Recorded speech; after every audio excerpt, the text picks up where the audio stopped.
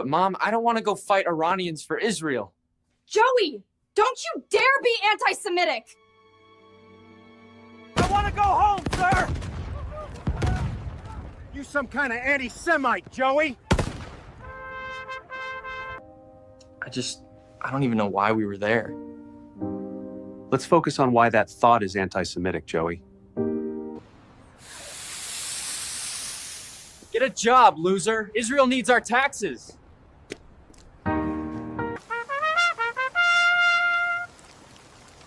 But I'm not even dead. That's anti-Semitic, son. It's the Homeless Left with Matt Weinglass and co-host Craig Pasta Jardula.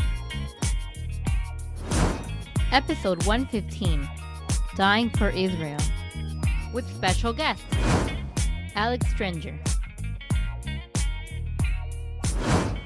Caleb Maupin,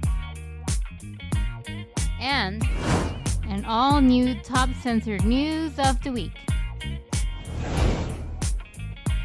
And here's your host, Matt Weinglass.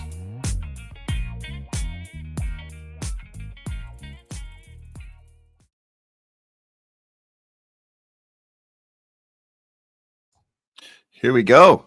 Here we go. Welcome, everyone, to the Homeless Left, your non-tribal approach to news. Great show planned today, guys. I'm your host, Matt Weinglass. We'll be joined momentarily with our co-host for today, Craig Pasa Jardula, and we'll be having special guests come in with us soon. It's ALEX STRENGER.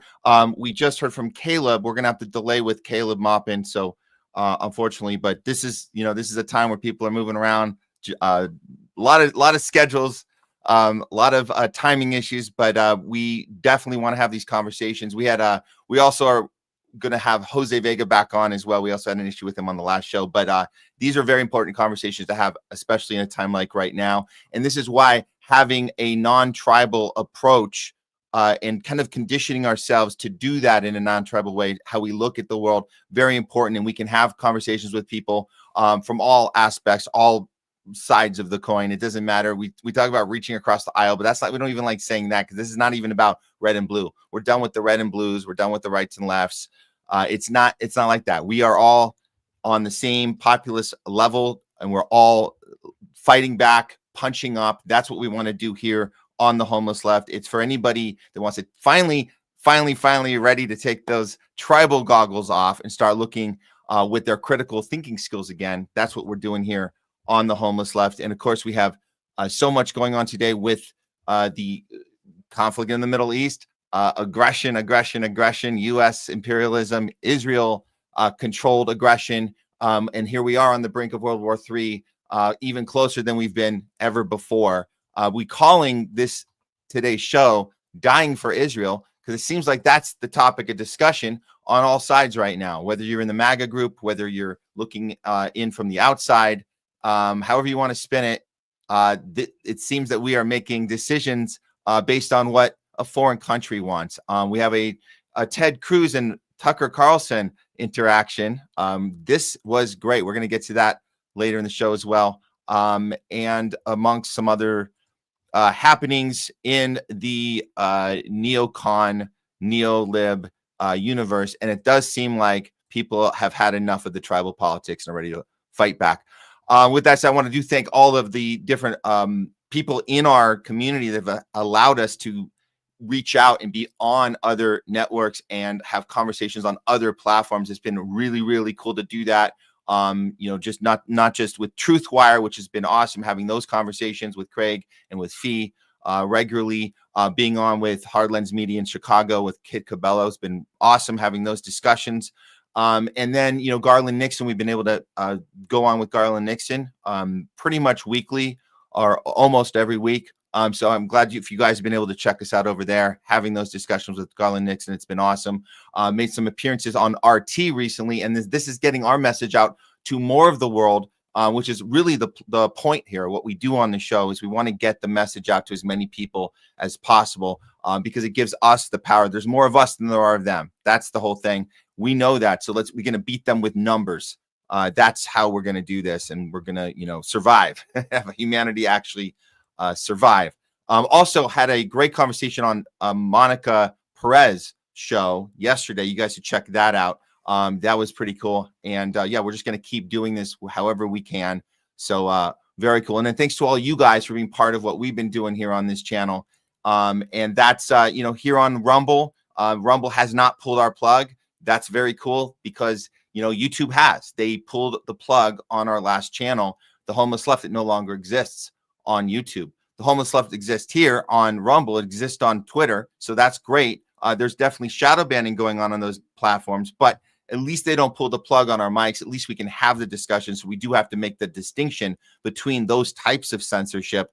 Facebook, Google, YouTube, they've crossed the line. They've pulled the plug. They've removed content. They shut down people, shut down groups. They say you're too dangerous for our community. We literally get those emails from Google. We used to get those emails from Google on our previous channel. Again, it does not exist. It's gone.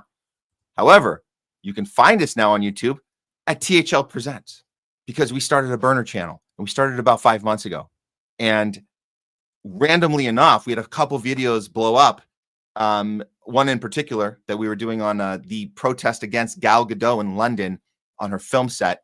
That one blew up. It's almost at 100,000 views right now. But what that did is it triggered the qualification for monetization.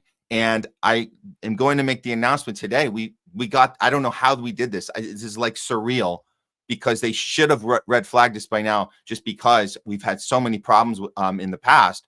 But here we are. As of this morning, we did get monetized on this channel. So this is legit. And it's not about like, oh, this is official business. What it is it gets us to another level of engagement. It gets the algorithm to help us get to another level of engagement. So we're going to ride this train as long as we can. And we can't do it without you guys. So being part of whatever the platform you prefer to come on, we appreciate you, whatever it is, Rumble, Twitter, now on this new YouTube channel, which is legit now, I guess, as of today. So congrats to us. We'll keep going as long as we can until they do pull our plug again. Okay. With that said, I think it should be time. Let's see. I think we might have Craig. I think we have Craig ready to come in. Let's see. I don't know. He jumped out for a sec. No worries. No worries. That's cool. We were going to do top censored news. But I don't want to start without him. Actually, what the hell? He's going to be back in a second. He just said he's going to grab a coffee. Perfect timing. Okay. So, well, I'll just go ahead and start. We're going to do top censored news of the week, and we'll see if Craig wants to come in when we get to that. Okay. You guys know it's Thursday. We always start the show with top censored news of the week. I think we're all set up. We'll go ahead and get going. Here we go. Fortunately, we're here to bring... Wrong one. Here we go. Uncanceled Comedy Collective presents Top Censored News of the Week. It's top censored news of the week. We're bringing you the stories the mainstream media just refuses to cover. If they do cover them, they always do it in a very dishonest or sloppy way, and it's always on purpose. So we're going to count down the top 3 stories that they're not telling you, or they're doing it in a kind of a dishonest way. So we'll start with the first one. Coming in at number 3, despite what mainstream media tells you, Iran did not strike the Soroka hospital. The target was Israeli's intelligent campus nearby. Let's hear the report from CBS first, and then we'll tell you the real story. Israel and Iran remain locked in a deadly exchange of aerial assaults. The conflict is now into its 7th day, and U.S. President Donald Trump is keeping the world guessing about whether the United States will back its ally and get involved.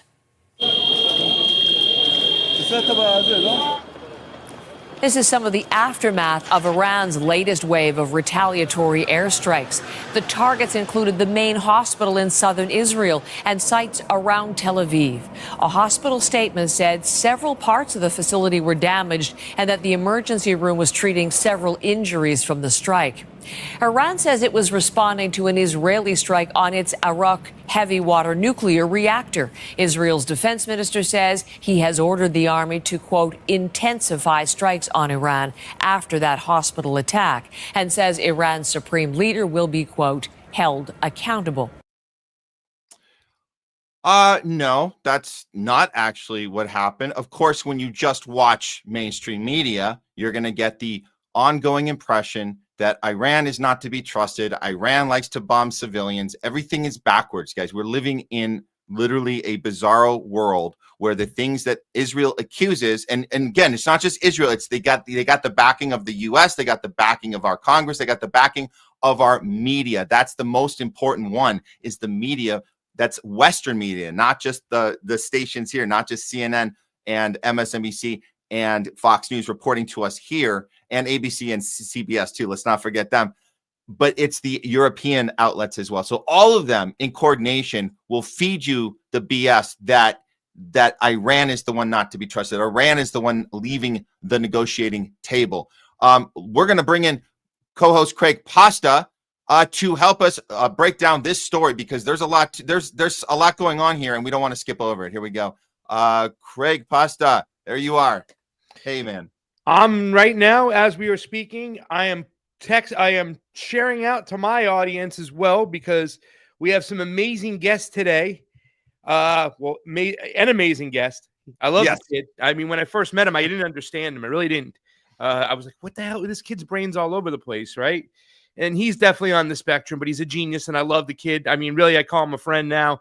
If I didn't have so many commitments here in Florida, I might just go move to Austin, Texas, and drive around in a rickshaw, you know, the way he does for a living, make a good amount of money, get some good exercise, have some great conversations. That nut job who's coming on, he plays his music that he creates and makes his passengers listen to it and has great conversations. He's got such a great heart and a great soul. So please, guys, stand by. I just shared it out to my audience. Thank you, Matt, for having me on. Sorry, I ran away to go get a cup of coffee because I said after the thing is that I know you always say I don't have to come in to like 15, 20 minutes till the show begins, but I try to make it a point to see what you're going to play in the very beginning, because 9 times out of 10, it's the first time I'm seeing it or hearing it. And it's just a great way to start off the shows. You know what I'm saying? I mean, it was very anti-Semitic of you to play that anti-Semitic video in the very beginning, but it's just a great way to start off things. You're always, you know how to get the ball rolling. That's how you got my attention to get going. Here we are today, honeymoon alas, and a lot of great things to talk about. But yes, the main thing to talk about right now, wow, it's like when we were doing COVID, and a lot of people were avoiding COVID stories. You know, the excuse was you'll get thrown off of YouTube. Yeah, that's true, but that was actually the stories of the day, and that's what was going on. And things were going through our Congress, and bills were being made and passed, and the way of life was being changed, and we needed to talk about it. So today, more than anything, we need to talk about these issues. And I know we're going to hear this being circled around soon, right, Matt? Because you talked about the mainstream media, and they're not even, you know what I'm saying? They're doing exactly everything you're showing right now. You know, it's us versus them mentality is what they've got going on. And they're providing cover for what, Israel is doing, what the Ukrainians were doing. You know, they make it seem one sided the other way. And when you just go get some information from what's actually going on the front line, you hear a totally different story. So, I mean, that is definitely going on. And in these things you're going to see, I mean, there is something that I was kind of curious, and I don't want to throw this segment off. But all right, so you see these things, you see the mainstream media. Oh, Iran is doing this. You know, Russia was attacking civilians always and stuff. When you do see bombs going from Iran to Israel, right? And after seeing what's going on for Gaza for so long, you kind of get a sense of like glee or joy or happiness or relief of sorts to be like, okay, now they're going to get a taste of their own medicine of what's going on. But then you got to stop yourself and go, wait, these are bombs. At the end of the day, it's sad because you don't know who's going to pay the price, because at the end of the day, the oligarchs are the ones playing the games and we're paying the price. We're paying the price. So you got to kind of stop and rewind and check yourself. And even if the situation was different. I remember, I think Fiorella was talking on the show when we were talking about it, like Iran might have killed 4 people in their first couple days of attacks because they're not trying to kill people. They're not using excuses. Where Israel right away killed 60 people to kill 2 people, right? They got 2 people, but they had to kill 60 people. They don't care. They look at it as collateral damage. Iran, a little bit different. They're going to destroy communications. They're going to go after airfields. They're going to do things, go after military spots and avoid as many casualties as possible. That's what really appears to be happening, but we have it being played the other way around. It still doesn't matter. There's no heroes. There's no victors. There's only victims of war. And that's something we have to remember, because the oligarchs at the end of the day, they're not the ones getting killed. They're not the ones getting bombed. It's all us that are paying the price. Yeah. Yeah. I hope I didn't hear the show a wrong way. I'm kind of excited. I wore my pink shirt for you, baby. I'm ready to rock and roll. You know, there's a lot of news to cover. There's a lot, and the reason why we do this top censored news is times like these where this massive campaign against humanity, that on behalf of Israel, on behalf of the warmongers, on behalf of the neocons, on behalf of the people that control the world, right? The ones who control the world.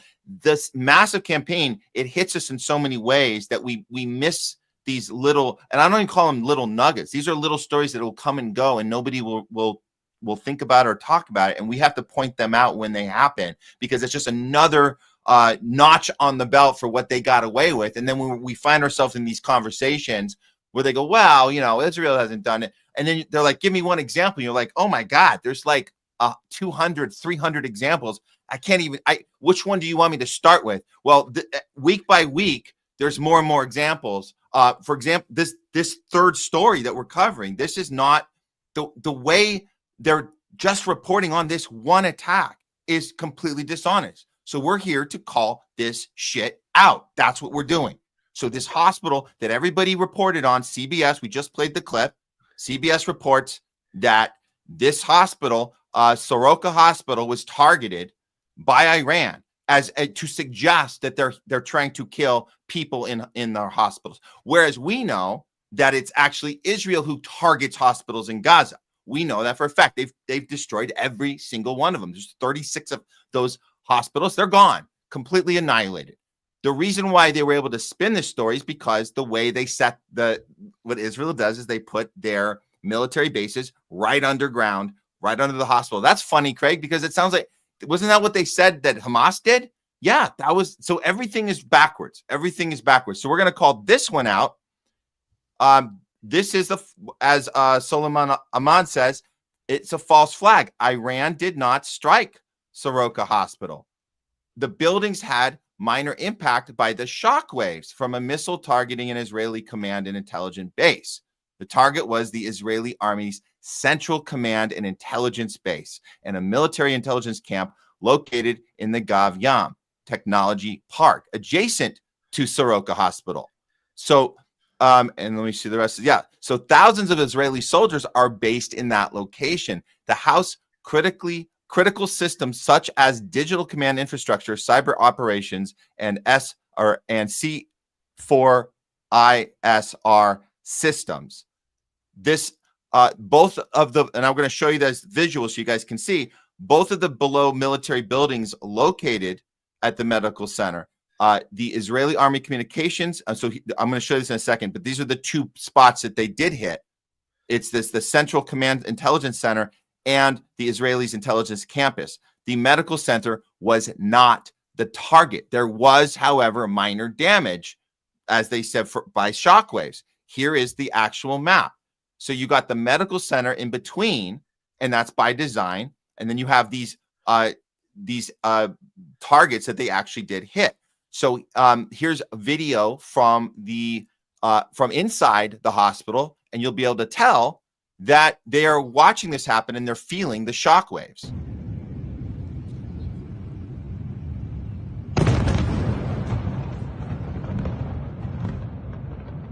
So that's the actual target. This is inside the hospital. The shockwaves took out the windows.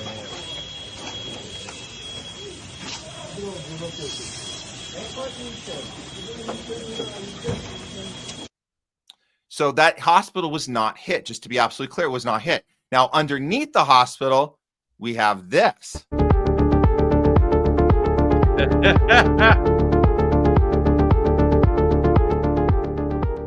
Isn't that funny, Craig, that this is exactly what they've been accusing Hamas of doing? But is that true for confirmed? Is that AI? How do we really confirm that? You know, I saw one of those with the Star Death Destroyer underneath it, right? Like the Star Wars Death Destroyer under a hospital, like one of these blue-red things. I mean, how do we know for sure we can't confirm that this particular graphic is 100% accurate, but what we can confirm is that Israel strategically does this. That's why so whatever you're accusing your enemy of doing, you're doing this on. thing. Yeah. We know this for a fact. So this, I don't know if this particular graphic was 100% checked out, but this is just so you guys can understand that it's always projection. It's always, this is Freud 101. This is projection. All right. You're putting it on the person, your enemy, of the thing that you're actually doing. Just a reminder, this is what they're actually doing.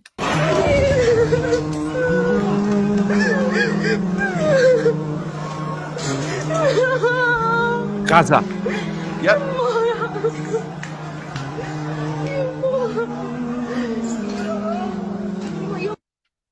Yeah, that's what they're actually doing. So just to keep a perspective of that, yeah, this is when Israel bombed the first hospital in Gaza, the world wouldn't believe it. And Israel blamed a misfired rocket from Hamas. That's right. If you guys remember, that happened. The first hospital. Israel has now destroyed all, like we said, all 36 hospitals in Gaza, including its largest, the Al-Shifa hospital. They have no right to complain. And that sums it up right there. There you go. Well, I don't think they're complaining. I think they're just using it to manufacture consent for what they want to do, right? Like you said, put what you're doing projected on your enemy, especially if you're the ones who are, you know, I mean, I'm so sorry. It doesn't really take a genius to figure out that the way our military has been acting, the way the Israeli IDF's been acting, the way the West has been acting, that, you know, we're the ones who have a little bit less care for life in general out there. You know what I'm saying? You know, I think it benefits Iran, it benefits Hamas, it benefits Hezbollah if they are trying to just go after military targets only. Because if they can do, you know, what the IDF, you know, remember when they made that claim, the most humane military in the world, they were saying and stuff. If they can do that, it will benefit them on a national scale, you know, at least the marketing would, you know. But at the end of the day, it's, you know, how do you get involved? How is Iran going to get to a position where they're not going to get any innocent people? It's just going to happen. And really, you know, I mean, I know that we'll have a lot of people arguing, well, they weren't innocent. They went to Israel and, you know, they had rights to that land based upon phony laws and a colonization. I get it that people are going to do that. That doesn't mean I think a lot of those people essentially deserve to die.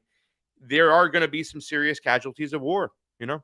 Yeah. That's why war sucks.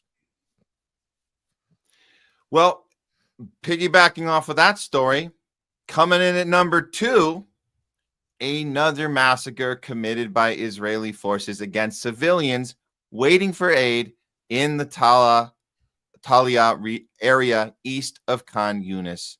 Yeah, that's, again, this happens every week, but here you go. Here we go again. This is breaking. Hunger Games. It's literally the Hunger Games. Yeah. This is the 60 slaughtered civilians, literally targeted, the 60 civilians. And these are the scenes from it. I'm going to say there's a warning for content on this one, but this is the aftermath of that slaughter. Somebody going through with their camera phone. Yeah, F it. I'm just going to put it up. This is because the mainstream media won't even tell you this happened. This just happened, by the way, 2 days ago. مساعدات منتظرين المساعدات مجزرة بحق الشهداء منتظرين المساعدات مجزرة بحق المنظر مجزرة حسبي الله ونعم الوكيل حسبي الله ونعم الوكيل حسبي الله ونعم الوكيل حسبي الله ونعم الوكيل خلي العالم تشوف خلي العالم كلها تشوف حسبي الله ونعم الوكيل حسبي الله ونعم الوكيل حسبي الله ونعم الوكيل حسبي الله ونعم الوكيل عشرات الشهداء مجزرة عشرات الشهداء حسبي الله ونعم الوكيل في خان يونس. حسبي الله ونعم الوكيل منطقة التحلية. حسبي الله ونعم الوكيل. حسبي الله ونعم الوكيل. I need Looks like they bought a large caliber gun too. I want to remind people the difference of living in Tel Aviv right now and living in Gaza for the last several, and I mean, well before October 7th, just the difference of it. One side occupies the other. They control them.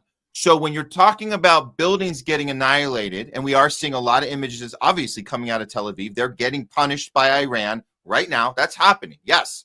And there are deaths. Yes. But because of the two areas, one is occupying the other.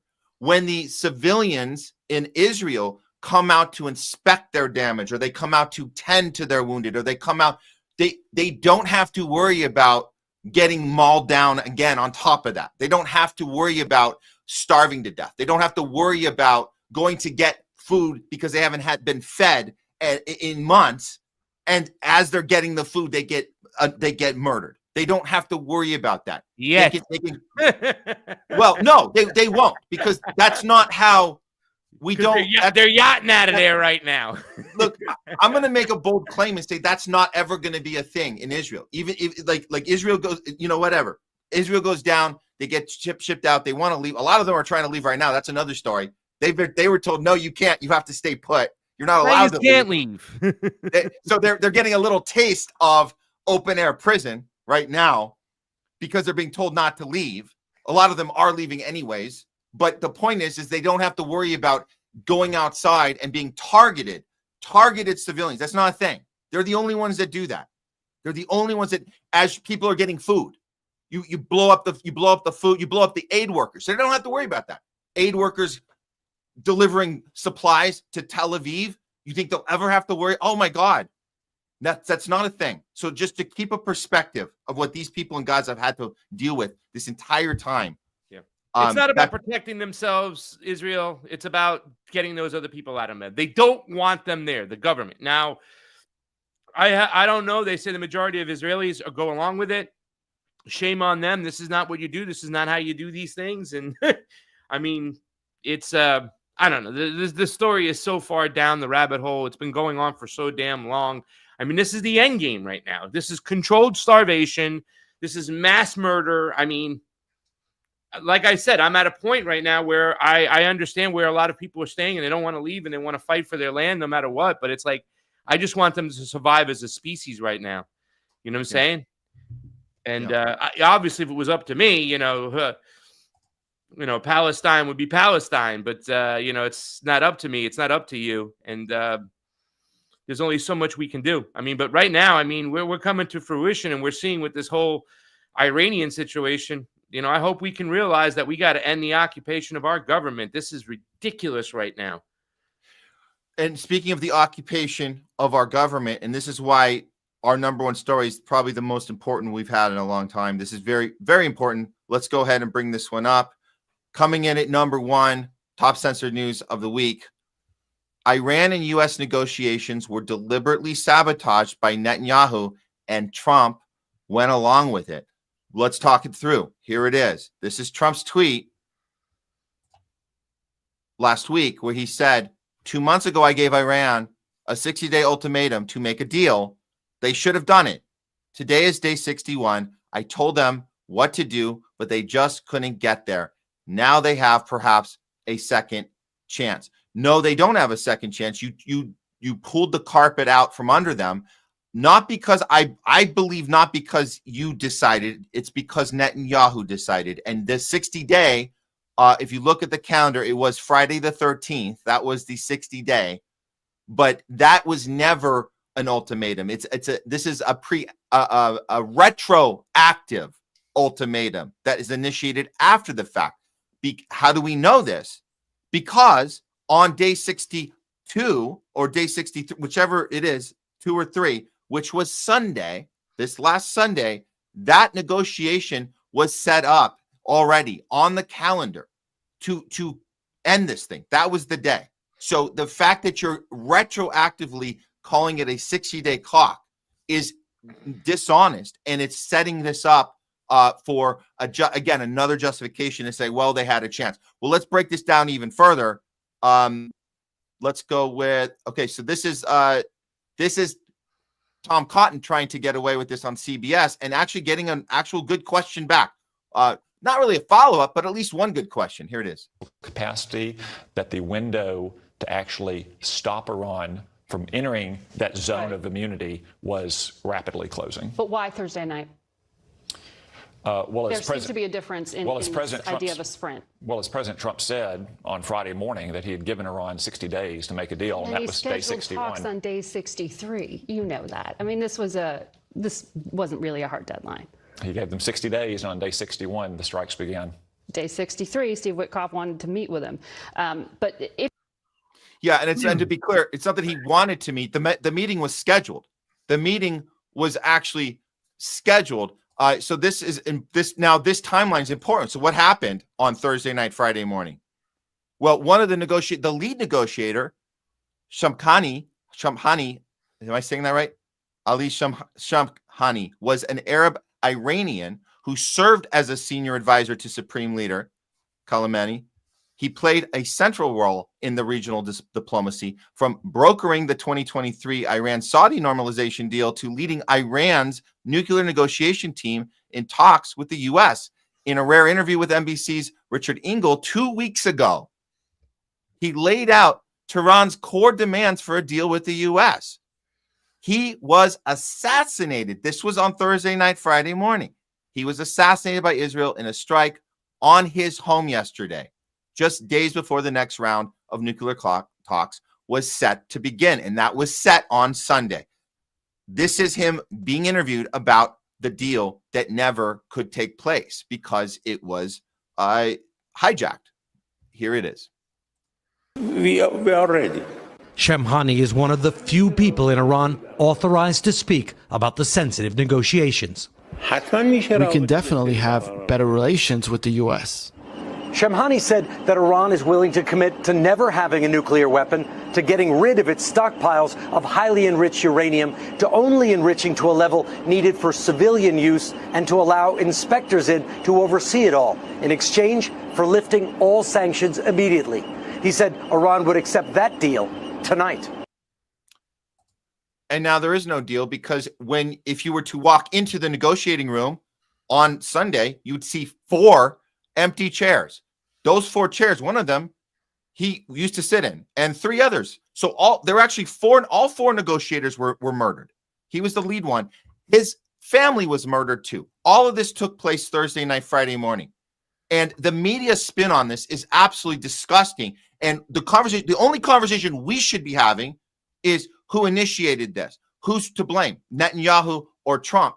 I happen to think Netanyahu, but this is not the conversation the media wants us to have. The media wants us to talk about Iran pulling out and what are we supposed to do. And Trump is trying to figure this out. And Netanyahu wants, hey, you got to get our back. That's the conversation they want to have. And this is important because it was Professor Marandi from Tehran. He goes on Sky News and destroys this narrative. This is very important because he's reporting from Tehran. And he's going to call out the Sky News reporter of the BS report they're trying to do on what just happened. He puts it together very nicely. Check it out. Oops, wrong one. Here we go. This is it.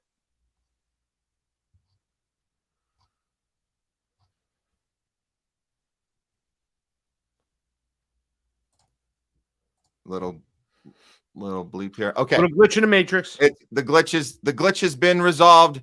Here we go. This is the Sky News report. Here he is. But how do you know? So are you denying that the top commanders have been killed? Are you denying the top commanders were killed? Oh, so what you're referring to basically is an attack, an act of aggression, that they suddenly fire missiles at civilian targets at apartment buildings and slaughter people in those apartment buildings, slaughtering whole families. For you, that's targeting. That's a really sophisticated act. But if I can just ask, have military facilities been hit? Have nuclear facilities been hit? One of the buildings that had some of these commanders, one or two of these commanders, was a large apartment building where they killed everyone, 60 people, 20 children. That's not important for people like you, but that's important for people like us. For you, people like you who support ethno-supremacism and the chosen people being able to slaughter and exterminate Professor Palestinians. Morandi, I'm just trying to get the perspective. We're trying to give you airtime so that you can give us the Iranian perspective on this. And we want to know, and I want to understand, Iran's position here. Will you come to the negotiating table now? Donald Trump, after these series of airstrikes and this attack was launched, called on Iran to come back to the negotiating table. As the spokesperson of the regime, or as someone who worked closely with the negotiating team, do you believe they will come to the negotiating table now? Well, first of all, they're dead, so there's that. But yeah, please call her out. Here he goes. Your regime should know, and your news agency or your TV channel should know better. We were at the negotiating table. It was Trump that conspired with Netanyahu to attack Iran. This is how you twist the truth. You shouldn't invite me because you're easily exposed. Iran was negotiating. Initially, Trump had one position, and so did Witkoff. And then they flipped and said no enrichment. And then they continued the negotiations. And the night before the attack, Trump said that we don't want war. And then after the attack, he said, we're all for it. And you're saying Iran? Is Iran going to come back to the negotiating table? The audacity. Come on. Be a bit, show at least a bit of integrity. A bit of integrity will help. Okay, Professor Morandi, thanks again for joining us here on the program.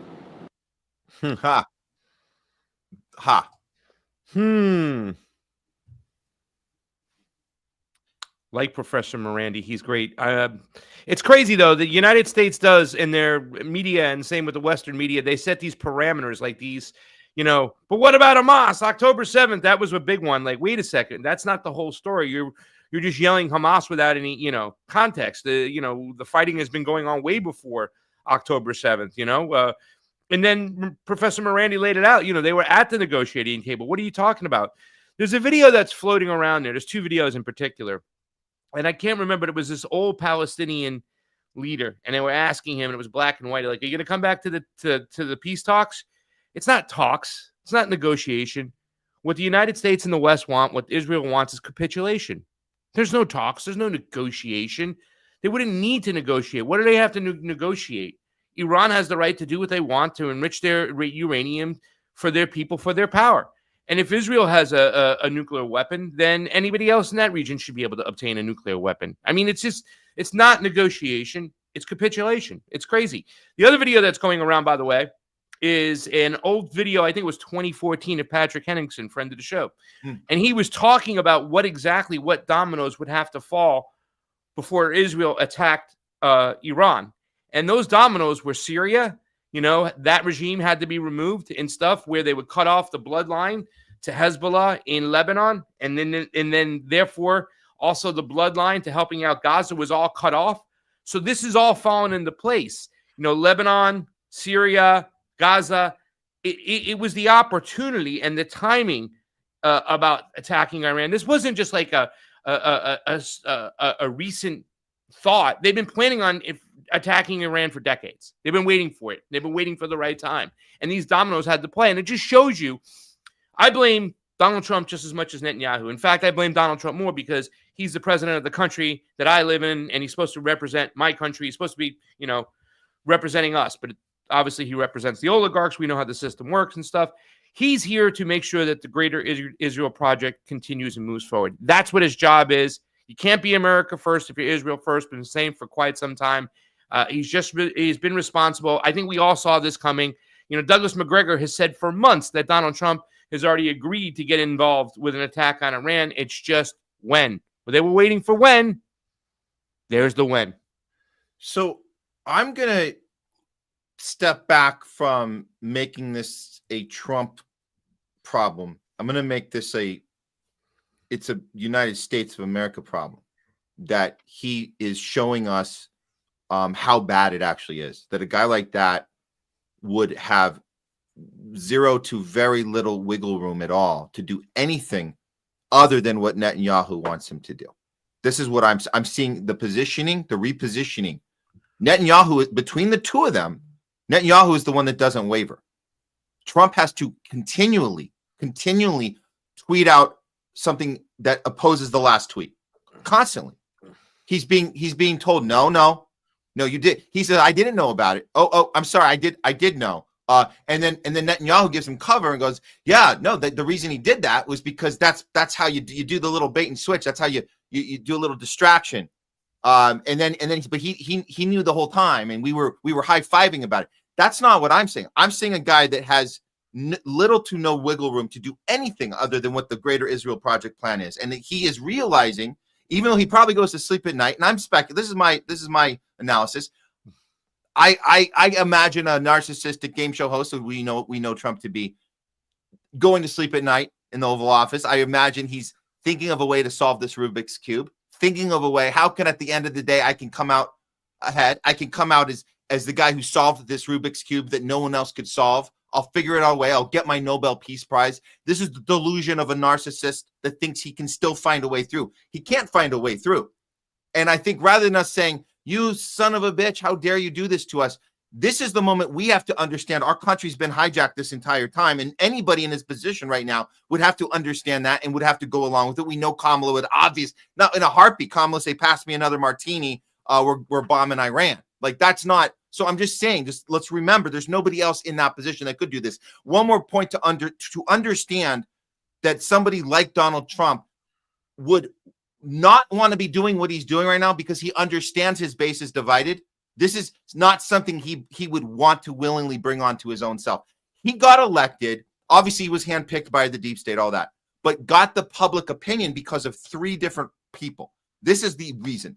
It was Tulsi Gabbard, it was RFK Jr., and it was Elon Musk. These are three ex-Democrats, people that left the capture of the Democratic Party, went off on their own, and eventually came into Trump's movement. And that was enough for people who were not considered themselves MAGAs, not considered themselves part of that 2016 movement, certainly didn't consider themselves part of the January 6th movement 4 years later, but they felt they could be accepted into this inclusive group. And remember, MAGAs became very inclusive in this last election, where the Dems were they were exclusive. They were like, you don't check these boxes, get the hell out, which is why RFK left, which is why Tulsi left. They were pushed out. And Elon said, I'm done with that too. So watching Trump treat all three of these people, I mean, RFK, he's just been pulling along. Like, come on, dude. Like, dude, you can't do anything that you wanted to do. Fine. Tulsi, leaving her out right now, making her look like an idiot. Oh, I don't care what she says. Elon, that whole thing. So he's losing the people that got him here. So there's no reason Trump would be doing that unless he had no other choice at this point. It doesn't, to me, I don't see any other way at this point. And I'm not holding my breath like he's got some genius plan. Obviously, he's not playing 6D chess. He's playing checkers. Israel is playing the 6D chess. This is what you're 100% right, Craig, about the Syria. All these things had to happen. This is how you set up a checkmate. Iran is the checkmate. And you have to set your pieces up. So every one of those, I 100% agree. Every one of those pieces had to be set up. Queen is now in place. Assad is out. Here we go. Let's do it. And Trump is unfortunately the vessel and the face of the thing, but he's not calling any of the shots. That's my take.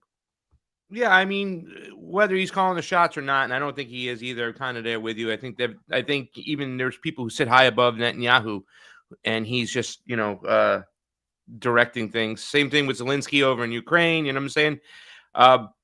But yeah, I mean, what difference does it make at this point? The big problem is that people are still making excuses for Donald Trump as if he's trying and he's still doing this.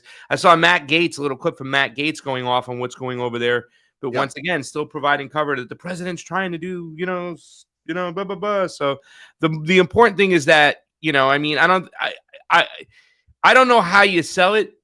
Okay, fine. You still want to make excuses for Donald Trump, but can't you see either you're going to hold his decisions against on him and make him responsible for his decisions, or you just accept the fact that we should never play into this two-party duopoly because they're just going to just continue to do what they do, and move us to where they want to move us. I mean, it's just, yeah. But that would be the ultimate takeaway. Wouldn't that be the ultimate takeaway if everybody could just have this aha moment together? Because obviously the left is beaten. They love the Trump is Hitler. They love the no kings. We know all that. They love it. Like get rid of him and everything will be great. He's the bad apple. We'll be at brunch. Right. But let's understand as everybody together, wherever you're coming from, we need to understand the entire system's captured, the entire Congress is captured, every single administration has been captured. We're just all got to be done with it.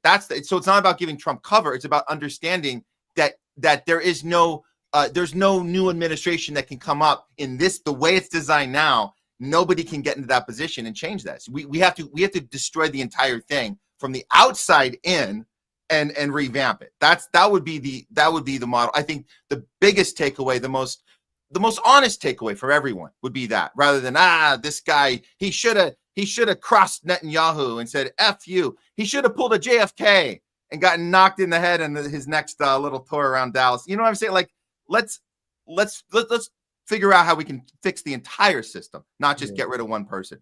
But you made your debut on WBAI the other day, and I said, "What's the number one problem?" I still think it's what Dr. Shiva talked about, and like I said, it's never about the person; it's about the message. That's the most important thing, and the message is true, and the message should be repeated right now.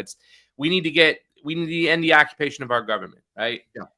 And the occupation of our government. Exactly. I mean, I do have kind of like a Marxist mentality as far as when he says we got to blow the whole thing up and start over again. I kind of feel that way in a way, That's the part of the Marxism I kind of agree with, like the whole medical system just needs to be blown up and started over again too as well. I mean, it's just, these things are just rapid runaway trains that until we figure out how we get a hold of them and change them, life's not going to change. And right now we have psychopaths just running the freaking world. You know what I'm saying? And I don't even know it's like if we can change anything before they blow it up. We may not have many options at this point, but hey, we'll go down fighting. And I just think it's important we just get the information out to people so they're not stuck in their little tribes. They don't know. They know the ship is sinking, but they don't know why. We're just trying to tell them why, because it was never a working ship from the beginning. That's why. Okay, that should do it for Top Censored News of the Week. Okay. I think we might. Did you have fun on WBAI yesterday? I mean, it was like that was great, man. New York got to listen to Matt Weinglass. So we got to introduce Matt Weinglass to Greater New York, man. And there was some good. There were good listeners on there. Good listeners there were from Staten Island, aka Shaolin, and Queens, and a lot of good people calling in. So they got to hear Matt Weinglass. Oh, great, man! No, thanks for having me on, and that was awesome. I like that format where we can just kind of boom get to the thing, because sometimes, obviously, in this space we like 3-hour conversations, but like it's nice to get to the point and then the audience like calling in. That's cool, man. I like that. That's like the get on the phone. I love it. And you're talking to people. We try to do our best here with the sharing the comments, but there's something pretty organic and cool about that. So thanks, man. That was awesome. I'm glad. Like I said, that was your debut. You got many more lined up as long as they keep me there.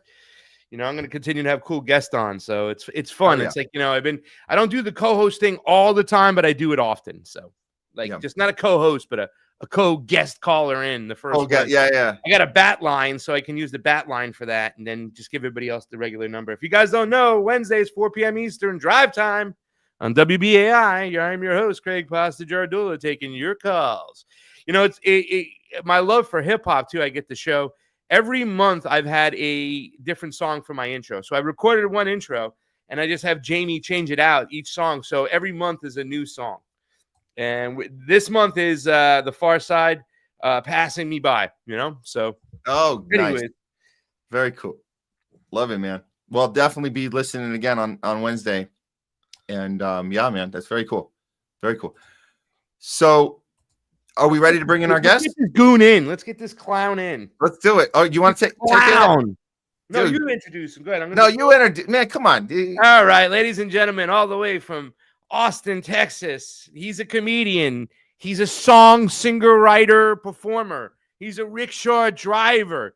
He's a smart guy. He's a town hall interrupter, community center, whatever, interrupter. He's also, I consider to be a good friend. Really, to tell you the truth, I met him at the Cause Fest in Tennessee a couple years ago. Ladies and gentlemen, ALEX Strenger's here. There he is. Pasta, how's it going? Thanks for having me. Matt? You met Matt in Chicago. I did. We did meet you in Chicago. I did meet you in Chicago. Yes, sir. Very cool. Yeah, man. On the ground, doing good work. I see all your stuff. I love your can we call it, is it like, it's like kind of this performance art kind of character. You do this thing, and it certainly, it's not just hilarious, but you're making a impact in a very creative way. And I love that. I love that you're doing that and kind of calling people out in that. It's kind of blurring the line between theater and real life, but it definitely makes the point. So I love it. No, thank you. I mean, what's crazy is that people in the comment section think I'm 100% serious, and that's horrifying. Yeah. But that's you don't know when you're serious and when you're joking around. You just wanted to make sure that everybody could see your autism shirt perfectly. You're like sizing yourself up, Alex. I don't even know. You know when they say I'm on the outside looking in, you're on the inside looking out, man. That's the thing. Yeah, I should have put it. I didn't. The camera's not. I thought the camera's going to show everything, but I bought this shirt. They've been looking at me since I was like 5 years old. I got a full scholarship, top of my class, but you know. Yeah, you definitely are on the spectrum, but you got a beautiful brain. You know, I do have a beautiful. Thank you, Pasta. I think we're all a little bit on the spectrum because we've been poisoned with chemicals and dangerous vaccines that have no business being in our body. Luckily, at least we have a president who's paying lip service to this. Yeah. Breadcrumbs. We talk about breadcrumbs, right? Breadcrumbs, This reminds me of like a lot of Jewish guys from New York always go, "Hey, Jewish people and Italian are the same," and I'd always say, "No, we're not." All right, so don't tell me that I'm on the spectrum with you, pal. You're on the spectrum with me. No, listen, let's spin this off because I really want to get into this great conversation too as well. I mean, there's a lot of things to talk about. You know, when I first met Alex, I didn't know what to make of him. You know, he would do this clown routine, and you guys. I dressed up as a clown because. Good. We had this is the backstory for it. And the backstory is that we had these like energy blackouts in Austin a couple of winters ago. And, you know, it was like every other place in Texas was fine and got power really quickly. And Austin had like 3 days with like no power. Like we were living in the Stone Age, you know? And so I go to the city council meeting. Somebody came up with this idea like, dude, you should just dress up as a clown and apply to be the CEO of Austin Energy because you'll show like firsthand like how out of whack these priorities are that have absolutely that are just totally disaligned with providing people with like affordable energy that they can actually use. And so that's where it kind of came about. Yeah, very cool. And I met him, and like he was trying to explain the whole kind of concept. I was like, okay, yeah, I kind of get it, whatnot. And we were having some conversations, but then like I started bringing him on my show with different guests and just having amazing conversations. And then when I went out to Austin, I immediately called him to go hang out. We went and reviewed some pizza together. He did his stand-up comedy and some of his songs at the same theater that I was in the Minds Fest the next day. You know, he was doing comedy and I was doing debating. But we've been friends ever since, and we try to hook up whenever we can. When we're in Chicago, yeah, I said, you got to meet him. We always try to connect, and it's always a lot of fun. Yeah. When it comes to the town hall stuff, though, and even the protest content, I find that like you can't really. Everybody's so hyper polarized with how they think. Yeah. And they're so dogmatic, and they're just inundated with like just propaganda everywhere, right? Just everywhere you go on social media, it's propaganda according to what people think your interests are. And you can't really debate or convince anybody that's been radicalized by propaganda. And so I think the best way to snap people out of their matrix is to just imitate them. Just go to City Hall and imitate what that propaganda is, so that when people see it on video, maybe they snap out of it and realize how stupid they sound with what they're advocating for. Yeah. Yeah. No, it's a great, it's very effective. And I think we've seen like, it kind of reminds me of the little Borat character where you're making a point by engaging with people in a way that kind of turns it on them. And then you're right. Like they play it back and go, oh, maybe there's something I hadn't really thought of. That it's a way you're kind of forcing people to look in the mirror. I want to play one example because I've seen you do the City Hall appearances, but I found one. I was looking on your Twitter, and I found one that was more recent where you were actually out at a protest. And I think that's interesting because we're talking about protests right now on the homeless. We've been doing protests. We've been kind of analyzing them, and seeing where people are, like you said earlier about people being in their camps. They can't get out of their little tribe. They can't get out of their own head. But this is what you did. I guess this was at a protest earlier this year. And it's interesting what happened here when you were getting questioned by some independent journalists, and another woman walks up to try and help you from being sabotaged. So let's take a look, because I want our viewers to know that you do this. So this is Alex Strenger in character at a protest. Check it out. You get that wonderful hat. I got it at the Women's March back in Washington D.C. because look, man, this is work, okay? This is a full-time job. I'm not like some armchair quarterback, like some resistance lib that just tweets and platitudes for no reason. No, I'm doing the work, and I'm going to these protests, and I'm making my voice heard, and that's where I got this inclusive hat. They're just going to cut you and edit you into like. Yeah, I really, my whole goal out here is to make you look stupid. Seriously, don't. I just want to make you look stupid. Let them isolate them and don't let them win. We're not going to let the Nazis win, but that's what we got to make our voice heard. They're going to make fun of you, and they're just going to. We're just going to make fun of you. Don't talk to these guys.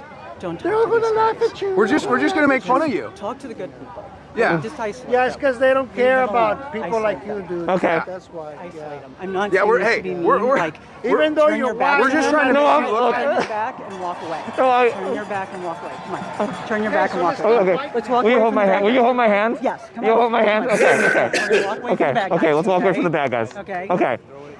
Okay. Good? I'm good. Okay. Can I have a hug? Of course you can have a hug. I remember when people were questioning him with the last one, the Kabbalah one, and they were playing it, and like, no, and Sam Tripoli's like, that's my friend Alex Strenger. This is comedy. Sorry, Matt. Go ahead. No, it's comedy. It's hilarious. But like I say, you're not just calling out to people that get obsessed in their little. My duty is to show up, and it's work, and all and this emotional kick where there's not really anything else there except this high intense emotion. The other thing you're calling out in there is I did notice that the two indie journalists coming up are definitely coming in a kind of a bad way too. So it kind of exposes that they're not actually willing to say, hey man, what's going on? really have a conversation with you. So that's also tribal what they're doing. So you kind of expose both tribes and get away from the enemy. And so you got these like there's enemy, like stay over here on our team. No, not those guys. And they're kind of saying, no, we want to make you look bad. And so the whole thing, you're kind of exposing the whole thing is just this. Yeah. So can I say real quick that Owen Schroyer, shame on you for not even knowing who Alex Strenger was, you sack.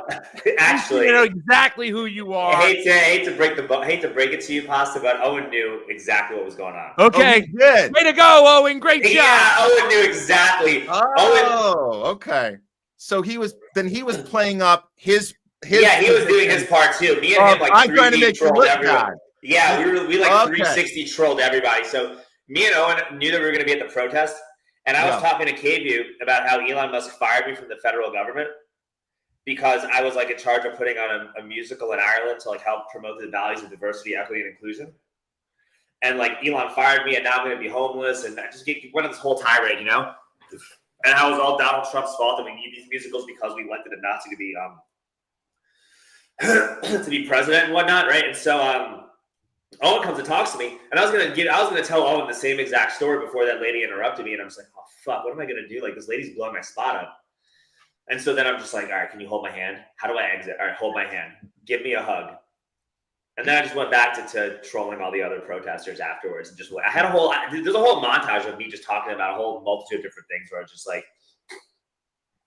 RFK's going to give us rabies. You know, he wants to ban seed oils. Cooking with engine lubricant is healthcare. People were agreeing with me when I said that to them too. And even with the undocumented migrants, I'm just like, you know, what we really need is a people's revolution to overthrow the United States government. And, you know, it's not like these white people are going to do anything. They're too caught up in their privilege, even the white allies.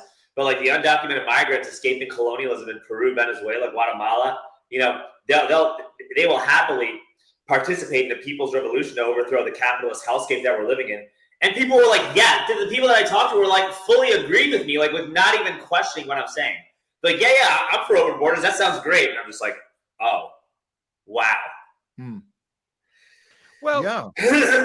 you do like to troll the other side too, as well. That's what I like about you. Your Donald Trump song was really kind of about making fun of Donald Trump, and people were like, "Yeah," about it. They were like all psyched about it, and you're like, "Dude, I'm kind of making fun of Donald Trump here," and you're like going along with it. Have you been at any of the new protests recently? Because I think we need to talk about that, because at the end of the day, a lot of those people at the protest, the ones that were actually protesting for Gaza and anti-war protest, I agree with them on that, even if they were wearing their mask outside the way you had your mask on outside. And those same people that were marching in the streets for that, you know, I disagreed with them when it came to obviously COVID. I disagree with a lot of them, the way they look at elections, thinking that it was fair.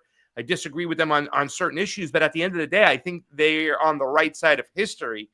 And it's kind of interesting because the No Kings protest was kind of co-opted and the message was moved away. But the initial movement from the streets, the ones that Matt went to in LA, I think they're on the right side of history when it comes to what they are actually protesting. Wait. Yeah. Okay. So obviously protesting against going to war is never a bad thing to protest, right? Yeah.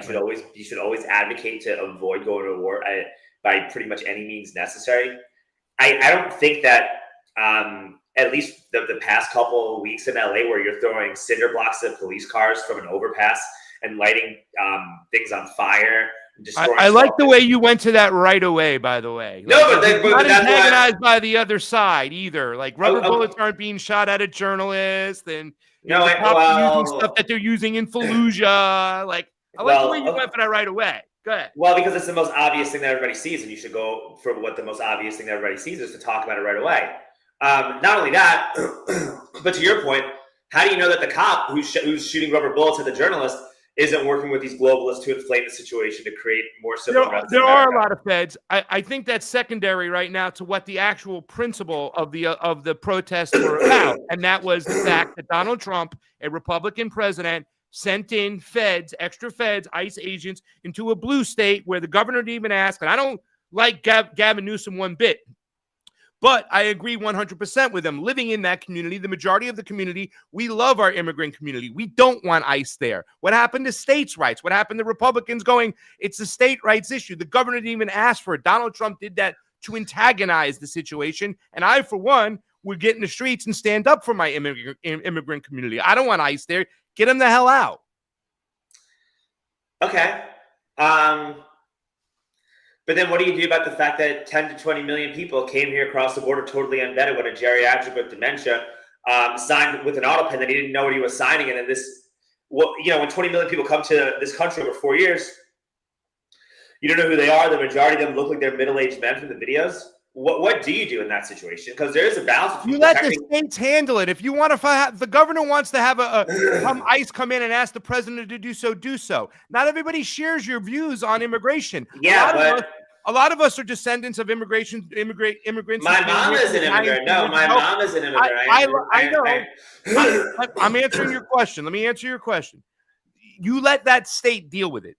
The state, if you're a Republican, you're all supposed to be about states' rights. Sure, right? But if there's no way, okay, but if there's no interest, right? Like, obviously, you can't, like, just overly supersede and just militarize the police and do all that stuff. Like, I'm not advocating for that. But if, like, you're dealing with a state, if you're dealing with a city that just doesn't want to cooperate in any capacity at all, what do you do? Like, there has to be a middle ground. Cooperate with what? If 10 million people came here illegally and you're creating a state, the governor has to ask for the feds to come in. You let since when do Republicans not want to deal with state rights? Right?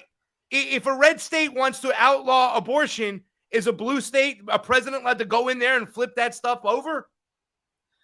But we're not having you're not having protests that could potentially turn violent, and if the local governments don't have control, can't get control over a protest, you do have the ability to bring in other people to help control a protest so it doesn't turn into a riot. Responsibility, man. It's not since when do Republicans now in the right don't?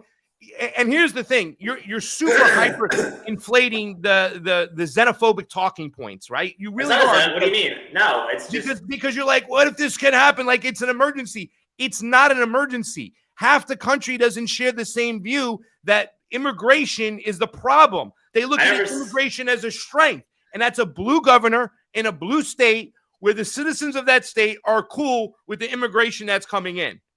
Okay.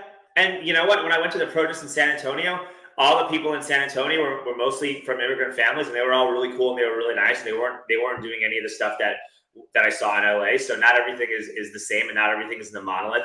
I reject the notion of labeling every single protester a violent insurrectionist or a thug or somebody like that. I don't think that that's appropriate either on the right. But there has to be a discussion about addressing, like, I mean, obviously immigration is just one issue, but like there should be a fair discussion about how do you address 10 million people that came here? How do you address over 4 years? We can address that right now, but we got to keep it separate from the protest conversation, because the protest is a separate. No, but that's what they're protesting for, right? And so if I were to go up, right, and have a serious discussion with these protesters and say, okay, like, how would you, like, what is your solution to address immigration?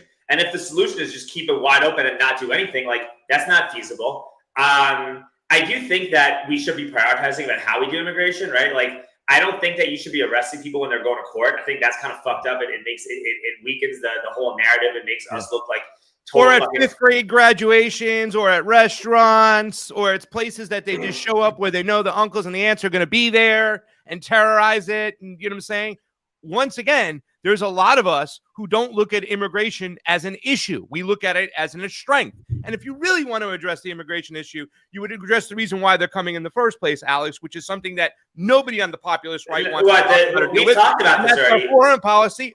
I'm not saying you. I'm saying nobody in the mainstream media, nobody in the government, the people who the decision makers, they're not talking about our foreign policy. They're not addressing the fact that we have United States military bases in Guatemala, in Honduras, in El Salvador, right? You know what I'm saying? That we're stealing the resources and sending them here anyways, right? Okay. But the core issue that I'm trying to get across to you, Alex, is that a lot of us don't look at immigration as an issue, as a problem. We look at it as a strength. We know that that immigrants are charged for crimes at a far less rate than American citizens. We understand that the majority of these people that are coming who live in these areas, that they are workers, the kindest people, the most loving people. 99% of people who come here into this country are good, hardworking people who share American values. Let's say that's true. But what's 1% of 10 to 20 million? 100 to 200,000?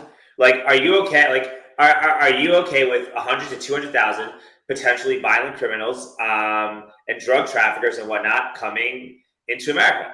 And you have to look at it from like a gross number standpoint. Nobody in their right mind with half a brain is okay with that high of a number of people coming in. And that's why, you know, like, you have to vet. You have to just be a little bit smarter about how we let people into America, because if you let 10 million people in at once, you just create this huge. You just create like this huge at once. That's the one false narrative. They've been coming at a certain flow for years. They've never stopped, and they're coming to work. 10 million people in 4 years. You're looking at the percentage of immigrants that are coming in is committing crimes compared to the percentage of Americans committing crimes. You got a far greater number over here, Alex. You might want to address that first. Okay, where are the crimes taking place in these ultra blue cities with George Soros funded DAs that aren't prosecuting violent crime anyway? I mean, it's all really a symptom of the fact that governments are running out of money, and that people who are wealthy are fleeing high tax areas because it's going to pay off the debt. And then when you have no jobs and no revenue and no income coming in, and massive income inequality in these big cities, you get more crime also as a result of that. So a lot of the stuff too is very localized. Like where I live an hour outside Austin. A lot of these problems don't really apply to me. They only apply to me because I'm on the internet paying attention to what's happening, right? Okay. Or they apply because I'm in Austin seeing what's going down. And you know what? You're right. Like, a lot of people came here to escape a lot of the bad foreign policy practices that we've implemented over the years. I never advocated for that. I wasn't even born when a lot of that shit was even. But you're living behind the gun of the government that does do that. I know, but I never advocated for that. You advocated for Donald Trump. You advocated for these policies. You've advocated for what's going on right now. People to take their hands off about it, and then you're going to chastise the people out there who are supporting the immigrants coming in. Well, do you think anything would be different? Do you think anything would be different though if Kamala won? No, I don't. But that's the point I'm trying to make, that it was meant to be that way. you're still playing the lesser of two evil games. I mean, it is lesser. Neither one of them is going to be worse or better than the other because it's just a handoff. You think it's going to be the same? You think it's the same team, same donors, same people, Alex? That's what I'm trying to say. I think I'm actually, I don't disagree with you. I think like one good thing about Trump getting elected again is it actually kind of took that mask off. I think more people are seeing that. I think that, which is actually a good thing. I think that, like, and I said this to Shank when I went on Young Turks, that you're going to see after 4 years that he's not a dictator, he's not a savior, he's just like any other president, caught up in a bureaucratic mess, trying to fix things that nobody has any ability to fix because of how entrenched our bureaucracy and our system is, and everything that Trump would try to do, or Biden would try to do, or Kamala would try to do, or AOC in the future would try to do, or anybody in the future would try to do. It's like trying to patch holes up in the Titanic as it's sinking. There's almost nothing that you can even do in a situation like that to address what we're concerned about. Yeah, I think we all here agree on that overall issue that any administration that's in charge is going to have the similar problems, and we're going to be right where we are anyways every election cycle. I think we get that. Let's go back to the protesters themselves. We're here in LA. We were able to be, I was on the ground to cover this entire thing. And I think that what's important, and we have to draw analogies sometimes. And the first thing that came to mind when I saw all of there was a massive PSYOP going on here. There were infiltrators. There were these, they were definitely people being set up to start the ruckus the first weekend. Absolutely. And what came to mind to me was January 6th. And I said to myself, how cool would it be if people on the right could understand how what they went through with 200 plus feds put into that movement, that was people having the right to protest. By the way, you have a right to protest. You have a right to speak your mind. In this country, that's our First Amendment. So to see these provocateurs, these people, these actual feds put in, like you had Ray Epps saying, we're going into the Capitol. We're going into the Capitol. Nick Fuentes did the same thing, and people put him on, people platform him left and right like he's like the hot new item. It's the same thing. Ali Alexander, all these people, yeah. I was trying to speak at that rally, by the way. So I'm bringing this up because we all understand that. We looked at it. We saw how they tricked the public. They only showed you the shots of the windows being broken, which are being broken by feds, while the other side of the building, they were going in and taking selfies with cops and doing prayer circles. So we saw that.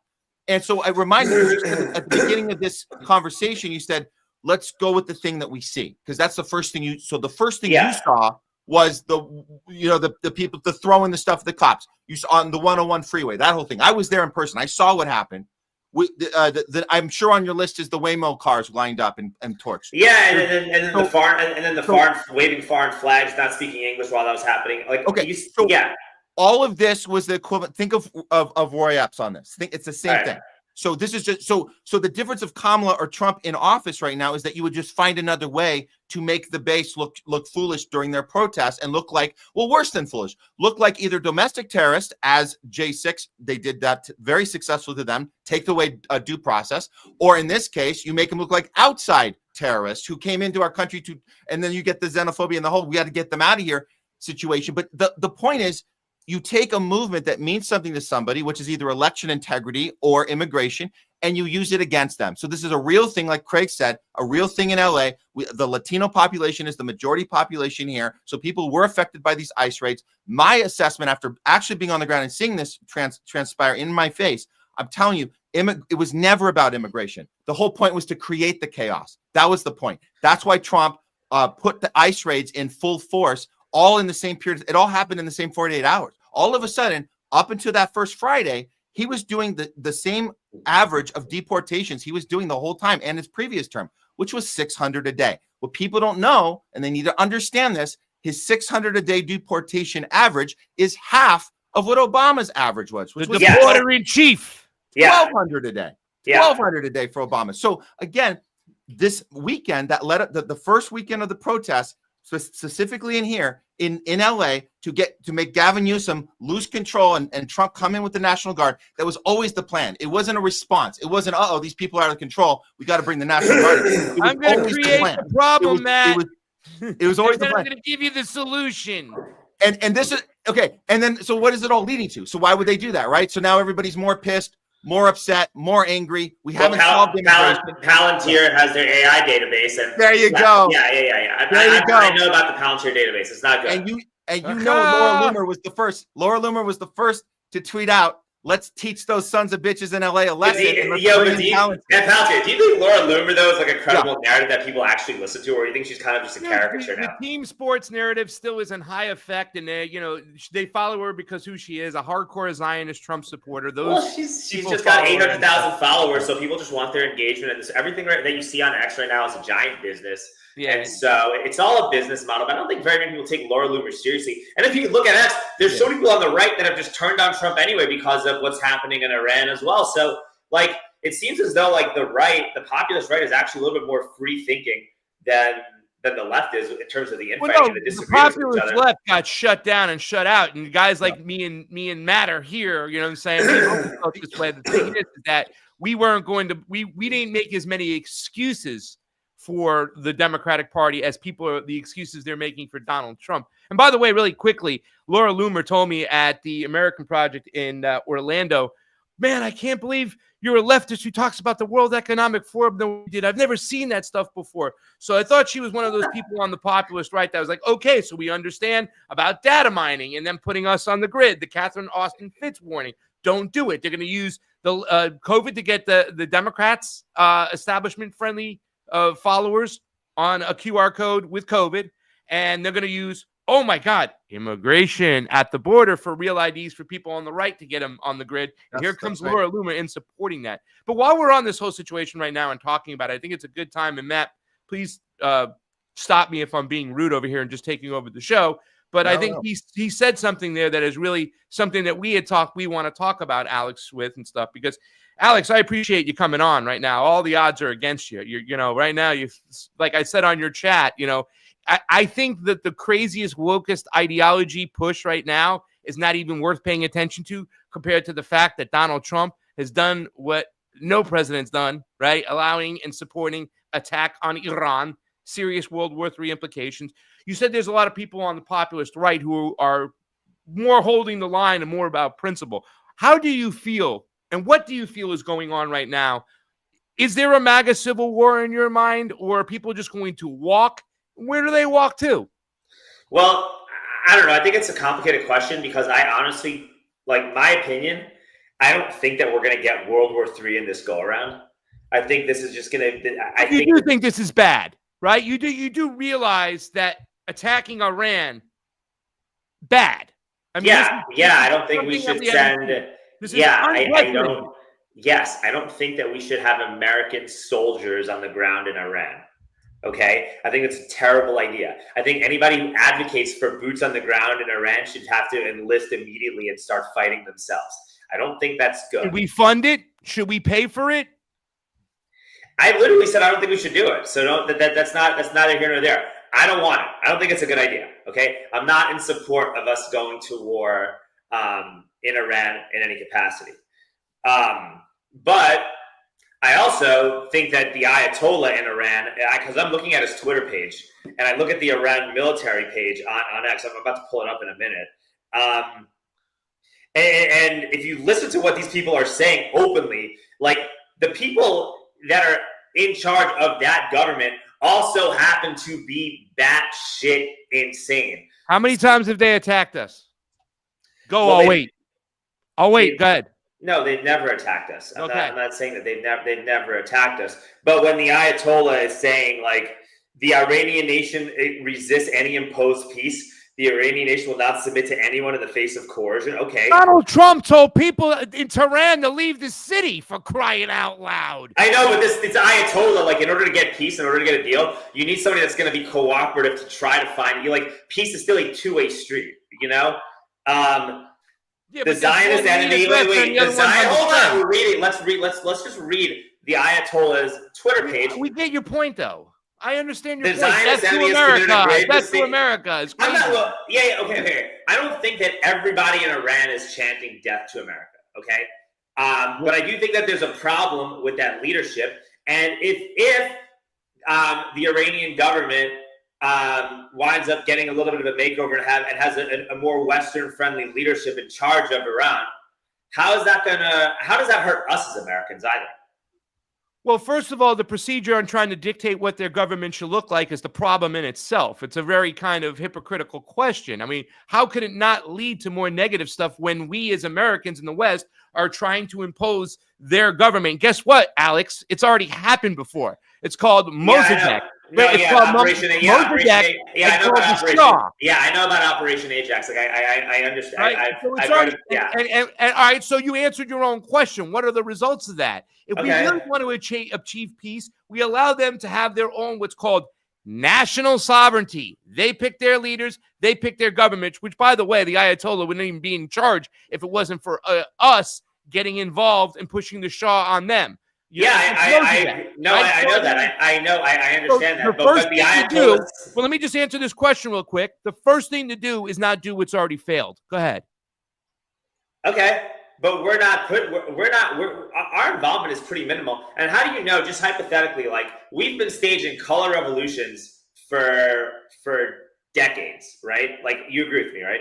We've been staging color revolutions in a bunch of foreign countries forever. We did this primarily before the digital age took place. And we handed out leaflets, we handed out flyers, we gave money to different insurgencies, different activists to kind of create instability in whatever country that's going on. Do you not think that, like, with the landscape that's going on X right now, where everyone's either a neocon or a neo-Nazi and there's no middle ground, you don't think that there's like a small possibility that maybe one of these foreign countries that we've done this stuff to in the past is kind of turning the tables and doing that to us? Are you saying we're being played from the inside? Is this the China theory? He's saying because you're saying because of American imperialism, because of our aggression, that there's going to be a price to pay from the thing that we were trying to fabricate in the beginning. You're saying that they will eventually actually want to bring harm to us.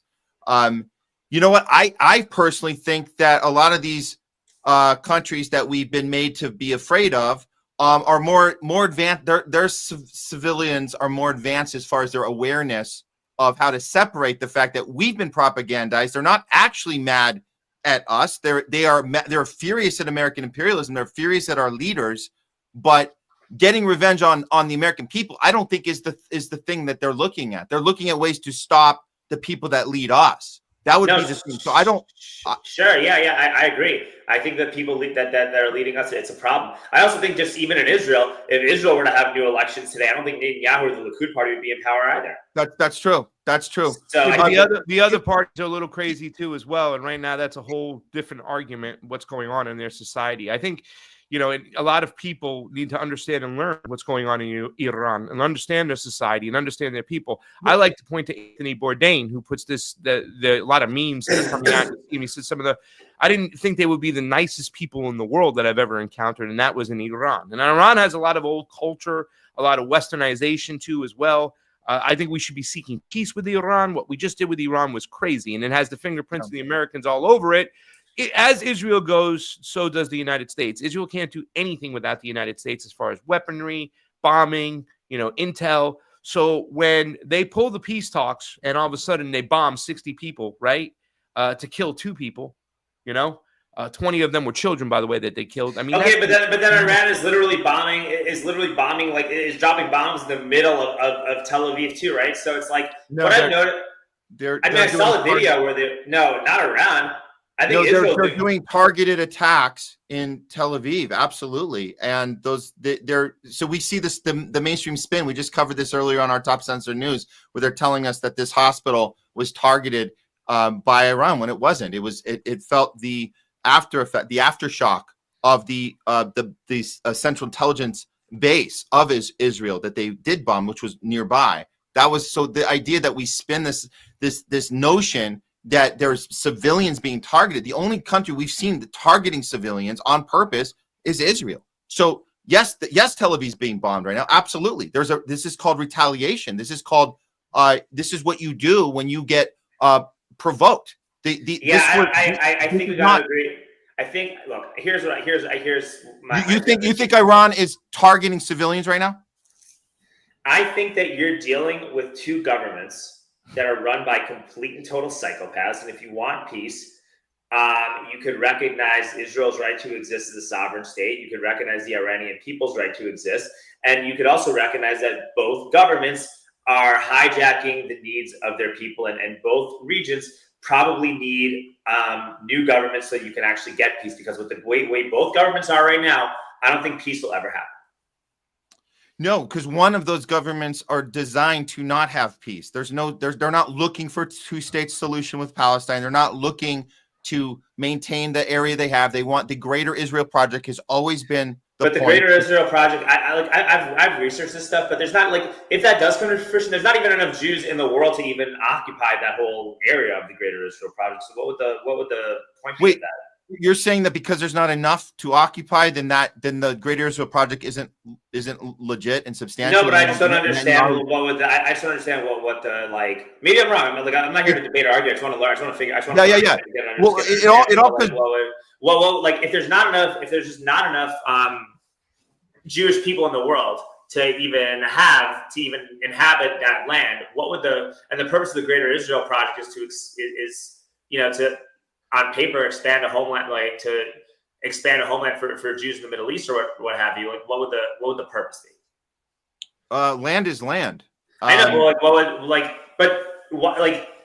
why would, okay, so then you're controlling land that's going to be inhabited by people who are going to be even more angry at you and more furious at you for taking their land, and then the security of Israel becomes even more at risk than what it was in the past. It just doesn't seem like a good idea. It doesn't seem like a good idea.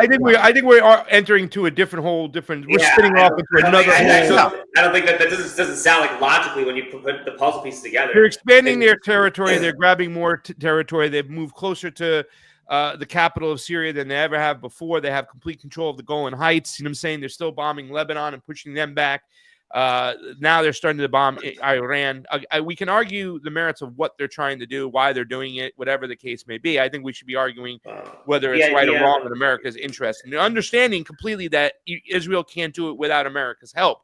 Do you think that the people on the Trump side that you were talking about, what do you think about where they're at right now? Do you think they're going to split? I mean, where you said you started off the discussion by saying that you don't think this is going to spin out into World War III. Be more talks. We're going to settle down, stuff like that. Where's the Trump base? I mean, do you think a lot of them are like Dave Smith right now? I was wrong to do it. He should impeach. We're out. What do you think they're going to just stand by and eventually get back on that bandwagon? I think that it's early to say, and I think people like to say a lot of things online because this, like I said earlier, this whole thing is a business. And you might say one thing about Donald Trump, and then like 5 months later, once this situation calms down and Trump does something that you like, you just pivot to something else because people have the attention span of goldfish.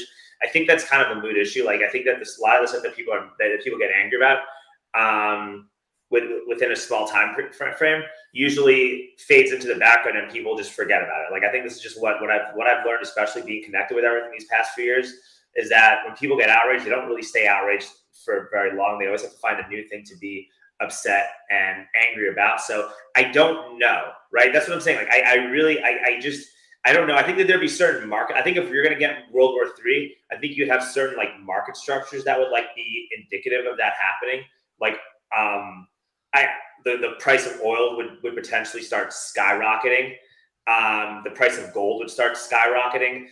The DXY would also start skyrocketing. I don't see that really.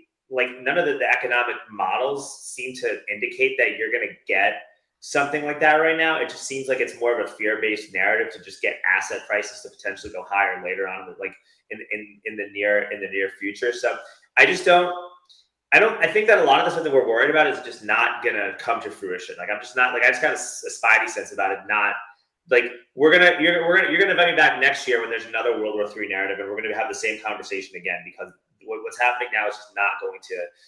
It's just going to continue. This is just going to be another point of tension that's going to just be manifested to just add some more tension and more tension and more tension until something bubbles up in some capacity. Like if you're going to go to war with Iran, I don't think the American people would consent to going to war with Iran. I think that if you start surveying regular Americans, none of them would be interested in doing it. You'd have to have an event that would happen. So unless God forbid, you'd have to have an event. So what do you think the event would be that would get us to want to do something like that?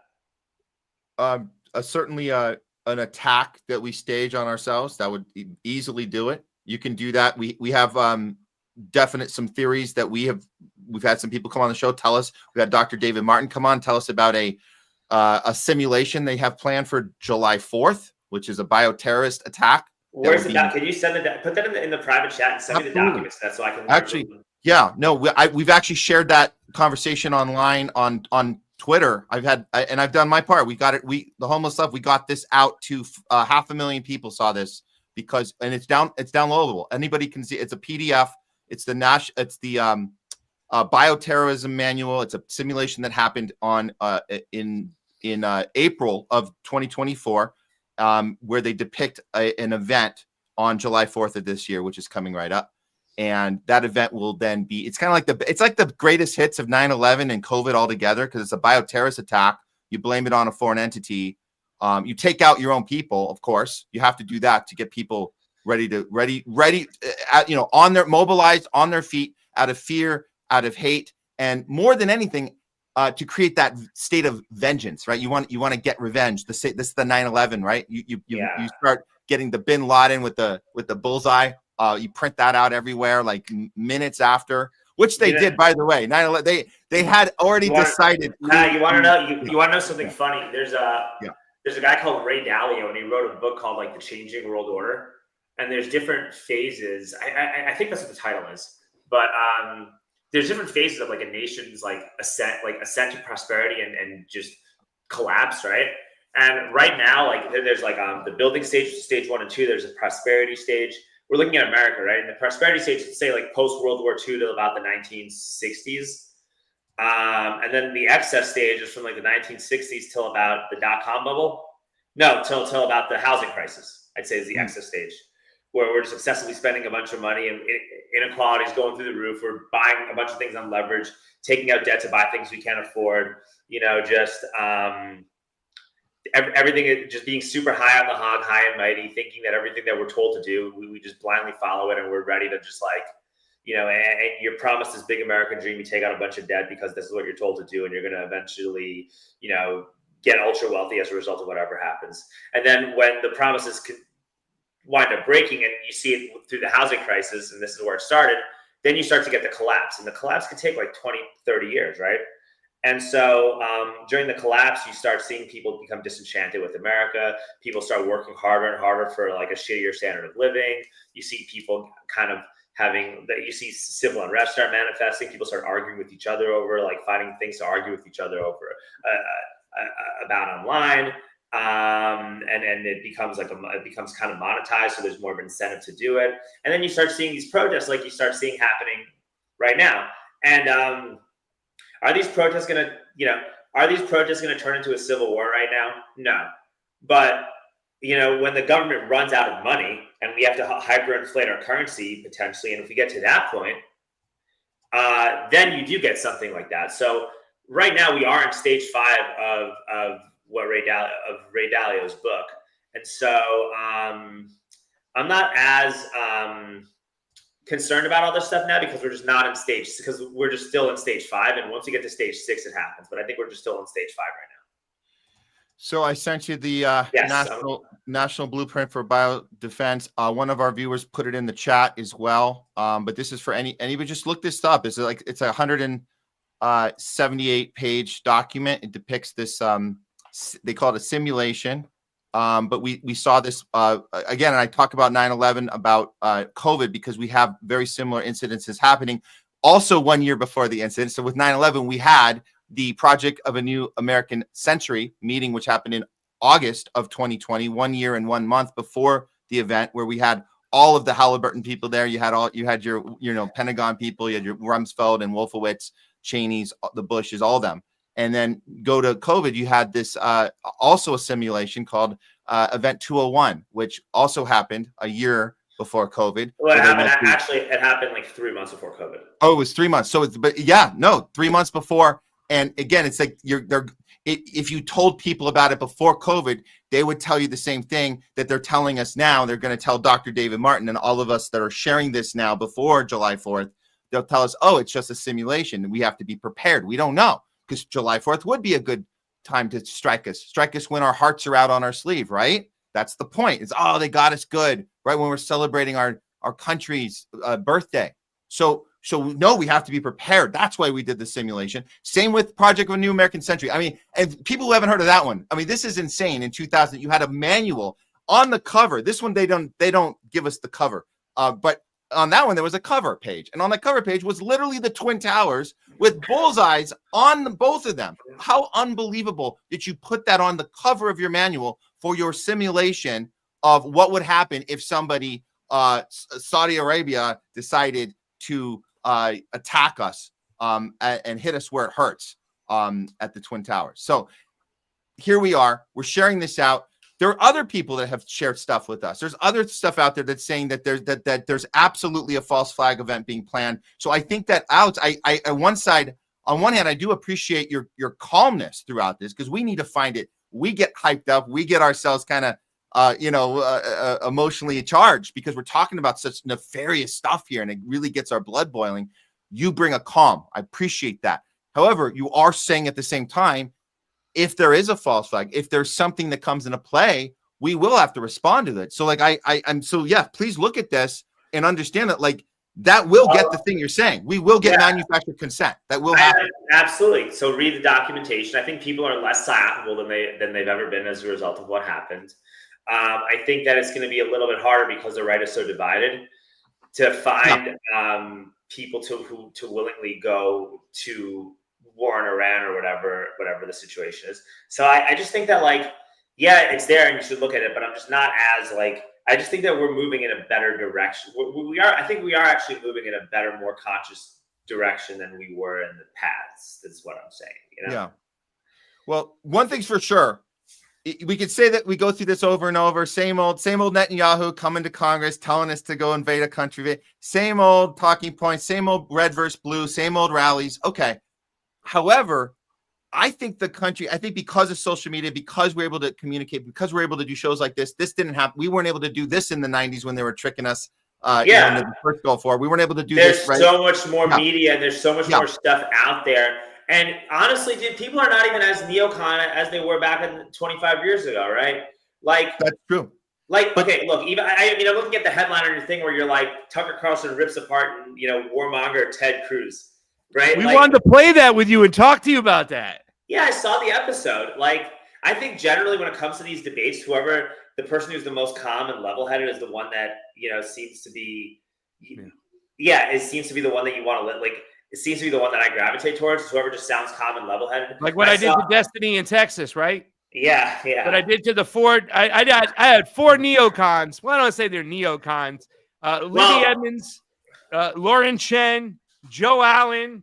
I can't remember the other person. I had 4 when is America becoming a communist country, and I had to hold my own. You had to hold your own, yeah. Just like I got to sort of hold my own on this, even though we're all buddies. But I mean, you did as best you could for the circumstances. Absolutely, man. That's why we love you. But, look, you're still walking out, losing every sinle round. Well, I'm not thinking of this as like a fight or an argument. I know, dude. I'm fucking with you because I love you. Yeah. It's sure. Don't worry about it. No. What the fuck was I talking about? Well, I was trying to say something. Okay, so like Ted Cruz, right? Like Ted Cruz would not have been considered. The fact that we considered someone like Ted Cruz to be a neocon right now means that the bar has shifted tremendously about what neoconservatism is, right? Because like 20 years ago, the Republican Party was dominated by neocons, like people like Nikki Haley, Lindsey Graham, George Bush, Dick Cheney. They were the face of the Republican Party, right? Like, and now, and Ted Cruz, when he came in like 2012, was considered, he wasn't like on Rand Paul's level or Ron Paul's level, but he was way less of a neocon than those people. And now like that's who we consider. So if Ted Cruz is the guy that we consider to be a neocon, that's kind of like a Can I push back on that theory though for a second? Yeah. Because here's the thing. The public has less knowledge of foreign policy. That's the big problem right now. Every single Democrat is going along with this Russia-Ukraine war. I mean, so even the Democratic Party is now kind of shifted in some other ways. It's just not on the dinner table. It's not on the menu anymore.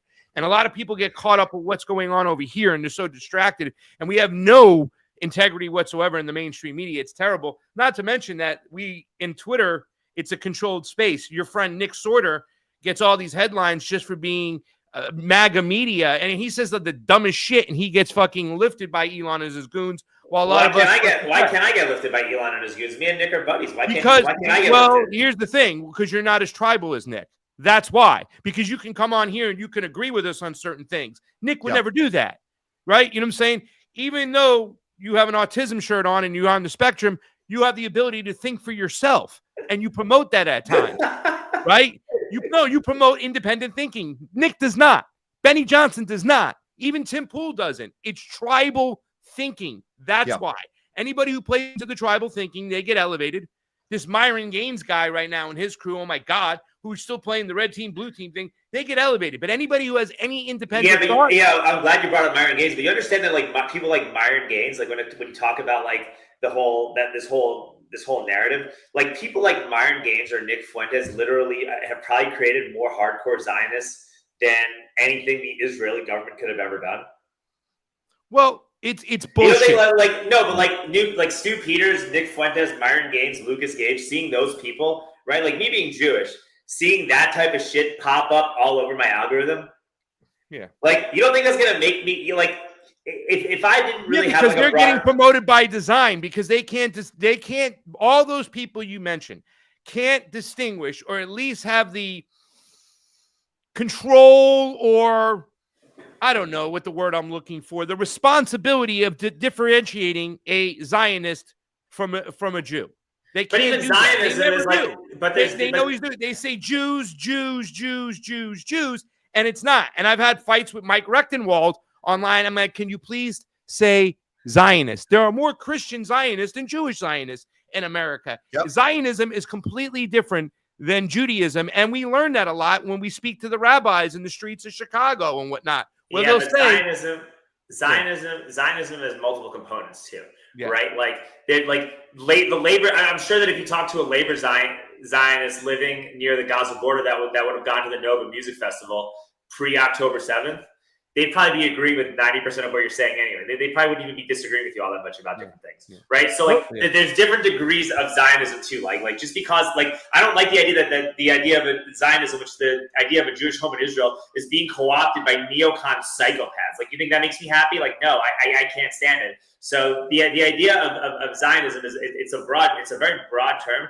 There's different degrees. The thing is that all those people you mentioned, Stu Peters, Lucas Gage, you know, what's his name, Dan Blazarian. I mean, these guys have gone so far overboard, right? Like, this is a discussion I had with Leonardo Johnny, who I met. Oh, yeah, her too. It's like, you look at that shit and I'm just like, just piss on the Jews for everything. Where, you know, listen, I have a very interesting perspective. I'm here in Highland Beach. I went to school in Boca Raton. A lot of my mentors were Zionists. I went out with girls whose fathers were hardcore Zionists and stuff like that, right? Yeah. They were some of the most greatest people I've ever had in my life. They had such an impact on my life. I remember my friend Sean Garnett, who's a little bit mad at me. He got mad at me when I first went on Jimmy and I was pushing back against the Zionists, right? I remember his father told me, hey, Pasta, right? You have not made it in life when you say you've made it in life. You've made it in life when other people say you've made it in life. In other words, stop bragging about yourself. And it was really humbling by what he told me. And there's many other situations I've had with Zionists growing up where they're just amazing people, right, to me. But I strongly disagree on their narrative on the state of Israel, right? So, I mean, people need to distinguish between the two. And I know I've had that unique lifestyle of growing up in a Jewish community. I'm in Boca Raton, for crying out loud. Florida. No, but like, but the narrative is what, that Israel should exist, because that's not a bad narrative. The narrative that Israel should exist, we all agree that Israel. I don't think anybody's going to have an whatever the case may be. They got to stop doing what these other people. Dan Blazarian and Leonardo Johnny, who I just met we saw again at the Third Eye Carnival. I met her in Austin when I was doing the Minds Festival. We had the discussion, and I told them, like, you guys are going batshit crazy overboard, where you're trying to talk about the Bolshevik Revolution as a revolution of Jews killing Christians. Like, you're just fucking nuts. And, you know, they don't know their facts. They twist the narratives. That has nothing to do with anything. That's how far they've gone on this whole craziness of they also don't care because it's a business model for them, you know? Yeah, like, I think, they also don't care because it's just a business model and it gets engaged. They're hurting the movement. They're hurting the movement, and it's a shame because there's a lot of people that I know social justice warriors, a lot of people who do the work, the solidarity work in Latin America that are Jewish and don't like what the state of Israel is doing. And they've led the way, and I think there should be something said about that, because hate on the menu for any ethnic group or any religious group is a no-go. It's none. Because I don't believe that the people like Netanyahu are Jewish, right? I believe that Netanyahu is more satanic than he's a Jew. And there's a lot of Jews out there, hardcore practicing Jews, that would disavow Netanyahu in a heartbeat. So I think they should differentiate. Well, like I said, they're hurting the movement, not helping it. Yeah, if they had elections in Israel today, I don't think Netanyahu or the Likud party would win, right? And I actually want to go to Israel. I've been talking with somebody about it. The idea of trying to make a documentary out there and just go to Israel and ask people in Israel how they feel about the situation. Because right now it's like, here's what's kind of annoying, right? And it's that we're all sitting around X, living in America, armchair quarterbacking the situation in the Middle East, when none of us are even there to see what's really happening on the ground. And it's like, how is it that different than talking about the LA riots when I'm in Austin? You know, based on what I see on social media. So I think that, like, there's an opportunity for whoever takes it to go out to Israel and actually just talk to people in Israel about what they're feeling.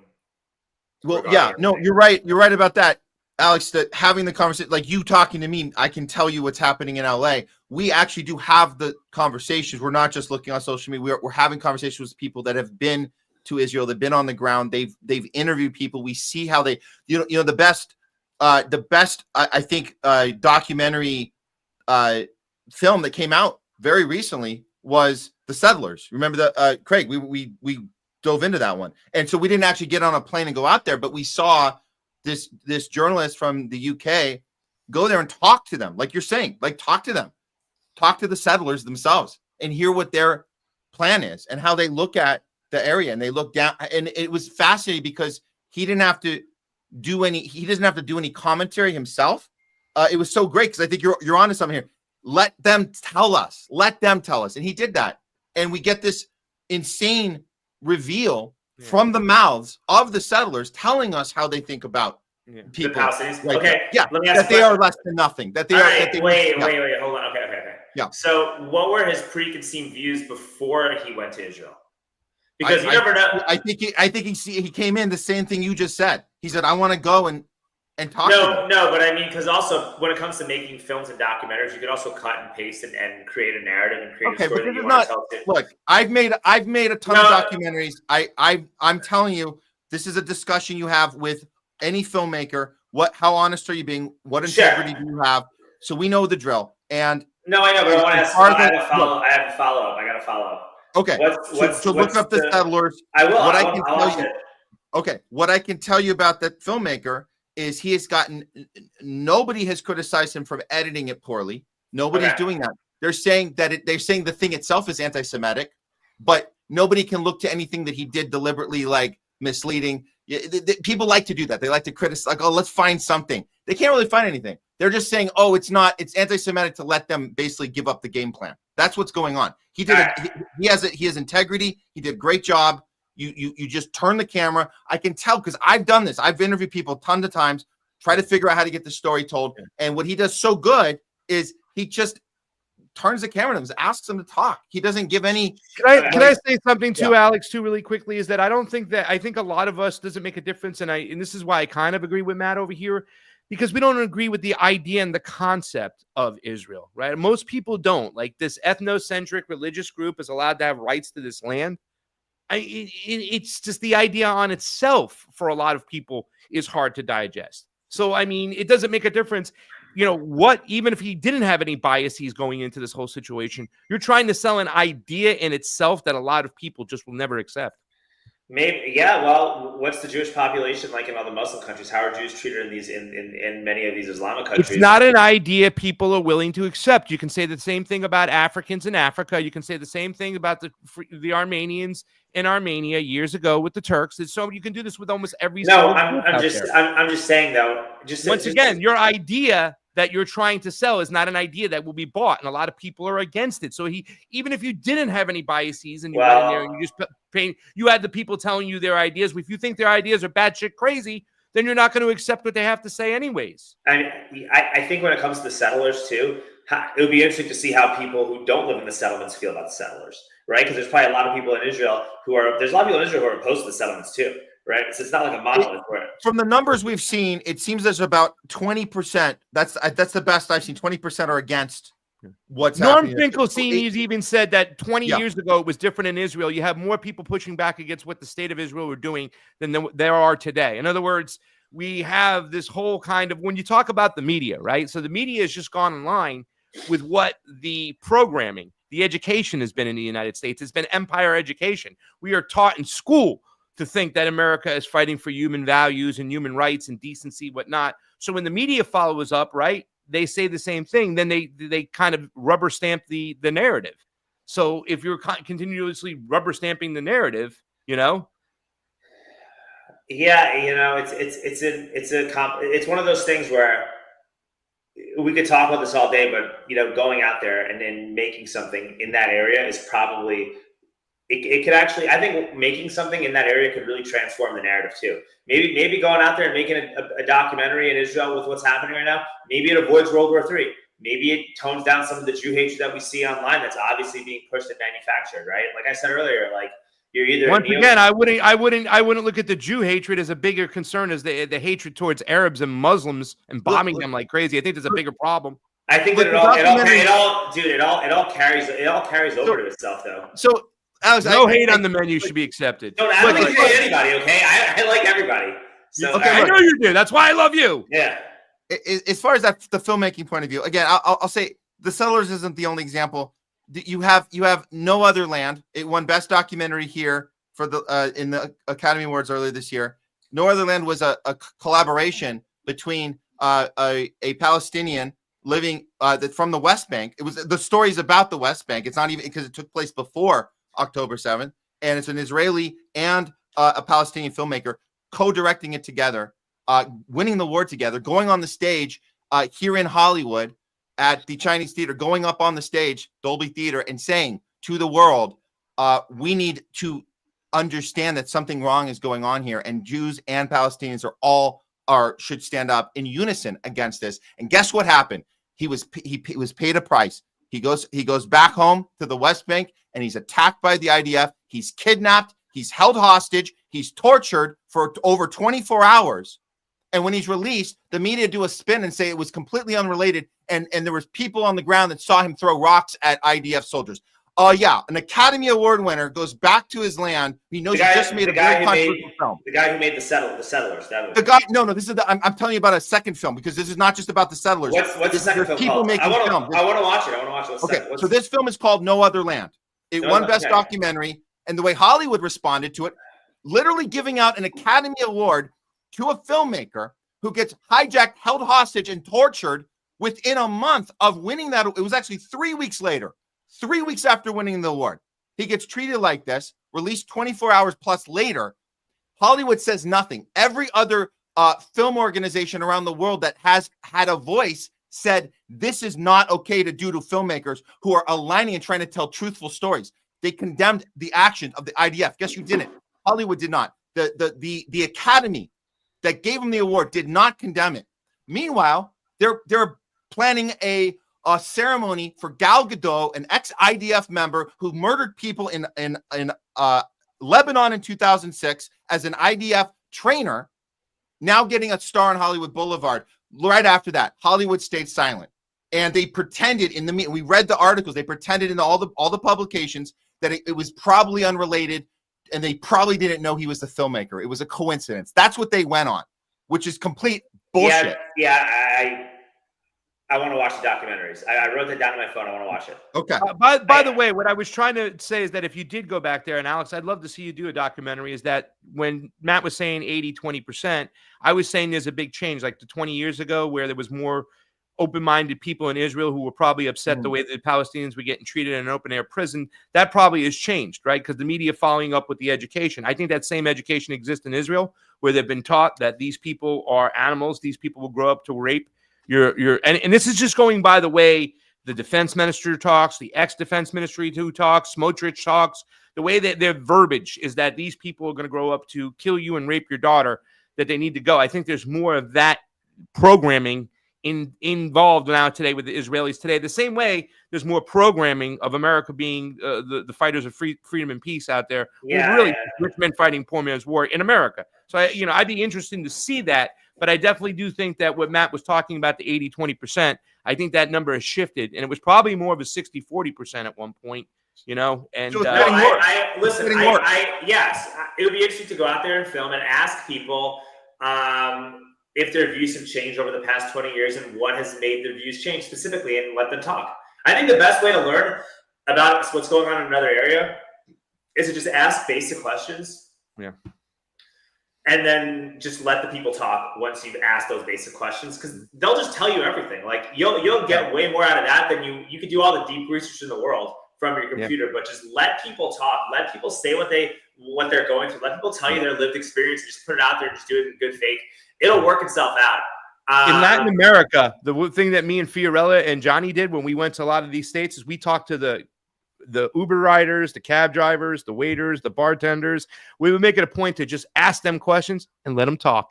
The real people inside the, you know what I'm saying? Rather than the political entities, it was important to talk to the common folk to see what they got. You ask, well, so when I do my street interviews once in a while, I will let, and the protest obviously is a little propaganda, but like I do street interviews from time to time and just let people talk. Like back last April when I did this interview where I was asking a bunch of black people how they felt about the economy, and the first thing that they were saying unprompted was that they wanted Trump to come back. I kind of knew Trump was going to win just based off that interview because I just saw what the climate was. And it just, not, and I don't even want to really talk about Donald Trump anymore. I'm just giving it as a point of reference. But here's another reason why I'm not like freaked out about any of this either. And it's because like nothing that any kind of meaningful action when it comes to this type of stuff, right? Like let's look at like immigration, right? Just and I gotta bounce in like a few minutes to work, like 10, 20 minutes. So like, look, let's look at like immigration, right? Like the majority of job growth that occurred, and GDP growth that occurred while Biden was president was from immigration. Those are like the Fed numbers, right? Immigration was the majority of job growth. Right now, the way our fiat Ponzi scheme system is set up is that like we buy cheap goods from other countries, and at low interest in exchange, they take our dollars and they hold on to our dollars in case their currency fails, and they use our dollars to buy U.S. stocks and whatnot, right? If we start mass deporting people like the way Trump has promised, the way that the voters are upset about Trump for not doing, temporarily, you know what happens to GDP growth? It goes down a lot, right? And when that goes down, these other countries are going to say, well, hey, wait a minute, like the American stock holdings that we have, the American dollars that we have, we're not going to get rid of all of them, but maybe we should get rid of like 10% of our U.S. stock holdings or 5% of our U.S. dollars or whatever it is, and start buying gold or start buying Bitcoin or start investing into European markets or start investing into oil or start investing into something else. What happens then to grandma's retirement? And when the majority of the population are boomers living on a fixed income who need their 401k and their stock portfolio to be able to like continue living their lifestyle according to inflation, like their net worth, like the net worth of a whole bunch of boomers could drop 10 to 35, 40% within a 1 year period. If that happens, what do you think is going to happen during the next election cycle? It's a bloodbath for Republicans. Can't do it. What happens to people on Trump's team who want to move on to something else after Trump is over with? They'll never get jobs. They'll never have relevance. They'll never be able to do anything ever again. So just even with the immigration thing, there's no way Donald Trump could even do what he's promising to do anyway, because the numbers don't add up within our system. When it comes to Iran and everything that's happening in the Middle East, like another reason why people still use American dollars as the global reserve currency is by and large because of the perceived strength of the U.S. military and the influence of the United States to police and manufacture control abroad. If the United States loses its ability to do something like that, that same scenario also happens, maybe even worse, because we no longer have that type of influence And then are you saying that's the reasons for not to change our imperialistic mindset because we're already too far down the road and locked and loaded in? Because there's other solutions to get out of it. No, I'm just telling you what certain obstacles are that people just don't want to talk about. Okay, but those are obstacles that can be overtaken. I don't want to say overwhelmed. No, I want to hear about overtaking the obstacles. I'm just talking about like these scenarios of what could these worst case scenarios, right? And so then what can happen then is eventually like, when like we talked about earlier, when the money runs out and our currency is worthless, which is a 5 to 10 year problem, then you get actual bloody civil war in America. So either way, like you're still getting an absurd amount of bloodshed, and the goal is to avoid it. But like, how would you like if you're? I can tell you. All right. How would President Jardula handle this? Here's the thing. Okay, so the main issue is, well, how do we change our imperialistic mindset, right? Like people say close the border, I say close the bases, right? So we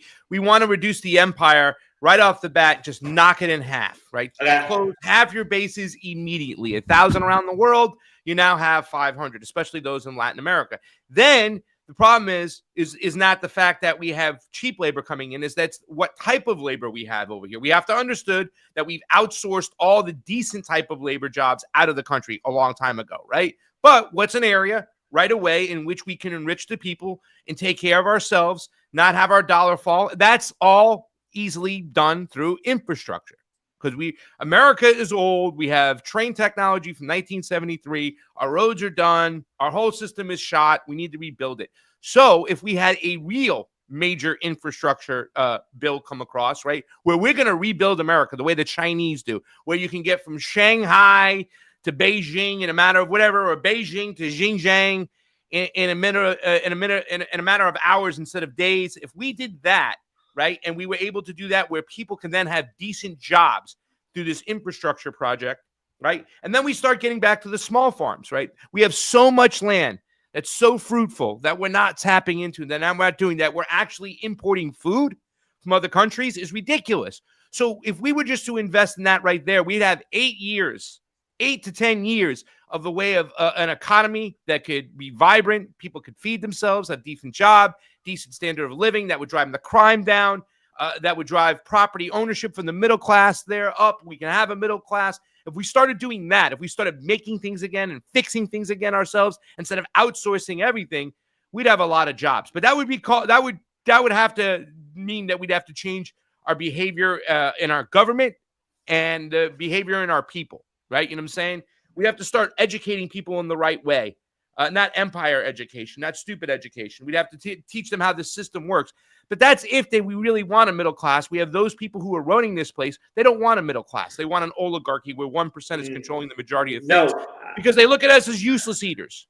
Yeah, I'm not. There's no arguing that. But that's how President Pasta Jardula would handle it. I just gave you an answer. No, it's not bad. Okay. How do you manage inflation?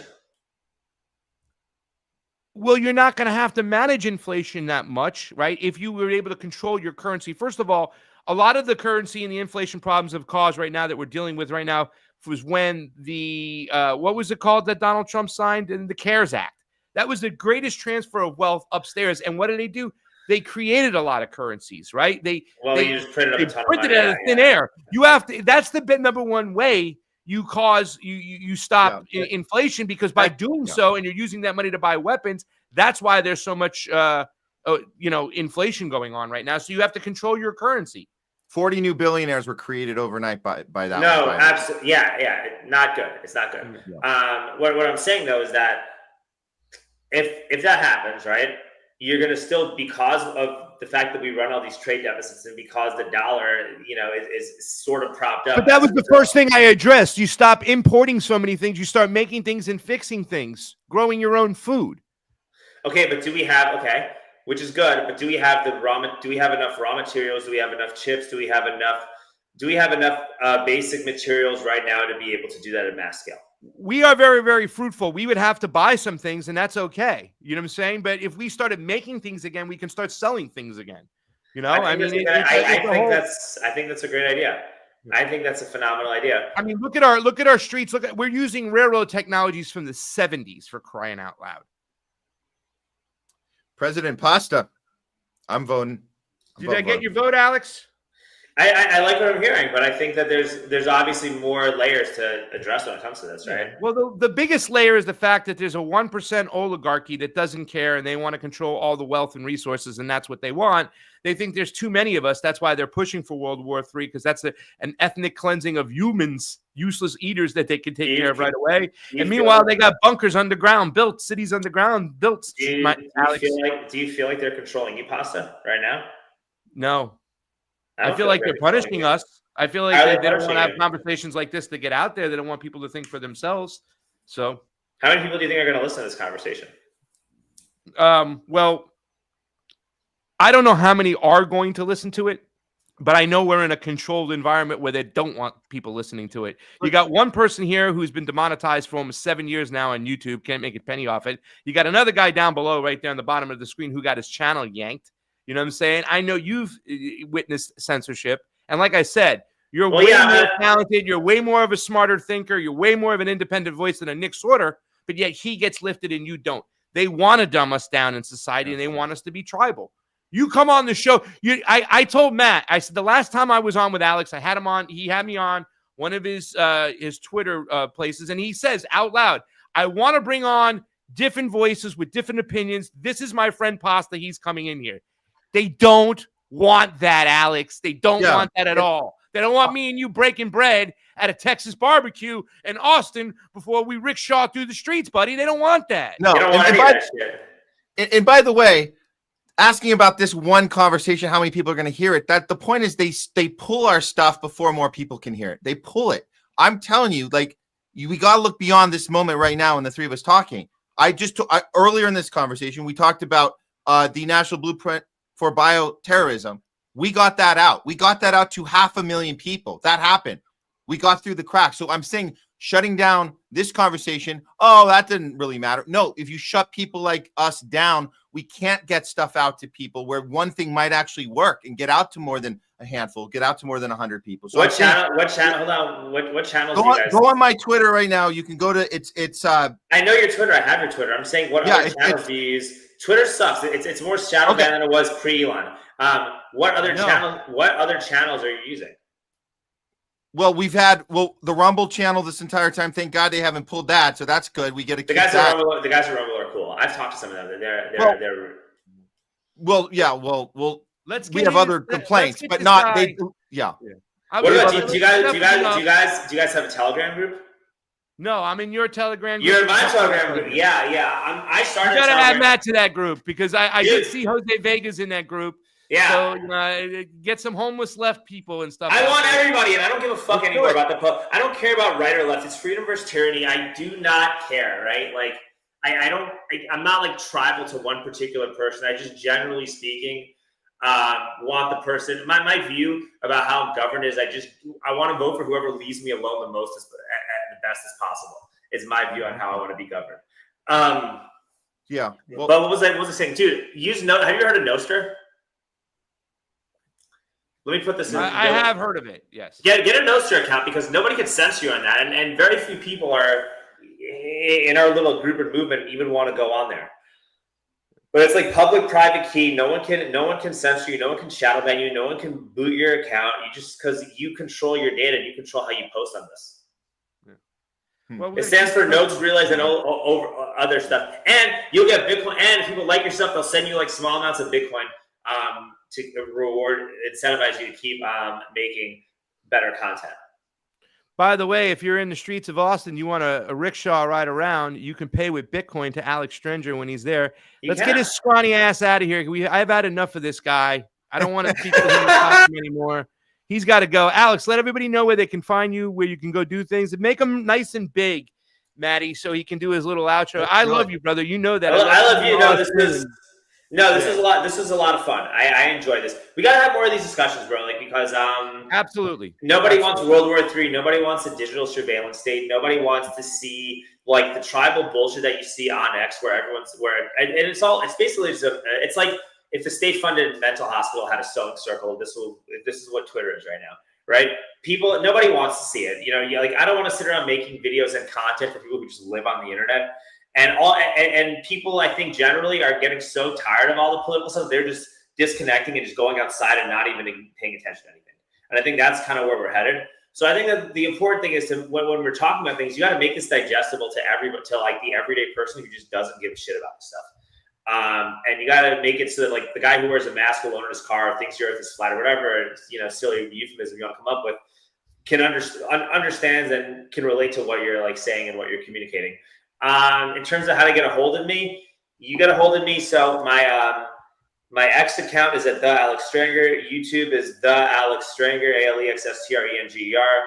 Rumble, Alex Strenger. Instagram, Showtime, Alex Strenger. I got a Telegram group. I'm gonna try to find that. Telegram. What is it? Telegram. T.me/Truthwagon is the Telegram group that I just started. So that's how you can follow me. I'm in the truth wagon. You're in the truth wagon. You got to throw Maddie in the truth wagon. Get in the truth wagon. Just join. Join the truth wagon. Hop in. I'm in. Shoot him a link. I'm in. All right. Thank you Alex, so much. thank you so much. Next time I get out to Austin, bro, we got to hook it up again. You know? I'm excited, bro. I am excited. Am I even being tweeted this right now? Where's the Twitter? I'm trying to retweet the space right now. Oh yeah, I put it in. I put it in my Twitter. I was streaming it off my Twitter. I put it in the Truth Wagon.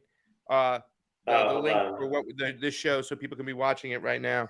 Dude, your shit is so shadow banned because I couldn't even. I typed in pasta, it didn't even show up. Oh yeah. All right. I've been censored old school, and I was part of that whole group. That's why I was so mad at the Twitter files. Yeah. And Matt Taibbi really going along with this whole, like, they were using it to censor the right. No, they were using it to censor anybody who is anti-establishment. And once again, anybody who promotes independent thinking and can think for themselves. That's who the oligarchs don't want you to hear from. Ladies and gentlemen, Alex Strenger, thank you so much for coming on and hanging out with us, brother. Dude, absolutely. So much fun. I had a blast. I love you, brother. Love you. All right. Later. Man, he's awesome. I'm switching back. Oh, you put me on this side. I did. Nobody puts baby in the corner. Nah, just trying to keep it copacetic. On. Yeah, exactly. And you just don't get it. You keep it copacetic and you learn to accept it. You know you're so pathetic and you don't. Who knows that song? Yeah. I know. Yeah. Okay. Here we go. Down. Are you gonna need a little 2 minute? Are you gonna need a little 2 minutes? Let's just go right into this, and then after that, you want to do some? Let's do this. Tucker Carlson. Let's do this next one, and then you can do talking back with Les. We're talking back with Jamie or whoever you're doing it with. Whoever steps in. Whoever steps in, or whoever steps. But we should do it with every. I like a three-way. A three-way talking. I know you like three-ways, Matt. Jesus Christmas, not on the homeless left. They're gonna flag your channel. Oh, you thought they hated us before? Oh, now we're really dangerous for the community. There you go. I said independent thinking. I didn't mean like that much. Yeah. Independent thinking. All right, so let's get it. Let's do it. Let's do some Tucker Carlson. We're just gonna come out and say it. Tucker Carlson destroys Ted Cruz. So it's not a matter of if he won the fight or if he destroyed him. It's about how he did, and not to mention what was revealed during this. So let's start with the first clip here, and we're gonna do a couple of these clips. I want to talk about it with our co-host Craig Pasta here. So let's start with the Iran population clip. This one is good because this one starts right away showing that Ted Cruz was not prepared for the interview. Here we go. I'm gonna run, by the way. I don't know the population at all. No, I don't know the population. You don't know the population of the country you seek to topple? How many people live in Iran? 92 million. Okay. Yeah. How could you not know that?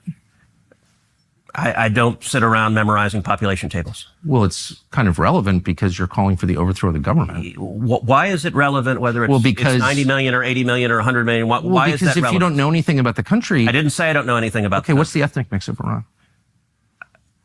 They are Persians and predominantly Shia. Okay, it's not even... You don't know anything about Iran. So okay, I am not the Tucker Carlson expert on Iran. You're a senator who's calling for the overthrow of the government. You're the one who claims anything about the country. No, you don't know anything about the country. You're the one who claims they're not trying to murder Donald Trump. You're the I'm one not saying that. who can't figure out I'm if it was a saying good you don't idea to kill believe- General Soleimani, and you said it was bad. You don't believe they're trying to murder Trump. Yes, I do. Because you're not calling for military strikes against them in retaliation. And if you really believe we're that, carrying out military strikes today. You said Israel was. Right, with our help. I said we. Israel is leading them, but we're supporting them. Well, you're breaking news here, because the U.S. government last night denied, the National Security Council spokesman Alex Pfeiffer denied on behalf of Trump that we were acting on Israel's behalf in any offensive capacity. No, we're not at all. bombing them. Israel's bombing them. You just said we were. We are supporting This is Israel. high stakes. You're a senator. If you're saying the United States government is at war with Iran right now, people are listening. Okay, so before we comment, I want to know, that was the first clip that was put out by Tucker before he released the entire interview. It was the first clip. He put out a few more since, and it got Ted Cruz a little nervous. So Ted Cruz did some immediate damage control. You can't find this now because I pulled it immediately, and now I can't find it. I'm assuming he took it down, but he did this little meme, and this even exposes more of what a piece of S he is. Look at this. What is the population of the Death Star? So what he's trying to do is equate taking out a Death Star to citizens, innocent people in Iran. So he doubled down more on that. There's no reason for him to have known the answer to that question. At the same time, at the end of that clip, as you saw, Craig, the more disturbing part is saying we are attacking versus Israel, because he can't seem to tell the difference. Just that alone, Craig, even without playing the rest of the interview, there's so much there to unpack as far as, is it just Ted Cruz not being prepared for this, or is he exposing something far more sinister in the Congress which he represents? Well, I think he said the quiet part out loud, right? Israel's bombing. We are on their behalf, and I've been saying this whole show, whatever Israel does, the United States do, we do on their behalf. So he's kind of admitted that, right? That if it's Israel, it's the United States. He did that. He said that out loud. But he's also exposing what we talked about earlier, off the phone, off the show, about the fact that everybody in that Congress is going to be pro-Israel no matter what. That's the landscape. That's the environment. They're going to be doing that. I do like what Tucker is doing here, because there's a lot of people who will say, well, the leaders of Iran and the leaders of Israel and the leaders of the United States, they're all in cahoots. They know what's going on. Okay, fine. You want to make that argument that there's a deep state, there's a globalist ideology that's playing out behind the scenes and stuff. In any situation, you still need to always disable the narrative. And that's the most important thing. If you're going to overthrow a country, if you're going to put sanctions on a country, you should know a lot about that country. You should know the people itself, because sanctions actually starve and hurt the people. At the end of the day, if the United States goes to war with Iran, it's its people who are going to suffer more than anything, right? So you should know that. So there's a lot of things that are going on where Cruz is exposing what it's like now. And I think a lot of people who didn't know this before, a lot of people who were on the Trump wagon were like, holy cow, we are really controlled by the Zionists. Yeah, you're connected to the Zionists. And they're going to recognize that. But, also the fact when Tucker says those things, you don't know anything about the ethnic population that you want to overthrow. We need to understand that.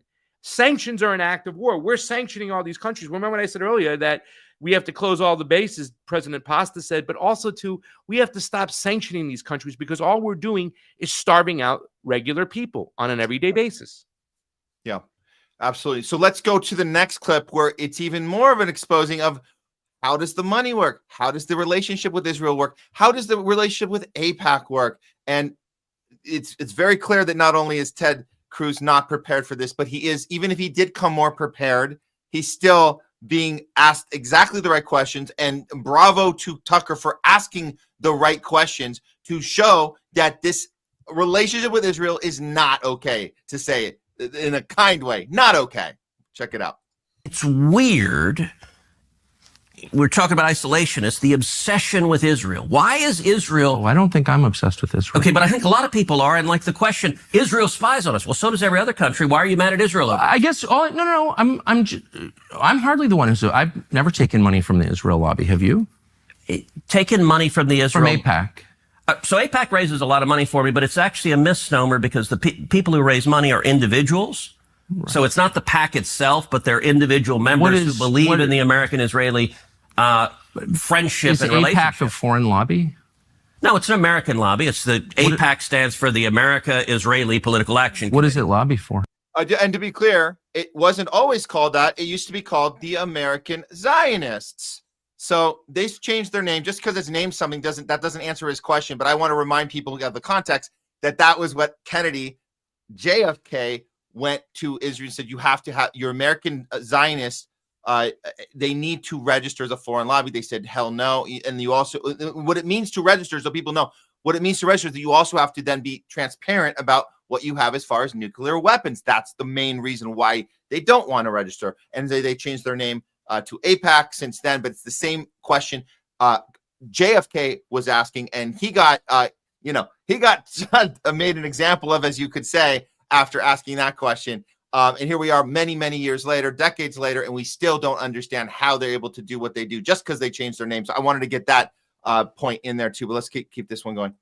So, to be honest, not a whole lot effectively. Listen, I came into Congress 13 years ago with the stated intention of being the leading defender of Israel in the United States Senate. Great. And I've worked every day to do that.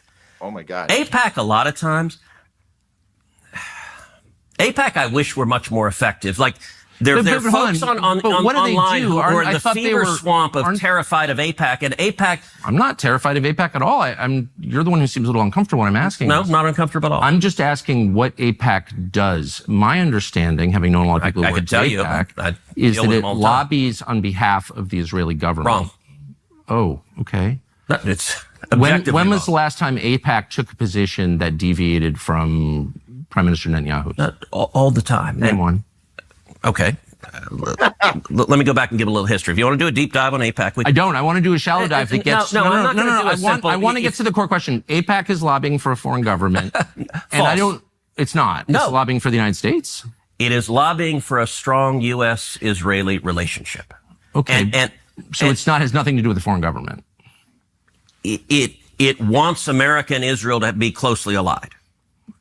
Yeah, I'm just gonna pause here. Isn't it great to see good, like in this moment, just great journalism? Just like this is how it works. You do follow. You don't just ask one question. Follow up. Get them to stutter. Get them to sweat. It's great. I just want to put that out there. But let's finish this one up. Okay, but it's lobbying on behalf of the interests of another country. So that's not true at all. And if you, not true. No. How much contact do you think AIPAC leaders have with the government of Israel? No idea. I imagine some. I think the government of Israel is often frustrated with AIPAC because AIPAC's not nearly strong enough. Do you think there's any coordination between the government of Israel and AIPAC? Do they talk? Sure. If you're lobbying for more U.S.-Mexico trade, would you talk to people in the U.S. and Mexico and the government? Sure. Like if... So I'm not mad about that. There are a million countries that lobby Washington. I like a lot of those countries, including Israel. But AIPAC are Americans. They're not Israelis. Hold on. There are tons of Americans who lobby on behalf of foreign governments. I know them. I'm related to some of them. I know how it works. I'm from here. So my question is not, is it outrageous that foreign governments lobby the United States? They all do, okay, including Israel. My only question is, why don't we admit that is what's happening? You're denying it, but it's true. Yeah, and why aren't they, you're saying is false. Why aren't they registered as a foreign lobby? Because they're not. They're not a foreign lobby. No, they're not. And this is that there's a fever swamp. Look, it's not a fever swamp. These are very reasonable questions, and you've accused me of being obsessed with Israel, which I'm not. I actually haven't. I've said and being isolationists feverish about it, which I'm not at all. I find it's a very tender spot when you ask it, and I don't know why. So, Tucker, all right, let's go back. I was first elected to the Senate in 2012. Okay, so he got them all stuttering and caught up. And if you guys, just to be clear, here's your AIPAC tracker. There it is, $1.5 million. It's Track AIPAC. They keep track of this stuff. Very good. Good on keeping tabs on that, because that money is important to know, that he's been received that much from this pro-Israel lobby. Anything more in that clip that we noticed here as far as what is he? How is he able to maneuver this? Does this make any sense? How can anyone defend this? Is I guess my question, Gray. How can you say everything you're saying about AIPAC? It's absolutely a foreign lobby. How can you say it's not? And why are you okay with that? I mean, even if you're taking money, wouldn't it be okay? But yeah, I mean, yeah, they do. Tell us what they do, isn't it? Or is that part of the exchange? You take this $1.5 million and then don't tell anyone what we do when they ask. Is that? I mean, I don't understand why he's so nervous during this conversation. Well, he doesn't want to expose himself right now, and he understands that it's very unpopular what's going on, and that more people are opening their eyes to understand that we're Israel first, not America first. So any slip up, it's going to hurt him. You know what I'm saying? And he doesn't want to do that. He doesn't want to be unpopular with his constituents. So, I mean, these are people who will tell you go outside and say the sky is green when we can see outside it's blue. Doesn't make a difference. They'll tell themselves a lie, and they'll believe that lie. You know what I'm saying? And they'll gaslight everybody in the whole while they can too as well. You know, he wants to kind of make it seem like, you know, they're not lobbying. They're lobbying on an ideology, not on the behalf of a foreign government, but that ideology is based upon a foreign government's existence. So there's no way out of this. They are lobbying on the behalf of Israel, and you are taking that money, and you've been taking a lot of that money, like you showed. So I mean, there's no way out of this. And you know, I'm glad Tucker was doing this interview. You know what I'm saying? Yeah. And I want to just do one more clip because we're talking about this hitman situation, because you guys saw it in the first clip where the suggestion that everybody should know that Iran was trying to kill Trump. And it's like, that's insane. We know that Trump knows that's not true. We know that. We know that Trump knows that's not true. You could see as soon as he got the Allison money, right? After he went around with the ear badge for a little bit, and then he got the money, and then he mentions Iran in a very weird way himself, and then he doesn't bring it up ever again. And so it's very interesting that there's this, like, I guess, retroactive narrative that they're trying to instill. Like, hey, you guys understand that Iran's trying to kill our president. Well, Tucker doesn't let him get away with that one at all. So we're going to see Ted Cruz go into a corner about the effectiveness or ineffectiveness of Iran's hitmen. This is actually really comical here. Of all of them, I think this is the funniest one.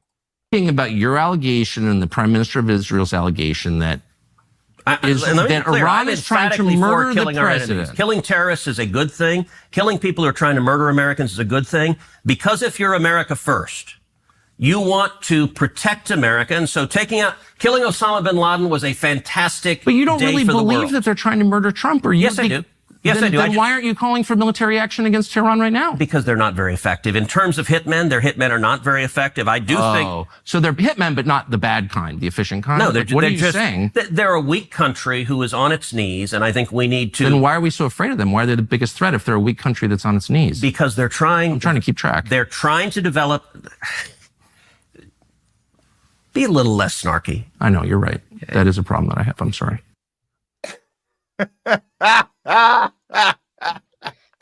The snarkism. Oh, that's a good one. Snarkism. That's a good one. There's a lot to. I recommend you guys go watch the full thing. I guess Jamie's saying it's closer to 2 hours. Is it 2 hours? Wow. I think there's a few more clips we saw. I wanted to kind of shuffle through and get the highlights. There was one I missed. It's too late to go back, but if you guys look for this one, it's also very interesting because we were just talking about this with our previous guest. The issue with Alex Stranger, we were talking about anti-Semitism, right? And it's easy to take that bait, like, ooh, we have a problem with people questioning Israel means you're questioning Jews, and that was something that Tucker did an excellent job. So I recommend people go find that one. But I don't know, did you see that clip, Craig? The one about he's challenging, he's calling Ted Cruz out for insinuating that Tucker himself is anti-Semitic, for asking him about Israel's policies. And he says, you're manipulating this conversation. I'm not going to let you get away with it. And it really shows you the blueprint for when anybody is questioning a foreign government's military or government, and that all of a sudden you hate Jews. He's saying this is not about Jews. This is about a government that's acting like psychopaths and going around murdering people, and using our money to do it. It's not about hating a particular type of person. It's about having a problem with a government, a legal military occupation, an ethno state, an apartheid state, a genocide, Holocaust they're doing right now in Gaza and around the rest of them, their border. So I'm glad he called that one out too. But there's so many things wrong with this interview that Ted Cruz, I don't know what he thought going into this, if he thought it was going to be good for him. Like I said, he'd been doing damage control after Tucker started releasing the clips. But here we are. People can watch this in its entirety. And I think the best thing that comes out of this is the right wing and the left wing can notice this divide happening, that you would never think that a Tucker and a Ted Cruz 20 years ago would be at each other's throats like this. You would never think that. But there's a reason they are, because the story they told us about red versus blue is not really accurate. It never has been accurate. And this shows you right there. So I like that this is out there. I hope more people see this on the left too. I hope they see that not everybody with a red next to their name is all on the same bad guy team. There's certainly a conversation like this that has to happen. And thank God Tucker's doing it. I wish more people would want to do it coming from the left. That would be awesome. But at least Tucker's doing it. Yeah, it's so funny because I think we're at this point right now when it comes to the Zionist entity that they're at the low bottom of the barrel for excuses. The deflection, why are you talking about this? Why are you obsessed with this? He goes, I don't think I'm obsessed with this. But even him saying that to Tucker, right, that you're just obsessed with this, you only want to talk about anything else, you're implying that that person is anti-Semitic. And therefore, you're trying to disarm their talking points or their point of view by saying they're obsessed and being anti-Semitic. That's where they're at in this whole situation, because they can't sit there and argue and debate on the facts anymore. The facts is that, like you said, and like Tucker Carlson has said, is that the issue is not about a religion. It's about the fact that we're giving money to this one entity that's going around and murdering and going crazy on people on our behalf, on our dime. And that's what we need to stop. And there's many more people out there like that. The only problem is we don't have enough Dave Smiths right now. Like, Tucker and Russell Brand and all these other people have to come out there and say, we were wrong for pushing Donald Trump. We screwed up. We shouldn't do that. He should be impeached for what he's doing right now. He's gone off the deep end. Nobody wants war with Iran. That's a bridge too far. Most of those people, and we didn't really ask, ALEX STRENGER, but Alex would have probably made that same excuse. Can you imagine if it was Kamala? They're still going to that whole situation as well. It's the lesser of two evils. It's still the better choice. Meanwhile, we see on the left people out there, if Kamala was in office, we'd be at brunch. They still have that mentality. So it's too much of the tribal thinking going on despite these conversations happening. I mean, look, if people that want to understand that in another dimension, another reality where Kamala wins the 2024 election, and you don't think that she'd be in this exact same place doing the exact same stuff, well, guess what? We got a little bit of proof for you of what she'd be doing, because here's a little clip. I just pulled this. Hold on. This is Kamala's views on Iran. This would have been in another alternate reality. This would be our President Harris telling us what she thinks of Iran. Here we go. Foreign policy. Which foreign country do you consider to be our greatest adversary? I think there's an obvious one in mind, which is Iran. Iran has American blood on their hands, okay? This attack on Israel, 200 ballistic missiles. What we need to do to ensure that Iran never achieves the ability to be a nuclear power, that is one of my highest priorities. So if you have proof that Iran is building a nuclear weapon, would you take military action? I'm not going to talk about hypotheticals at this moment. There you go, guys. There you go. And well, we know that she wouldn't have Tulsi as her, director of intelligence. There's no way, because Tulsi's the one who knocked her out back in 2020. That was awesome. Remember, she just sucker punched her off that Democratic nomination stage. So she would never have had Tulsi there. But Tulsi or no Tulsi, you would have had the same report that would have said Iran does not have these capabilities, or not working on it. It's not a thing. It hasn't been a thing for many, many years. So that's so. Well, I hope that this sends a message, Matt, because this really should. The top of the Democratic Party, the leadership in the Democratic Party, the people who make the decisions with the Democratic Party are hardcore Zionists, just as Zionist as Donald Trump and Ted Cruz and all these other people. Chuck Schumer, Nancy Pelosi. Remember Nancy Pelosi making AOC change her vote, right? So that can show you that the little people, the little guys within the Democratic Party, the little people, they'll still just go along to get along. You know what I'm saying? If they were really anti-imperialist, anti-Zionist, they would have pulled back and made those votes. AOC would have never changed their votes. But those who are controlling the party, including the #1 ranking congressional member, Hakeem Jeffries, are highly funded by the Zionist entity, and they will go along just the same thing as Donald Trump. And that's what this is proving right now, that the Democrats cannot be the option. They are not the lesser of two evils. They are what essentially Kamala Harris just explained to you. They are the same evil with just WWE red corner, blue corner optics. No, they are the same, and they cannot be the antidote to what's going on right now. Antidote. Yeah, absolutely. They're not. So yeah, the brainwashing has gone our entire lives. We were told about Saddam, and we were told about all of these different. We have to stop them before they get. We have to get them over there before we get them here. You got to right? kill them over there before they kill us over here. Yeah. If you're not with us, you're with the terrorists, man. Yeah, you're not with us. You're with the terrorists. The playbook it's going to be the same playbook again, guys. But we just have to be. We're more knowledgeable now. We're able to have these conversations now. We weren't able. YouTube didn't even exist when they were doing the WMD crap to us. But here's I pulled this meme. This is the greatest hits of WMDs. So if you guys love them, they're oldies, but they're goodies. You're going to be hearing a lot of these coming your way in the next few weeks. Here you go. We got great now. That's what I call warmongering. You guys can order now. Operators are standing by. Take your order. They hate us for our freedoms. Yeah. Order in the next 5 minutes. And if you can act now, order it within the next 5 minutes. You'll get it 5 minutes sooner than if you order it 5 minutes from now.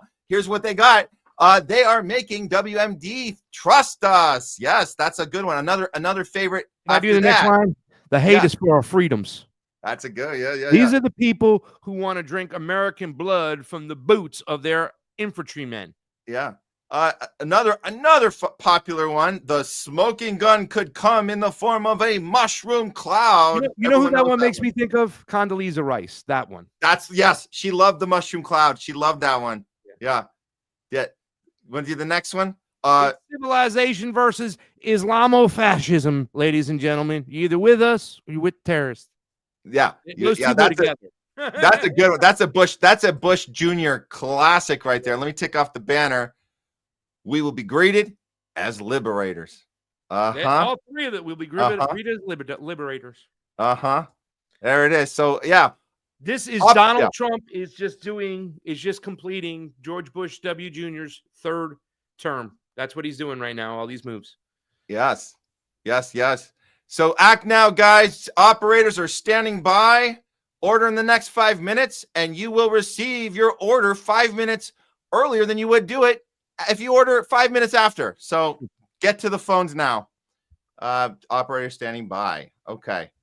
Yeah, guys, they recycle it over and over. If you guys, this was CNN noticed this too, and they decided to put this clip. I bet you the editor has been fired by now, but this clip from CNN went out showing us Netanyahu's history of the same line over and over and over again. And I'm shocked that CNN actually put this out, but this is real stuff, guys. Iran is minutes away. Iran is minutes away from obtaining a nuclear weapon.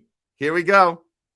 For attaining this goal is getting extremely close. And Iran, by the way, is also outpacing Iraq in the development of ballistic missile systems that they hope will reach the eastern seaboard of the United States within 15 years. By next spring, at most, by next summer, at current enrichment rates, they will have finished the medium enrichment and move on to the final stage. From there, it's only a few months, possibly a few weeks, before they get enough enriched uranium for the first bomb. The foremost sponsor of global terrorism could be weeks away from having enough enriched uranium for an entire arsenal of nuclear weapons. That would place a militant Islamic terror regime weeks away from having the fissile material for an entire arsenal of nuclear bombs. If not stopped, Iran could produce a nuclear weapon in a very short time. It could be a year, it could be within a few months, less than a year. There it is, ladies and gentlemen. CNN airing this is so interesting to me, Craig, because they are the ones that have been dumbing us down, getting us into a system of short-term memory. Forget what we told you before. This one's for real. So for them to have that, accountability, because they're the ones that aired that. They're the one every time. By the way, CNN had been around the entire way. Even I think in '96 they just started the networks. They've been the ones putting this on the TV. Isn't that funny? Like they're the ones that have the footage from their vault, and they bring it out and they go, oh, let's show everybody what we've been airing on our network. every time. So good for them for doing that, but they also are guilty. Yeah, but it's where they're driving the bus, Matt. You know what I'm saying? It's what they make of it. You know what I'm saying? They still will probably twist it into like, oh, this is overplayed, but yet we still have to understand who Iran is. They still hate Americans, so we need to still proceed. A lot of times they're doing this because they have to get into the information spectrum of what's being talked about right now, right? So they have to do what's called narrative management.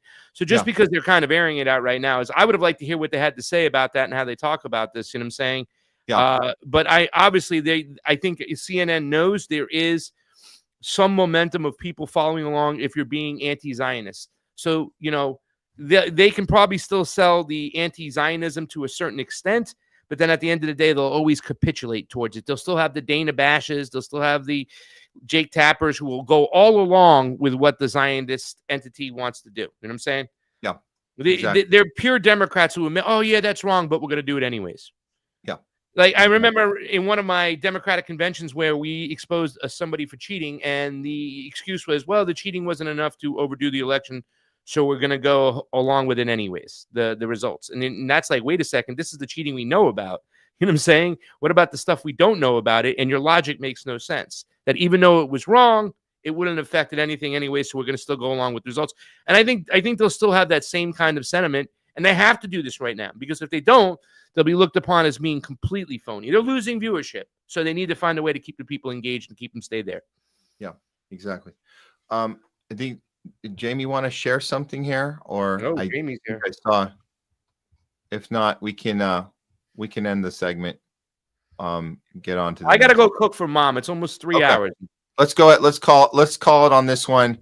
And we're gonna come back and do some talking back with Jamie Cheese Slice, and we got 2 more segments for you guys. We got we know what it's not, and one more. We got a Simpsons prediction. Jamie was an MC today. He was a political commentator today on LOL. Yeah, he was. Cool. He filled in for the professor. I saw him. He didn't have our other host, Gloria Guillo, centered right in the camera, and you make sure, as the engineer, that everybody was looking good. But he went on and he killed it himself. So I was very happy to see him do that. Hey, he didn't take care of his first responsibility. I did have her centered before the show started. She did this kind of, where you just got your head out, like, and she's this much space above her head. And then I was like, wait. Where's your green screen, Jamie? When are you going to get green screen? What's going on there? Oh my God, he's falling down. You know what I'm saying? She was centered before the show, but she hunches down when she's reading, and she sank in her chair during the show. And I like me and you right now. The whole time. Center herself, not too much space overhead. She had. I understand. I know we talk about it. She looked like this. She looked like a little troll popping her head up. I know, it was killing me during the show. I'm like, I'm not going to correct her during the middle of the show. I probably should have, but I didn't. Okay. But the other thing was, no, Jeremy was there for the show part, but we just ended up doing an extra hour and a half, and then I was there for that. Okay, I caught some of that as I was taking a bath. But yes, she kept shrinking as the show went on. It was driving me crazy too. All right, I'll get out. Well, wait. Well, we'll bring him back in. We'll bring back in when we do. We'll say goodbye. We'll say we'll sign off with Craig.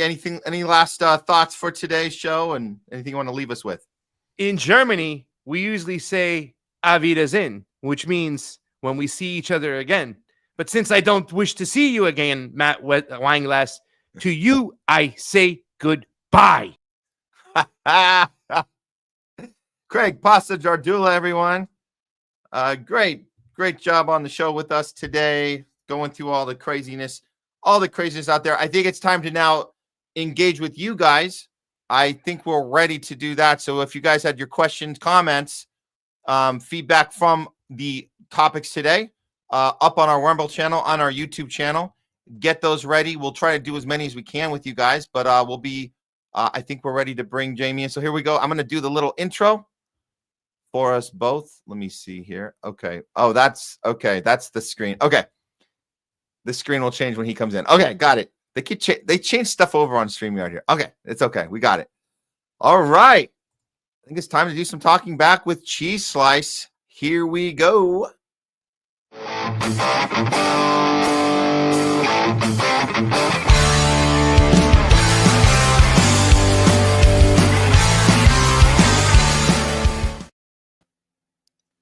There he is. Hey, Jamie Matt. Cheese Slice. Welcome Good to to see the you. show. Here we go. Doing some talking back. How you doing today? I'm doing good.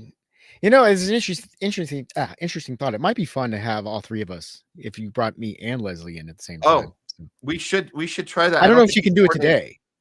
Yeah, maybe next. Yeah, you know what? We'll try and coordinate that next time. That would be cool. We'll do that. Yeah, but because she actually has a lot of good stuff in the comments today. I don't think we'll be able to get to everything, but yeah, because she's been very active in the Rumble chat. Just so good. people know, they want to chat with Leslie. Oh yeah, there. Yeah, Okay. we appreciate you, Leslie, doing what you do behind the camera and in front when you come in front, but definitely behind the camera, what you've been able to do, especially from what I'm seeing. I did keep my eye on some of that, so very cool. But yeah, let's get to it. Go ahead, take it away. Yeah, there's been a lot of chat. I mean, I had to be somewhat selective here today. So, okay, so let's just get to it.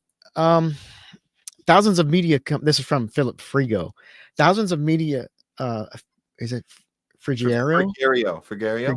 Yeah. Okay, I'm probably going to butcher words and names, and I'm sorry. Thousands of media companies around the world in the hands of very few ultra-rich companies or individuals. The personal views of those few do not interest me. So I think we were talking about, this was early in the show. So this was talking about the, what was it? Gosh, it was so long ago now, I forget. No, we were calling out the coverage during Top Censored News. We were covering out the coverage of the Iran conflict and how they presented and did not. It was the presenting of how Iran struck Tel Aviv, or how the deal. So there's all these different, like, how they want to present it, and it's absolutely. We don't really give a crap about the ultra. And it's all you're getting the same narrative from all these same people, and these people are ultra rich, and the people on TV are working for these ultra rich companies, and they have the same script and same narrative, and they're trying to tell us what they think and what they believe, and everybody else is looking at it and seeing. They're telling us not to trust our own lying eyes. We're seeing a different story, and then coming to different conclusions. Yeah, exactly. Okay, so Magia e transform Masha Sylvia. I can't say that. I'm not. Leslie could probably help us. Leslie would not. She knocked it out of the park. I'll take a gamble. I'll take a guess at it. Let me take a crack at it. Magia e transformación Sylvia. That's my best guess. Which means big hug from you guys. No, it doesn't mean that. That's her handle. That's her comment. Big hug from Brazil. It's really fun. But she's saying big hug for you guys from Brazil. You know what? That must be Portuguese. So probably. Yeah. So probably. Which is that is a tough one. That is a tough I struggle with Spanish. I have no hope getting through Portuguese. Portuguese is a tough one. That's a tough one. But thank you. Big hug back to you. Yes, thank you very much. Yeah. This is from Theocracy. Let's pray Israel doesn't resort to nukes. That's the big fear right now. Because if things go badly and they don't get their way, this is our side's the side with the nukes, not their side. That's what I'm scared of. Give some context to this, because we touched on it on Tuesday's show with co-host Jay Scott. We actually did look into the Samson option a little bit. I don't know, a lot of people don't necessarily watch both our shows throughout the week, but this is with you, Jamie. I do, and the audience watching right now, I was meaning to bring it up in the conversation. We just couldn't get to it. I think it might be a good time to put this on the table now, and let's talk about this, because what does it mean when Netanyahu goes on ABC and tells us that America first means America dead? What most people think that means is that Iran's going to kill us. There might be something more there of a threat directly to us. And that's why the Samson option comes into play. And if people don't know that, I'm going to play this 1-minute video to educate you. The Samson option was first discovered by Seymour Hersh, accredited journalist, Nobel Prize winning journalist Seymour Hersh, who's been on the forefront of uncovering cover-ups for many, many decades. This is the Samson option within the Israeli doctrine of the way they conduct their government. It's in the literal doctrine. Check it out. Have never heard of the Samson option, but it's not a secret. It's on Wikipedia, in Israeli media, and it was first exposed by Jewish American journalist Seymour Hersh, the same Pulitzer Prize winner who uncovered Abu Ghraib. The Samson option is Israel's last resort nuclear doctrine. If the state faces collapse, it won't just strike its enemies. It plans to strike major world capitals, not just Tehran or Damascus, but Washington, D.C., New York, Paris, Berlin, even cities in the countries that fund it. Recently leaked Israeli documents list these exact targets, confirming what Hersh warned about decades ago. This isn't a defense policy. It's global blackmail. A doomsday doctrine where the entire world becomes collateral if Israel falls. Iran has never threatened to nuke its allies, but Israel has, and still might. So ask yourself, if any other country had a doctrine like this, would we call it a democracy or a threat to civilization?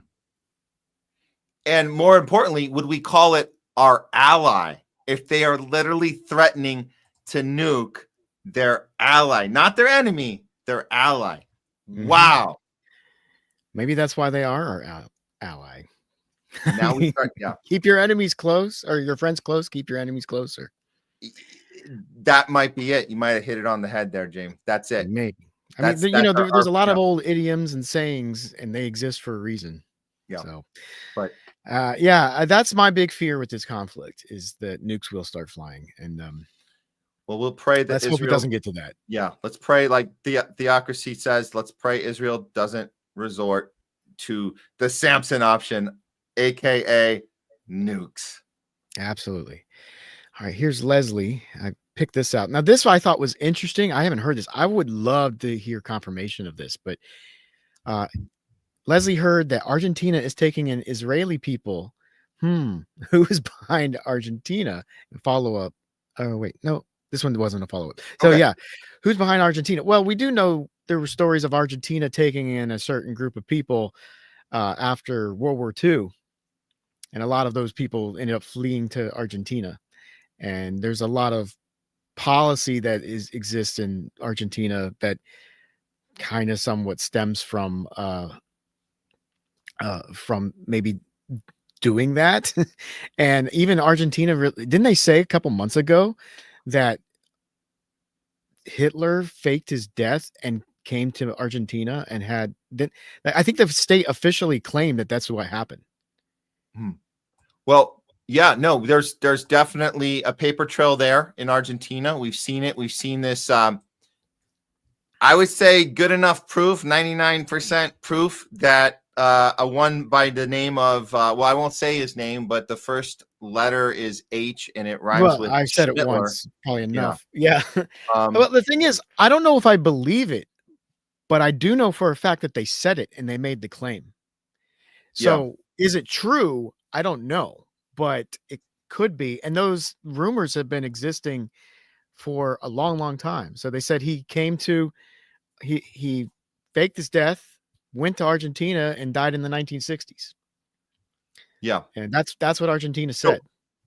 So yeah, and we've looked into that. There's definitely a paper trail there. What Leslie is looking at here, which I have also seen the reports that there is some shady stuff going on in Argentina as far as a lot of drone sightings in this particular area and a lot of weird people are reporting some weird behavior. Also, we understand in Tel Aviv right now, in Israel as a whole, there's people trying to figure a way out because they were told by the Israeli ministry, they were told to stay put. They're not allowed to leave. So just on that starting point, the ones that want to get the hell out because they know now might be the time to make an exit.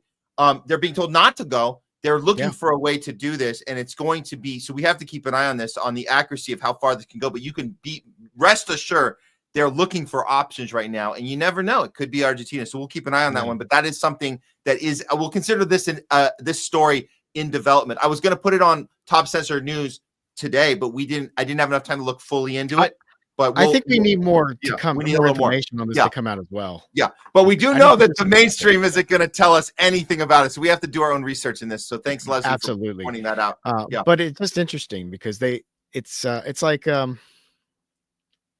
they were welcoming of fascists at one point, and now they're welcoming of another group of people that seem to be awfully fascist. So, what's going on with Argentina? But it's like things don't change; they just don't change. Let's go. If this is true, I mean, we got to verify it. But it's an interesting rumor. Yeah. All right. More from Leslie.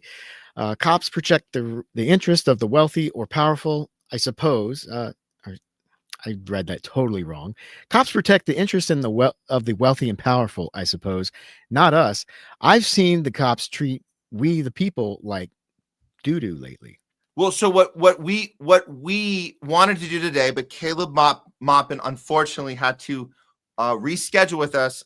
It's just been nuts with his travel schedule. But we were going to talk about our experiences in the streets. He was here in LA. He covered it for a few different, just like we were there covering it. We were actually, it's really funny. I wanted to tell him we were literally feet from each other because I've seen some of his footage. I was like, oh my God, my guys with TRT and RT we were feet away. I didn't know he was there, but he had a different take on it. I wanted to, so we'll have this discussion next week for sure. But no, there is some shady shit going on with the cops in LA, but it goes back to the whole PSYOP thing and the conversation that Alex Strenger didn't really fully want to have, but I do understand. I appreciate he was open ears to the fact that, of course, if they're going to PSYOP your J6 thing, they're going to PSYOP the left side too. They're going to figure out a way to make it look like it was a terrorism attack, whether domestic or just make everybody look like they need to be taking their right to due process away because they completely went over the edge and they're completely out of their mind and they're dangerous and they're hurting our democracy, all that. So of course, and the cops are going to behave, and this part's important. The cops are going to behave differently if it's a lefty protest versus a right. The right, they're taking their selfies with them and opening up the doors of the Capitol. With the left, they have to create this situation where the cops are being attacked themselves and they have to fight back. It's a different methodology of how you go about it, but you create the chaos one way or the other. That's how you do it. Yeah. Well, the shadiness with the cops in LA goes back to at least Rodney King over 30 years ago and probably further back than that. But it's nothing changed as a result of that. It's only gotten worse. Yeah.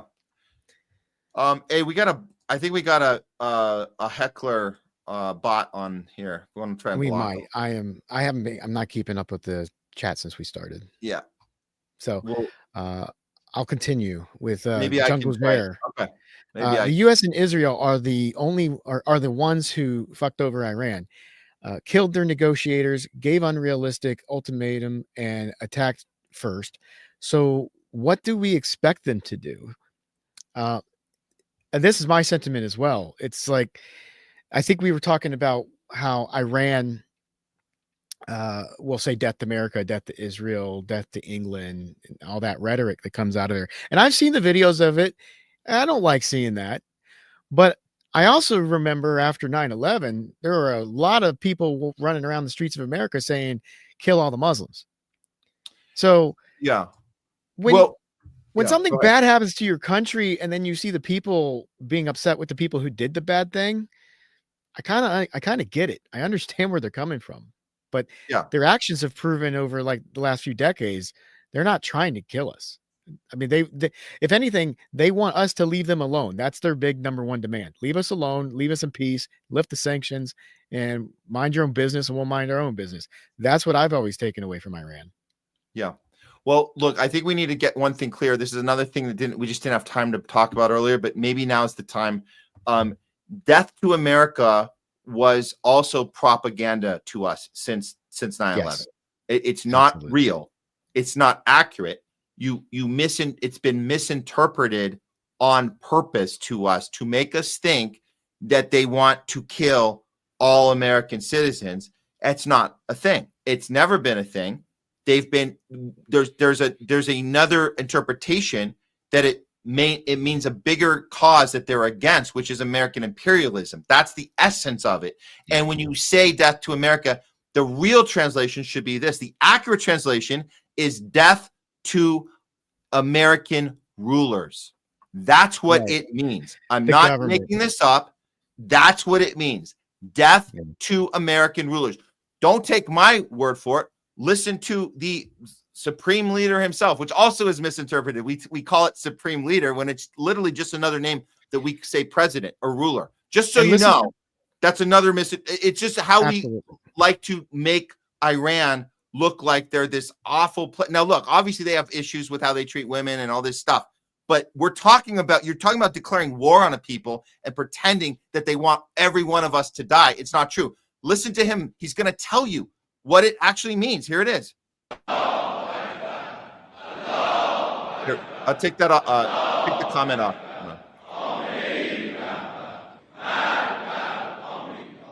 گله میکنن که چرا ملت ایران میگن مرگ بر آمریکا. اولا بنده این رو برای Let's make something clear for our U.S. leaders. Let me make something clear. Death to America means death to Trump, John Bolton, and Mike Pompeo.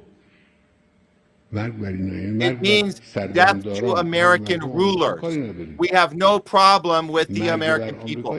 Death to America is about the rulers of America. Very important distinction. Very important distinction. It's the concept of American imperialism. That's what gets them angry. They have the ability to separate that from the actual people that live here. Yeah, that's important. Right. That's important. But as an American, it's still not good to hear that you want to kill our leaders. I mean, that's that's funny. You don't get to do that. Really, because Trump just tweeted out that he's going to kill their leader. Oh, I know. Saying, like, what are we talking about here? But but that's my point. Is for them to have their reaction. Yeah, it makes sense because we're saying the same kind of thing. But it's actually coming from our president. Like he's not saying I'm going to kill Trump. The Supreme Leader isn't saying I'm going to kill Trump. He's saying when people are chanting it, this is what they mean. They mean the American rulers. Well, I understand what he's saying. But Trump is actually tweeting out, "We're going to kill your leader." Yeah, I totally understand where he's coming from, and I know why he's saying it. It makes sense. It makes perfect sense. Somebody comes in, wrecks your house, you're going to be upset with that person, and yeah, you might want you're going to want retribution. So I understand it completely. That doesn't mean I like it, but I don't like what we did in the first place. I fully understand and recognize we started this mess, and everything that's happening now is a direct result, are the consequences of our actions in the past. So, I mean, we are as culpable as anything else, are probably most culpable in all of this. So, I think this was a follow-up from Jungle Jerry. He said, they don't hate Americans, and you just kind of went over this. They don't hate Americans and our way of life. That was a lie told to us our whole lives. What they hate is, wait for it, us bombing their countries and overthrowing their governments. Absolutely. Like, it makes sense why they're acting this way, because we did that to them. So, yeah, of course they hate us. Makes perfect sense. Yeah. All right. This is something that I'm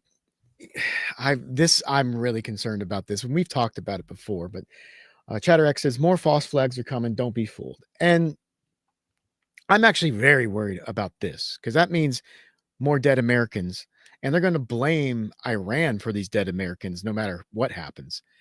And the reason why I believe we've got a false flag incoming is because they need to get the American population on board with this war.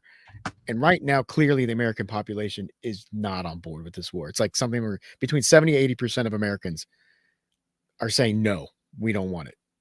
So that's where you get the false flag to try to change the opinion of the American people. And what that means is they're going to choose a group of Americans somewhere, and they're going to sacrifice them. And then they're going to find a way to blame Iran for it, to make you go do it, to go to war with them. So keep an eye out, keep your eyes open, because I think this is something that very well could happen, and it's going to make people very emotional. You don't like to see dead Americans. I mean, that's like one thing that really, really can get Americans up and wake them up stir them up into a frenzy. They've done it to us before. They'll do it again. I mean, that was the USS Liberty was supposed to be a false flag that was unsuccessful. And I'm really worried about that. So like ChatterX is right. We need to be aware. And I think our audience is going to be pretty astute about this, but we need to make sure that other people are fully aware that this is a possibility that's legitimately on the table right now. They want to go to war. Washington has wanted this war with Iran for 40 years, and this is the closest they've come, but they can't. It's hard to push forward and make it happen when you don't have the popular support of the people. So they got to create a reason to get that popular support from the people. Yeah. And they're going to, I'm fully believe that they'll do it. I mean, if they've done it before, they'll do it again. Yeah. So yeah, I'm glad ChatterX made that point in the comics. Yeah. We should just do a show, like a spin-off show from the Homeless Left that's just false flags like that. We should just do a show on false flags, because that's we constantly have to be looking in the past at how they happened, identifying them, looking at the, how they do it, the blueprint, and then looking ahead at where's the next one coming, what will it look like. That's like an all-day job, right? Just that. That's what most of the show I do earlier on Left on Left, what I do with Gloria and Jeremy. That's they talk about that all the time. Yeah. And Jeremy has studied all these different incidents going way, way back of where these things have occurred, and how it's been used as a tool to manipulate the American people. Yeah. It's and it's not always a false flag. Sometimes Gloria calls it a let it happen. You're aware of something that's going to happen, and then you stand down and don't defend yourself or stop it. And then you use it. I mean, you could say Pearl Harbor was like that. There's a lot of evidence that we might have known that it was coming, and because they moved a lot of the really, really valuable assets like 80 miles south of the island, and then didn't tell anybody it was going to happen. So, I mean, a lot of people say that's a conspiracy theory. There's definitely stuff out there that really kind of backs up that theory, though. So. Yeah. Anyway, I don't want to see that happen. I don't want to see more people dying. I don't actually like seeing Tel Aviv get hit right now. And I mean, I'm not shedding a tear. I don't have pity, but I don't like seeing it happen. So I don't want war. I want all of this to stop. Yeah. I don't like it either, but what I do like is just to have them feel just a little bit. There's Schadenfreude involved. Absolutely. Because these guys, I mean, these horrible people, whatever it is, 80% of them, whatever the effing number is, have been dancing and celebrating, having barbecues in front of starving people, doing observation decks, bussing children out to watch these people getting murdered right next door, parties on the beach, Instagram posts, IDF soldiers mocking the people they just murdered, wearing their lingerie, doing dancing around their house. So I'm just the dead. I'm just the idea. Look, I'm with you. That we don't want anyone to die, anyone to get murdered, and that are just civilians. That's horrible. But just them looking up in the sky and seeing that shit and where it's going to land, and when their cars get blown up, and I've seen them go, oh, what's going on? Just that moment of. Just to feel that for 1 second. Yeah. And then that's good. That's good. That's good. Just that feeling. I want you to feel I don't want to wish death on you. I just want you to feel just a little ounce, just an ounce of what you've been mocking and celebrating. That's all. The hypocrisy is astounding too. And then, but you also can see some of the absolute confusion on their faces. I wish video it. I don't have it queued up, so I'm not going to grab it. But this is one woman who's like, why is this happening? We didn't do anything. You didn't do anything? What are you serious? Do you honestly believe you didn't do anything? You attacked these people first, unprovoked, and you didn't do anything? if you're told your whole life that you're the victim and the world's against you, then you'll never ever notice it when right in front of your face you are attacking everyone around you. You don't notice, you don't see it. And this is, so you didn't, Yemen couldn't pull this off. They were ready to, they wanted to. Lebanon couldn't pull this off. Obviously Gaza couldn't pull this off, but Iran could. Iran can't. I don't like seeing the Palestinian children that are dying and suffering from all this. I don't like seeing the Iranian children that are being terrorized right now. And I don't like seeing the Israeli children going through the same thing. None of this should be happening. It's all wrong, but I understand why it's happening. And unfortunately, I think this might be the only way to get the message through to the Israelis. Yeah, but it shouldn't happen. We should have stopped it before it got to this point. And it's very tragic all around. Yeah. Okay. So here's another one from ChatterX. Moving on. The U.S. just took over after the British Empire collapsed. Pretty much. I'd say the British Empire never ended, right? It still exists. America became the seat of power, but I think it's now the Western Empire. What we call the collective West, the Five Eyes countries are now the new empire. And so it never ended. The US is in the driver's seat, but I think all of the countries are on board. It's not just us. So I think there's an idea though ChatterX is referring to is that there's a little bit of a torch being passed at who is in the driver's seat. Well, and that torch was passed after World War II. We received the torch and we were happy to run with it. But people that don't know the British Empire, their history is just because of the years and years of the most horrible shit. I don't know if we can even get to that. I mean, we're pretty bad, but it's pretty. And the thing is, they didn't relinquish the control. They didn't relinquish the control when it came to a lot of the financial stuff, the finances and the banking. A lot of that still resides in London. And that's where London still has a big part in all of this. So they gave up the military might. They handed over that to us. We became the enforcers of the empire. But London still considered the financial center. Financial New York has a lot to do with that as well. So sure. And even Paris. Well, the empire it's still there. The empire is falling. That is happening. We're living through it. Empires do what empires do, and empires are generally not a good thing.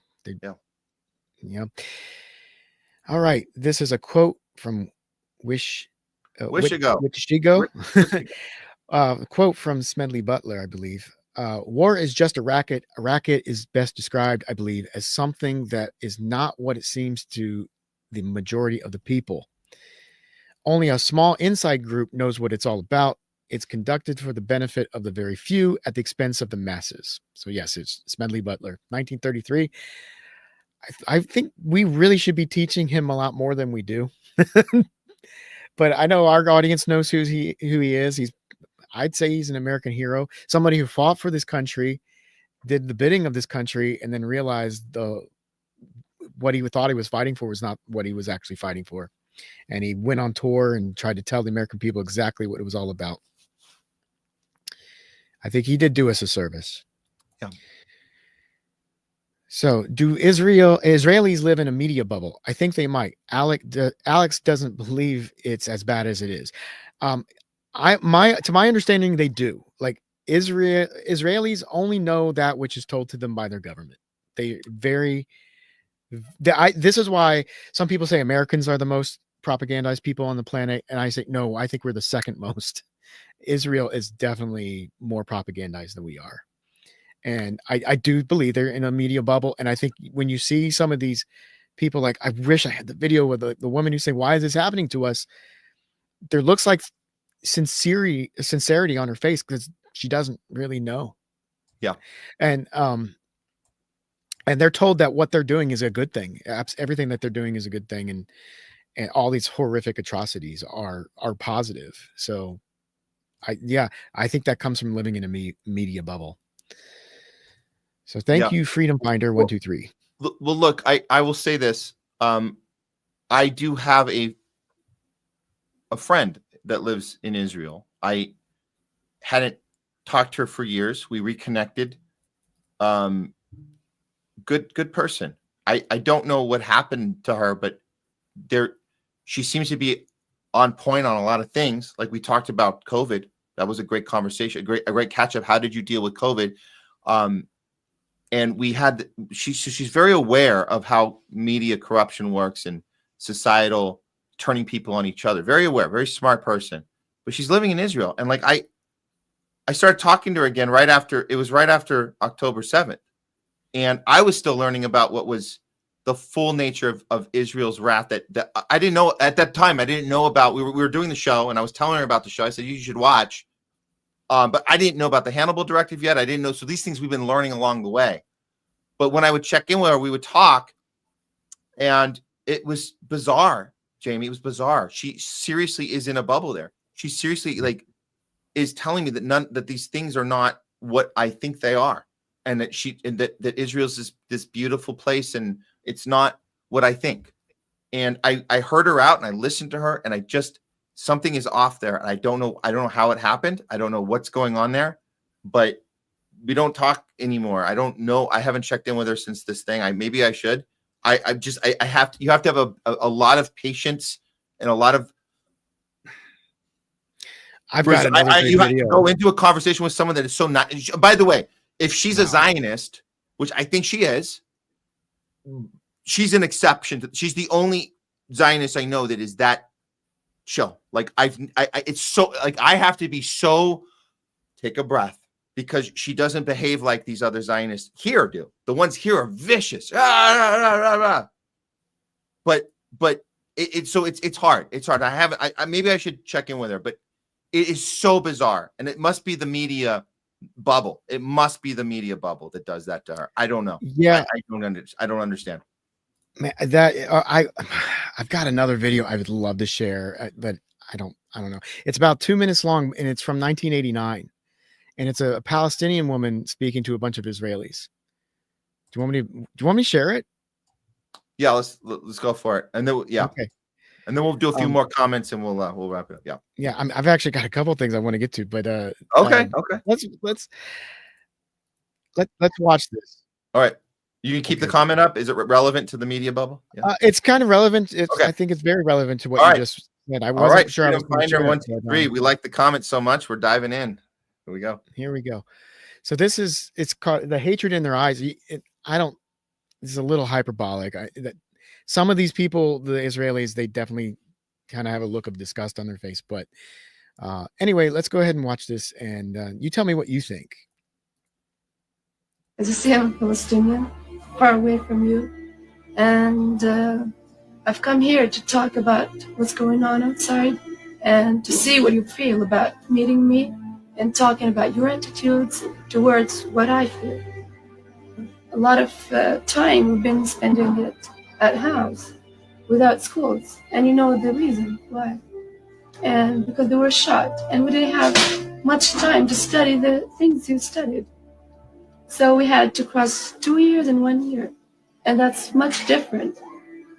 Yes, but I also think that our activities are sometimes different. I mean, I don't go with my friends and throw stones at soldiers. How could you? How would you? I mean, why? Because you're living in a state. You're not occupied. We are. Yes, but I still, even if I were occupied, I don't think I would do these things in order to solve it. You don't live the situation we are living. You don't see soldiers killing people. You never had your brother arrested, have you? Have you ever seen him bleeding? Have you ever seen him beaten up? And he's a small kid. Why? Because he wants land, wants a government. I mean, this is not a good situation. It's not good. You don't feel good. I don't think you feel good. This is. Maybe ruler wants to find the solution. I didn't hear, the say, but I'm sure there are other Palestinian kids who want this situation to continue. And showing, the situation this way, I don't think it's very fair, because then you give you and your country the only choice of sympathizing with Mullah and not with us. See? We have 21 Arab states, okay? And they're ready to take Palestinians there. But why don't we live in our land? Why should strangers come and kick us out and stay in our land, and we should find another state? Why? Not strangers. What? Our cousins? What do you think about that? Yeah, I wish they didn't put the hatred in their eyes, because I want to help them. I don't like that. I think that's a little bit misleading. I don't want to be told what to think.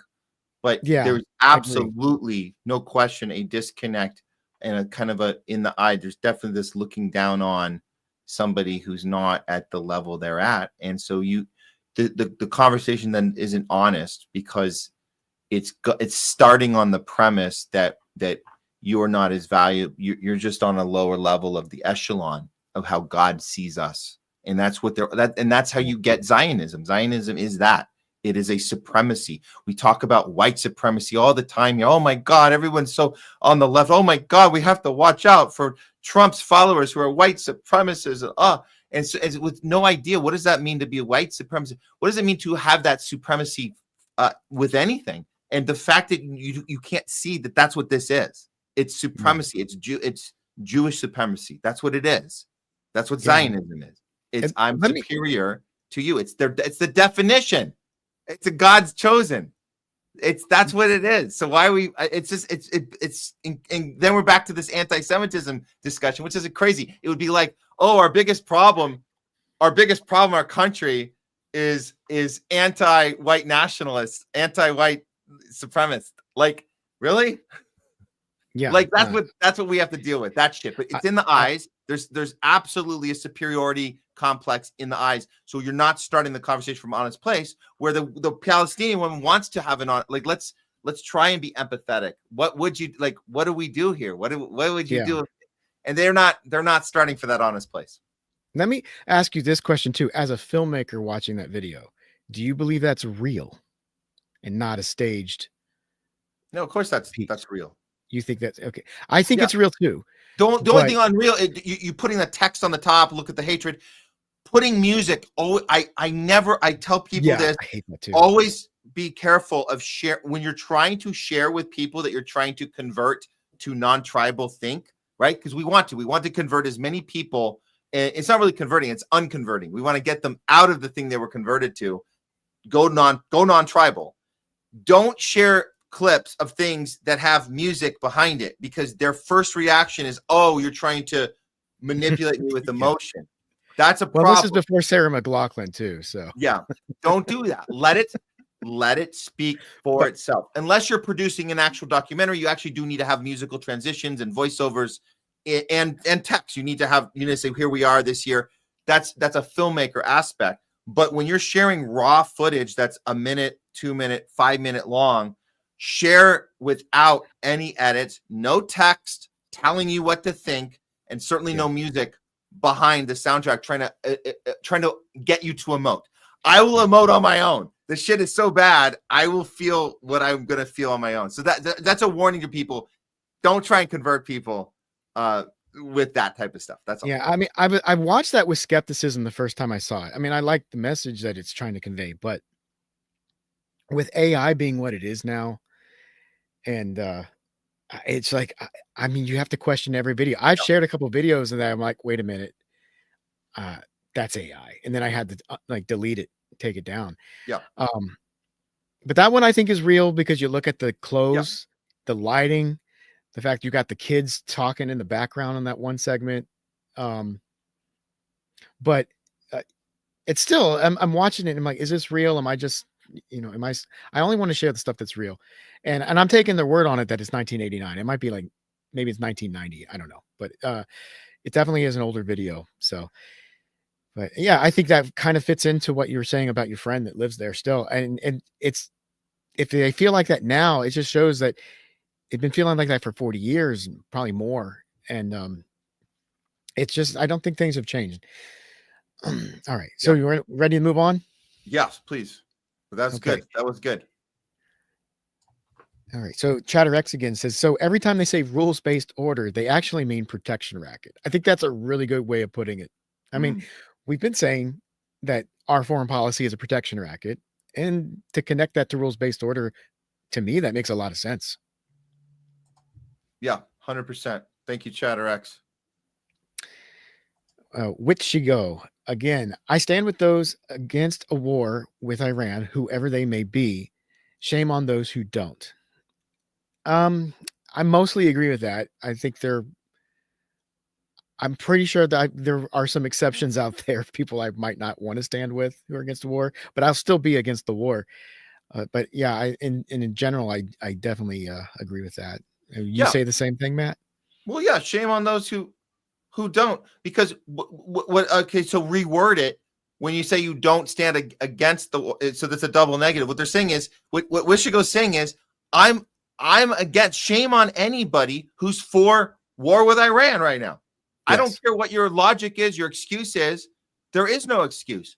I'd much rather that you stayed out of it and said, I don't have an opinion on it. I'll forgive that. I'll forgive that more than when you don't have an opinion of children getting murdered in Gaza. But if you think Iran's a separate issue, that I don't really know. I don't really have an opinion. Fine, stay out of the conversation. Fine. But I like the way you flipped that and then showed the double negative and made it is a double negative, but that's what Wishigo means.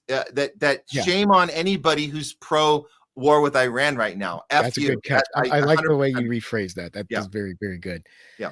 All right. Wishigo also adds, are we the baddies? I'd say yes, we are the baddie. We are not the good guys. And it's really hard for Americans to come to this, to accept that. It's very, very difficult. You go into a place and say, hey, we're not the good guys. And man, people will you want to see them blow their tops. They'll go nuts if you try to tell them that we're not the good guys. But it's not us. It's our government. It's our rulers. It's not, they're the bad ones. But I mean, there's a responsibility on us to stop them, and we haven't stopped them. We've allowed them to do what they do. NATO should have been abolished over 3 decades ago. Yes, when the Soviet Union fell, there was no more need for NATO. That was its sole purpose, and we don't need it. In fact, because it still existed, Russia wanted to be our friends. They wanted to join NATO, and they were refused because NATO wants to fight Russia. So 100%. That's their purpose for existing. Yeah, but people they don't want to hear what our adversary Putin has anything. They don't want to hear what he has to say. He talks about this. He had that interview with Tucker Carlson last year. Nobody wanted to hear it. Nobody on the left wanted to hear it. Like, oh my God, I can't believe you're engaging with our enemy and having a conversation. And he walks this all through. Look, we know, we have historians that know this, that we've been very clear about this, the history, our relationship, NATO's relationship with the rest of the world. We know about Clinton bombing the crap out of Yugoslavia in 1999. We know that every single time, we break our word, we break our treaties. We say not 1 inch to the east, not 1 inch to the east. We break it every time. Ukraine will not. Don't worry, we won't. Ukraine's not going to join NATO. We're not going to do any. And then it's like the Minsk agreement. Never mind. Ha ha. And then we mock it and go, oh, we were just joking. We're And then you got the Nord Stream pipeline and Joe Biden saying we're going to take care of business. We're going to show you. We're going to teach you a lesson. And then no, we didn't do it. No, we didn't. Wink, wink, wink. So it's like, come on, guys, learn the history. Clearly, NATO is the problem here. Clearly, NATO should have been abolished. Noam Chomsky told us it should have been abolished. It's not a radical idea. Oh my God, can you believe that radical lefty Noam Chomsky told us to? No, it just needs to be gone. There's no other terrorist organization that is this diabolical on the planet. But we talk about Israel and Zionism, but it's all linked. The Israel, U.S., Western, NATO war machine is all one big cabal of terrorists. That's what it is. It all should be Western Empire. All of it should be abolished. Good. Yeah. And it's funny you bring up the Nord Stream thing, because Tucker and Ted actually talk about it. Oh, I did not see that part. At one point. Yeah. Interesting. You got to watch the whole interview. Okay. It is not a slog. It is 2 hours long, but it is not a slog. It is like watching a sporting event, a good one. So good. Good for Tucker. Seriously, good stuff. And speaking of that, Oh, well, we're going to get to that in a second. So ShatterX said the IMF, WF is the financial arm of the NATO AUKUS. It's the military arm of the globalists, fascists, the imperialists. Yes. And then I think we just talked about that, but that went together with the previous comment. Yeah. So Leslie, she says, moving on to Tucker, this is where I want to get to. Leslie says, never thought I'd like Tucker so much. And I'm the same way. If you went back 15 years, told me 2010, I would be cheering for Tucker Carlson. I would say you're insane and crazy. Get out of my face. But here we are. I mean, he's not exactly the hero we want or need, but he's the hero we have. Yeah. And well, look, I will say two things off of this. One, it's not the first time Tucker has done something important, said something out loud. So we've had this feeling before when right before Fox News fired him, he went on a podcast over that weekend and he said, I was the bad guy. For 20 years, I've defended CIA talking points. I did. So he admitted to being the bad guy. There are people that said, no, that's just him trying to get clicks. I go, well, he got fired the next week. So that happened. Okay, well, maybe he was trying to position himself. So and I've had these debates with Craig too about what's Tucker really up to. I go, but we have to celebrate the moment that he gets something right. That's what we have to do. So I'll take this. I'll piggyback off this comment. I never thought I'd like Tucker so much. I'll say this. I knew I'd like him, what he did, because he's proved to me that he can step up at a good moment. But I'm going to change the wording on my interpretation. It's not that we like him. We like what he does. And we have to have this verbiage very consistent with anybody we like or don't like. Let's stop liking and disliking people. Let's like their actions and dislike their actions. Then we can feel we can be non-tribal when we call them out. If tomorrow Tucker does something really horrible, we say we don't like that action. Doesn't take away from this action. And that's why I tell people who say, well, but what about all the horrible shit he did for 20 years on Fox? I go, well, yes, that's horrible. What's good, though, is independently is he said, I was the bad guy for 20 years. So let's look at them as separate events. Let's look at the actions, not the person. What are the actions doing? And then we can respond to those. So yes, right on, Leslie, on the Tucker moment, and let's all celebrate it. It's a great moment. And I'm glad Craig agreed to, because part of me was thinking, is he going to push back and say Tucker is still positioning his right-wing media thing and he's trying to get in the position? Well, look, when you watch this is a good moment. When you watch the interview, there are things that Tucker's going to say you're not going to like. I'll tell you that right now. But then that's fine. But look, what you do see with Tucker is he takes in new information and then he incorporates it into his political paradigm. So he changes some of his positions based off of the new information he learns and accepts as truth. And he uses a lot of that to challenge Ted. There are definitely areas where I think Tucker could have been a little bit better. I think he could have pushed back in different ways. They touched on Ukraine, but it was towards the end of the interview. I wish they could have had like another 30, 45 minutes just talking about Ukraine. And there were definitely points I know Tucker knows that he could have made that he didn't make, because it was a back and forth. It wasn't as one-sided as people are saying it is. Ted actually did get a couple jabs in here and there, but Tucker really he came out on top big time. But it wasn't one-sided. It wasn't completely one-sided. It wasn't a rout. But I like to say this. It wasn't an interview. It was a 2-hour argument. So it'll keep your attention, get your popcorn. It's not an interview. Drink. But yeah, when you said argument, it makes me go, but that kind of implies that both people are blowing up at each other. When one of them is losing his cool and the other one has got that chill thing to it. I'd say it gets heated and they are vehemently disagreeing, and it goes beyond just an interview. Well, yeah, for an interviewer asking interview questions. For sure. Yeah, because Ted asks Tucker questions and Tucker answers them. Yeah. Well, now but there's a lot of deflection going on, a lot of accusations being made back and forth. And it's like, and they're also there's some admiration between the two. Like, we've been friends for a long time. Blah, blah, blah, blah, blah. And I love the way when Ted would lie to Tucker's face and Tucker would just laugh. Yeah. But anyway. Okay, let's try and wrap. Let's try to get moving. Let me share these two things. So you shared your meme. No, I did. I shared that one. Yes. Oh, this is a different one. This one makes a hell of a lot more sense than the one that Tucker shared with Luke Skywalker. No. You didn't hear. I was sharing out Ted Cruz. Yes. Trying to do damage control, and he shot himself in the foot. That's the point. I know. Yeah, no, that meme he showed didn't make any sense. But if this was the meme, it makes a hell of a lot more sense. Because you got Grand Moff Tarkin, the guy who was in charge of the Death Star, and Tucker's asking him how many people on Alderaan, and Alderaan's the planet that was destroyed by the Death Star. So you don't even know anything about the planet you're trying to kill. This meme makes sense in the context of Star Wars, but the one that Ted shared, it didn't even land. It was wrong.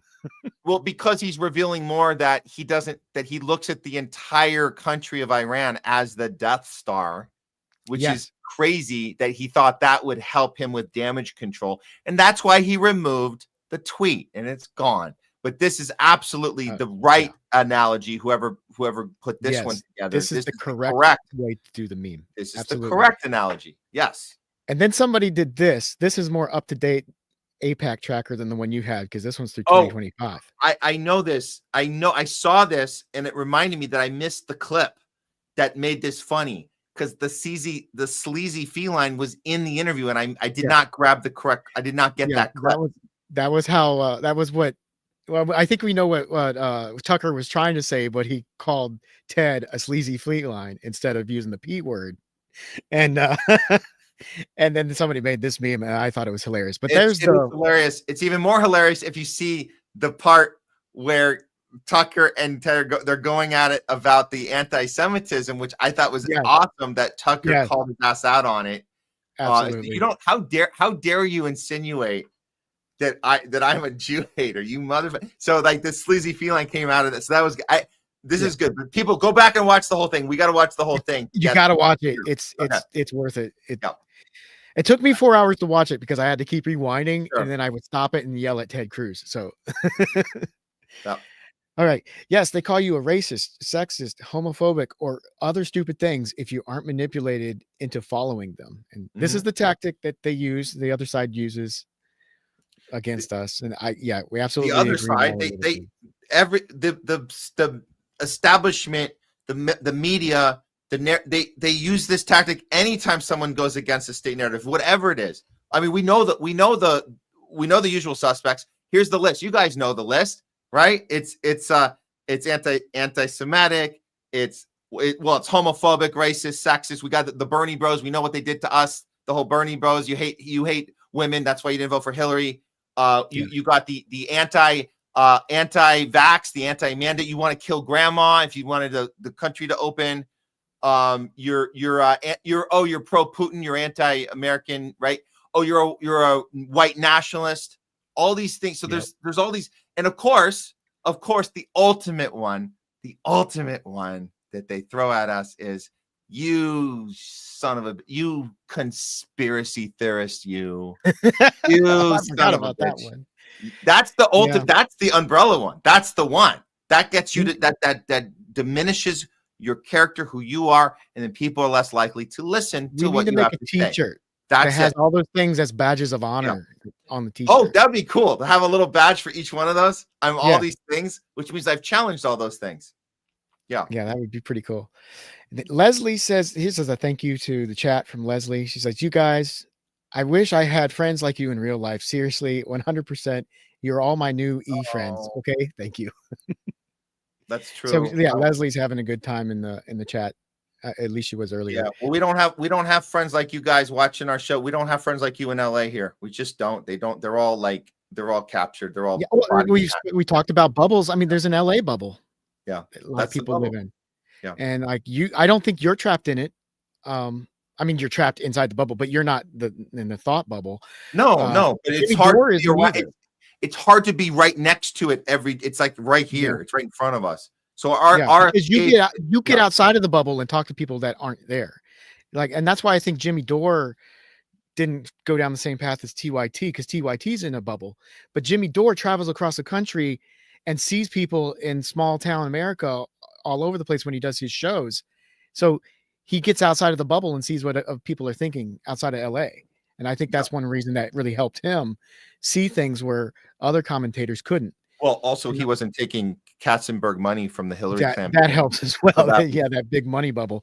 Yeah. But there's also the Washington, D.C. bubble is also very bad. I think Congress has its own bubble within the bubble, because I'm starting to think a lot of these our politicians actually believe the stuff that they say, because they're told by other people in Washington that's what you need to think, and then they don't ever, either they don't question it, they're just paid to think it, or they actually believe it. All of them are bad, but it's another bubble, another form of it. Jamie, we have 2 more segments I want to get to for our viewers, so let's try to get. That was the last comment I had. That was it. So very, very good. All I have right. another thing I would love to share, but I'm not going to. It has a whole lot of F-bombs. I'll share it with you, and then you can judge whether or not you want to put it on your show next week. I love it, but this woman goes off. So, Matt will curate it. If he likes it, he'll put it on his Twitter and share it with everybody, so you can go see it there. How about that? Is it a quickie? No, I think it's. No, it's not a quickie. Okay, I was gonna. That's okay. It's a lot of F-bombs though. A lot of F-bombs, and I don't know if you want to put that many on YouTube. That's okay. We're good. There's been 200 more comments since I had this ready. I'm sure there's people might have disagreed with me in the chat. I haven't gotten a chance to look at those, so I'm sorry. We had to mute one of the users because they were getting personal, and we don't tolerate that. I don't like to see that. We love discourse. We love discourse. We love debate. Certainly. Give us your. If you disagree with us, we'll take it, but don't make it personal. When it gets personal, nah, not good. No, not good. So. It's about politics. We stick to the subject matter and the substance, and we can disagree. We're big boys. We can handle it. Yeah, but I'm sure there's people in there probably disagree with some of the takes we have or I've had. But and I would like to address them. I just haven't seen them, so that's why we're not talking about them. That's right. Okay. Well, I think we're good. Matt. All right. Thanks, Jamie, for talking back with us this week. Yep. We'll see you next time. Okay. See you. All right. Jamie's cheese slice. Oh, we're going to cut that. We're certainly going to put this one up in the segment so you guys can see some of the stuff we went through with you guys. And we love including you when you are participating with us. And if you happen to, if you guys haven't noticed, when we put our segments up on our Rumble channel, we do include whatever the focus of that particular talking back segment was. We do like to feature it, and we'll even put a quote on the thumbnail. So sometimes you guys, your viewers, will get your quote featured on our thumbnail in that particular week's discussion on talking back. So this one's going to be a good one because we got into a lot of stuff. Okay, and of course, like Jamie said, there's more comments here. I'll try to put them up later. We have 2 more segments we're going to get to right now. I'll try to throw them up before we get out of here. So let's go ahead. I'm gonna do let's do this. You know what? Yeah, we're gonna do talk. What is it called? We know what it's not. That's what we're gonna do. Let me preface it with. I was gonna play this commercial. This is a fun one. This is a little in-betweener. I'm gonna play this little commercial, little ad. I don't know if it's an ad or it's more of a. It's going around Middle East television right now in Iran.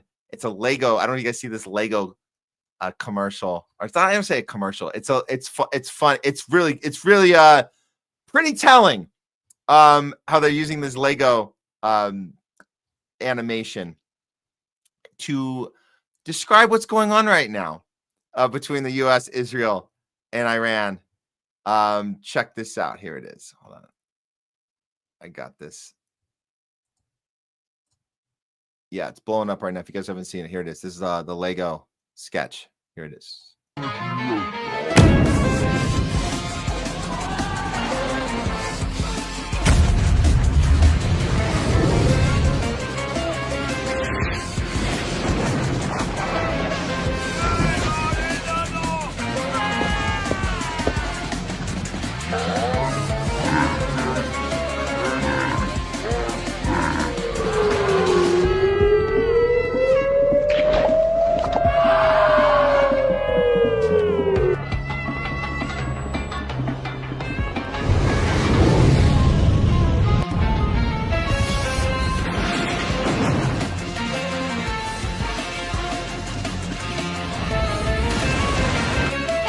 متجاوز به صدای حق و حقیقت است.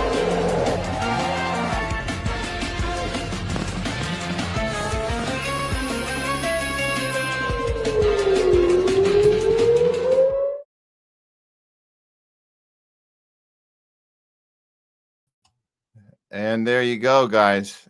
There you go. There you go. Yeah, things are heating up. We got to stay on this story for you guys. And who knows, by next Tuesday, it could be a whole new playing field. So we're doing our best to keep up on it. We only do the show twice a week here. But we do have opportunities to go on other shows and have these discussions. So I'll keep letting you guys know when we appear on other shows, when I go on, and, you know, whether it's Garland Nixon, I think I got a show we'll be lining up early next week. Truthwire, you guys know, Craig and Fee. And yeah, some of the other some of our other you know, indie and you know, indie news. We have Kit Cabello, Hardlands Media, just some great supporters out there, but it allows us to have the conversations continue, not just our 2 shows a week, but especially right now, because things are heating up. Things are heating up. But for now, let's take a small little tiny break from the Israel, Iran, U.S., Netanyahu, Trump, genocide, Israel, Greater Israel Project discussion. And let's head into the world of pharma. We haven't been there for a little bit. It's time for what we're going to call this. Yeah, we know what it's not. Let's do it. But the virus stops with every vaccinated person. But this is a pandemic of the unvaccinated. The conspiracy theory about this related to vaccine, you're right. We had to really move at the speed of science. Doctors are still baffled. They have no idea what's going on. They're so confused. So many horrible health incidences are happening. People dropping dead, rapid cancers. There's neurological problems. There's all the myocarditis. There's just tons of cardiovascular situations happening. Young athletes. It's so insane how many of these incidents are happening. They have no idea what's going on, but there's one thing they know, and we know what it's not. So this week, I'll bring up this new COVID study first. This is important. This Peter McCullough put this out. This is real. This is in Science, Public Health Policy, and the Law. This review just was published. The review now, it calls for market removal of COVID-19 vaccines because they intensify as risks. The risks far outweigh theoretical benefits. This new study they did, and again, look, we know the medical freedom movement is suffering right now. We know that RFK Jr. going into HHS position and all the, you know, getting Jay Bhattacharya in there and getting all the different people. We've done a deep dive on Callie Means and Casey Means, the siblings, and the CIA corruption there. We know that there's definitely Mossad corruption. We know that you have an HHS leader, RFK Jr., who's tweeting out on the HHS website, Twitter account, not his personal account, the Twitter account assigned to the HHS director, which he is, telling us that the number one health problem on campuses in the U.S. right now is anti-Semitism. So we have a massive corruption problem. The medical freedom community, those that are being honest about it, know that they're going to have to do better than just RFK Jr. Not getting anything done for them. This study they broke down. Let's see. Here we go. They went through the vaccine adverse event reporting system. That's VAERS. And they show how the increase starting or by September 6, 2024, the CDC had recorded 19,000 American, this is just American, this is not global, COVID-19 vax deaths reported to them by healthcare professionals or pharmaceutical companies who believe the product is related to the death. Wow, 19,000. Now we know how skewed that number generally is when it comes to vaccine injuries or vaccine deaths. We know that VAERS never gets all reports. We know that it's generally 1 out of 10 is generally before COVID. We know with COVID, it's much, much smaller of a number that gets reported. But the ones that are, they're saying 19,000 by September 2024. The deaths reported are estimated to be underreported by a conservative multiplier of 31. There you go, 31. That's so when you're talking about underreported by a multiple 31, that means the real death toll, if you do the math, and they have, it's so you times 19,000 by 31, the multiplier, and you get just under 600,000. Just under 600,000. Okay? So, and it goes through other reports that came out of this study. They're recommending that we remove this immediately. Is RFK Jr. in a position to do that? Actually, he is. Actually, he is. So I'm not going to go through each one of these, but you're welcome to go to Dr. Peter McCullough's Twitter. He's posted this and the link, and talks about, because of these findings, we have absolutely, this is an emergency. We must get this vaccine off the shelves. We must get mRNA, particularly mRNA technology, the gene therapy. It's not vaccine. It's not a vaccine. It's a gene therapy. We know this. This is 100% known.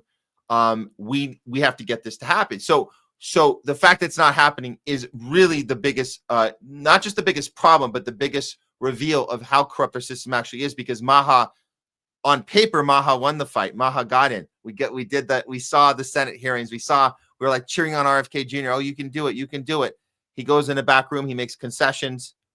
Then they give him they give him the spot. What are we getting done? Nothing. Nothing. Well, he fired some people at the I guess there was the board. He fired 17 of them. Okay. My next question is, who's he going to replace them with? So the optics are there. It looks good on paper, little tiny celebrational moments, but we still have the mRNA on the shelf. And make no mistake about it, this doesn't take 4 years to do. This isn't something you have to go in and argue with Congress about. This is something you could do overnight. You pull the product off the shelf. If you were a car dealer and you had a car where the brakes were defective and you found out the brakes were defective, you pull the car off the lot and you recall the car. You recall. That's what you do. And you gear up for a massive lawsuit. That's what you do. And it doesn't take 4 years. It's overnight, because you're getting sued. You got to do damage control. Well, the vaccine companies aren't getting sued. And by the way, make no mistake, 17 people fired. So what? Are any of them going to jail? No. Remember that. Always look at that. Who's going to jail? No, nobody. Nobody's going to jail. So, let's get into the we know what it's not. Here's some for the week. Just to remind you how confused we all are. How confused doctors are. Here we go. Look at that. Anne Burrell, chef and Food Network star, dies at 55. We know she was a very famous, popular chef, TV personality. She had a nice, very popular with in the food community. She died on June 17th at her home. The cause of death was not disclosed, but we did find out that it was sudden and that she was perfectly in good health just days before. No sign of anything wrong with her at all. And now she's no more. We have no idea what happened, but we know what it's not. That's for sure. We do know what it's not. We know it could have nothing to do with this. She got the jab, and then yesterday she died suddenly and unexpectedly at 55. They probably wouldn't tell us if it was related, even if it was. But I'll take my chances without the jab any day of the week. Good call on that one. Of course they won't tell us. That's the point. That's why we do this segment. Why would they? If they found out it was that, why would they tell us? And there's her old post, doing her part, taking one for the team. We're all in this together. 2 weeks to slow the curve. Together alone together, all the slogans. This chick is so she's talking in third person. This chick is fully vaccinated and thrilled about it. Definitely an emotional experience. Thank you, Nurse Lauren, for vaccinating me and for your service in Iraq. Oh, you gotta give the shout out to people in Iraq murdering Iraqis. How many of those 1 million? How many of those 1 million Iraqis did you partake in murdering, Nurse Lauren? I'm sure you were on the medical team, but I'm just saying, how many of them were you part of the team that you were treating? You were treating injured soldiers while they were in the process of murdering innocent Iraqis, 1 million of them, actually. So thank you for your service. Thank you for coming back and helping to murder more people. Supposedly, I don't know. I'm sure. Hopefully, you were just giving out saline solution. That would be awesome if you were. I hope that's what you did. I don't know if you did in this case with Burrell. I don't know if it was saline solution in this case. I hope it was, but it doesn't seem like it was. But at least you got your little sticker. We're all in this together. We're all in this together. Oh, here's another one. Dance choreographer. Dave Scott, dead at 52. He worked on Step Up.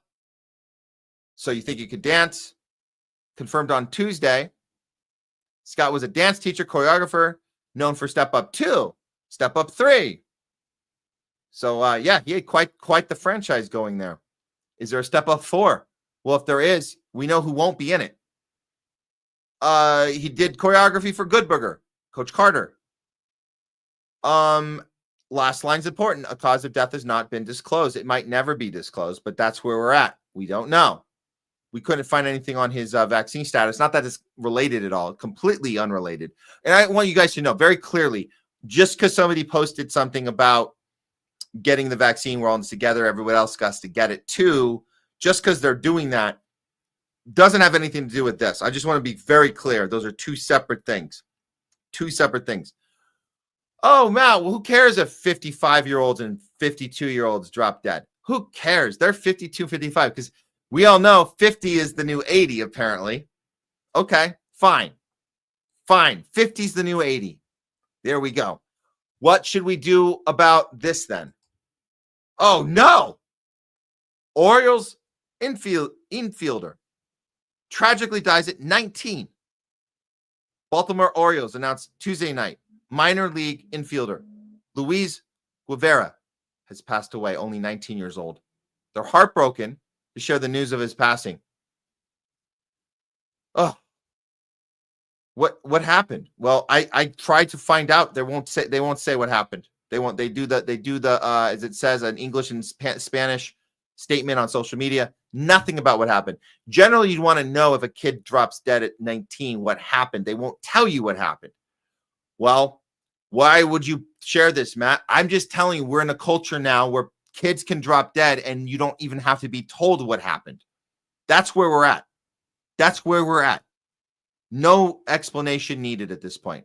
Let's just say that the standard thing we're supposed to say, sorry for your loss. That's it. I'm done investigating. I don't want to know. I do not want to know. Oh, shit. One more. No. God, no. 10-year-old boy dies from a heart attack days after winning baseball championship, Lingelstown, Pennsylvania. 10-year-old boy, Bryson Funk, won a baseball championship while pitching in his team. A day later, however, he tragically passed after suffering a devastating heart attack. Holy crap. Thursday, June 12th, he passed as a result of an unexpected myocardial. I got to pronounce that right. It was myocarditis infraction. Now, look, they had to admit, and I say they, you remember the media pundits that they had no choice. They had to admit that myocarditis was in fact a symptom. It could be a what we call a result of the vaccine. Could be a result of getting the vaccine. They had to admit it, but they spun it and they started to pretend that myocarditis could be very, very minor. It's not a big deal. It's not a big deal. Definitely had to admit it was an injury that could be caused from the vax, but not a big deal. I don't know about you guys, but I've never heard of myocarditis ever being not a big deal. It's with you the rest of your life. You're affected the rest of your life. You can't play sports the rest of your life. Maybe he went misdiagnosed, but you shouldn't be playing baseball. 10-year-old shouldn't, unless that was part of the capture, that lying to us, telling us your 10-year-old boy will be getting myocarditis. It's totally cool. You guys saw them put commercials out about that. We've played one of those commercials on the show. We've played them before. It becomes normal. Oh, I have it right here. You know what? Here's a commercial to make the family of 10-year-old Bryson Funk feel better about the normalization of myocarditis in a 10-year-old? Here's literally a commercial from Pharma that told us that this is totally normal. Here it is. I've been into fashion since I can remember. But one day I had a stomachache so bad I didn't want to do anything. The team at New York Presbyterian said it was actually my heart. It was severely swollen. Something called myocarditis. But doctors gave me medicines and used machines to control my heartbeat. They saved me. So now I can become the next great fashion designer.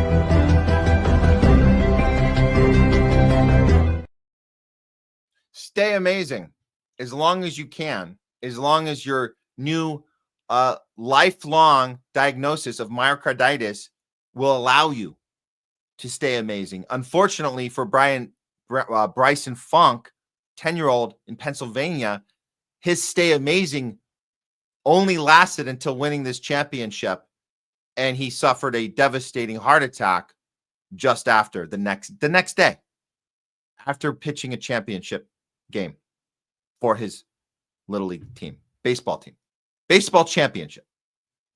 So that's the new normal. That's where we're living in. They will never tell us that has anything to do with the thing they forced on ourselves. They forced on our friends, our family. They forced on our children. And here you go. This is the result. So one has nothing to do with the other. We're just reporting the deaths. That's all we're doing. We're not making diagnoses. We're not doctors. We're not we can't tell you the diagnosis. We're just reporting that these people are no longer alive. And people like Peter McCullough and others are still trying to get this thing fast-tracked and get this thing off the shelves. But unfortunately, our health system is still hijacked, even with RFK Jr. in there, doing little breadcrumbs, giving us little breadcrumbs. Meanwhile, they're still recommending this thing to children. They're still recommending it to children. Maybe not. I think RFK Jr. said they're going to take the healthy children off of it and just give it to sick children. Oh, that's good. Just give it to sick children. That'll be good for them. Then only sick children, unhealthy children will have risks of myocarditis and dropping dead after baseball championships. Okay, good job. Good job, RFK Jr. But keep fighting it. All you medical freedom movement community people, recognize that we're not going to change this from the inside. Obviously, you just got to keep fighting from the outside in. Until then, doctors will continue to look into things. They'll continue to investigate what's going on. Why are people dropping dead like this? They're going to continue to be baffled. But one thing they will know is, we know for sure, is they know what it's not. I was going to cut it off there, but I got to show this real quick. Little quick interaction with Mark Cuban. For those of you who think that billionaires and high-ranking people in the donor class, for those of you who think that doctors and lawyers and people with a lot of money in the bank, for those of you who think that that's equated to intelligence, think again. Here's Mark Cuban telling you how much he's evolved throughout these 5 years and his opinion of COVID and how we should conduct business if by chance there are more cases that come up again that require us to make sure our employees get the job. I'm not kidding you. This is Mark Cuban today giving us his opinion on this. Not a genius, not a hard thinker, certainly not. Just because you have money, it doesn't make you bright. Here you go. Support mandating the COVID vaccine for your employees in October of 2021? Oh yeah, I would do that again in a heartbeat. You would do that now? Oh, not now, because there's no reason to do it now. But back then, okay, absolutely. But you do realize at that point, and my former podcast co-host Jay Bhattacharya, who's now the head of the NIH, I first interviewed him in August or September of 2021, and already then there was very clear epidemiological data coming from countries like Israel and Qatar, who introduced the vaccine a little bit earlier, that even vaccinated people were getting infected, and there was no clear disparity in unvaccinated versus vaccinated in terms of transmission and infection of the disease. It was very clear in September and October that there was no community benefit to getting the COVID vaccine. And this is not just Jay. This was Martin Koldorf, Tracy Beth Hogue, world-renowned epidemiologists. So to me, that there's a whole lot of other people other than those guys who felt completely differently. Okay, but those people turned out to be wrong. At that time... Look at that. Look at him laughing. Look at that. Isn't that so interesting? Isn't that so interesting that you're still gonna get a laugh about saying those people were wrong. I think it's fascinating coming from a Mark Cuban person. I don't know. It reminds us that just because you have you're very well off and you have massive amount of money in your investments, and you and people like Bill Gates, they can go on TV and tell you how smart he is and what to do. It's like, this is, and I don't think Mark Cuban has investment in pharma. I just telling you, like, he just doesn't, he's laughing. I just think I think that's so fascinating. And it really goes to show you, if a billionaire can be dead wrong, even if he has especially if he has no vested interest. What if let's assume he has got no vested interest in making money off of this thing, and he's making money other ways. Wow. That means that somebody with no money and no means can be right. So let's be a little more aware of people and their opinions, and where they're getting their information from, and the people that are willing to be open-minded and have conversations and take in new information, and always be curious and always be skeptical of people talking down to us from positions of power. Let's give them a chance. If a guy like Cuban can get it dead wrong in 2025 about stuff we had figured out 5 years ago, that tells you something. That tells you something. Okay, that is, we know what it's not. Okay, I got one more for you guys before we sign off. One more. I did put it last minute into the description of the show on Rumble, so I do think we need to get to this. Actually, there's a big reason we need to get to this, because disclaimer, this could be totally wrong. Totally wrong. This could be 100% wrong. We're going to know that it's 100% wrong within the next 24 hours. So this one, I might have to throw this segment up right away, but I'm going to put this up right now. This is the header. This is only for tomorrow, because today's Thursday the 19th. You're watching us live. I'll try and throw this segment up quick when we sign off. But here's the story, guys. Here's the story. The Simpsons predict the end of the world June 20th, 2025. Oh, no. Oh, God. Well, we talk about track records, right? We talk about look at their batting average. We know that conspiracy theorists, we've been right, 12 in a row. We were like batting 12-0 over the last 5 years. So you kind of want to listen to the next thing we say. Well, Simpsons, as you guys know, has a pretty good track record of predicting shit well in advance. I forget when they said this episode happened. This was a long time ago, but they randomly picked a date to do the episode on, and it happened to be this coming Friday, tomorrow, June 20th, 2025. I'll show you the breakdown. Take what you want, grain of salt. Again, after tomorrow, this is going to be old news, but just keep in mind how many times The Simpsons has been right for whatever reason. Some say futuristic prediction, some say weird time. I don't know. Take what you want from it, but here it is. Simpsons episode, which predicts June 20th, 2025. End of the world. Here we go. Predicted that on June 20th, everything will come to an end. In a 2007 episode, Lisa holds a book titled The Last Day of Civilization, June 20th, 2025. A total blackout plunges the city into darkness. A clock blinks and shows June 20th. Suddenly, the power cuts off, cars stop in the middle of the streets, people rush outside, but there's no signal, no light, no sound. The sky turns red as if something massive is approaching. In the episode, Homer screams, but no one can hear him. The news station collapses mid-broadcast, leaving a single frame on screen. This is not a drill. June 20th. Prepare. Sirens wail in the distance, but they're not from this world. A giant shadow covers the town, stretching across Springfield. In the chaos, Marge whispers, "We were warned, we just didn't listen." The book Lisa held burns in her hands, but the title remains untouched. The Last Day of Civilization glows eerily through the smoke. The Last Day of Civilization.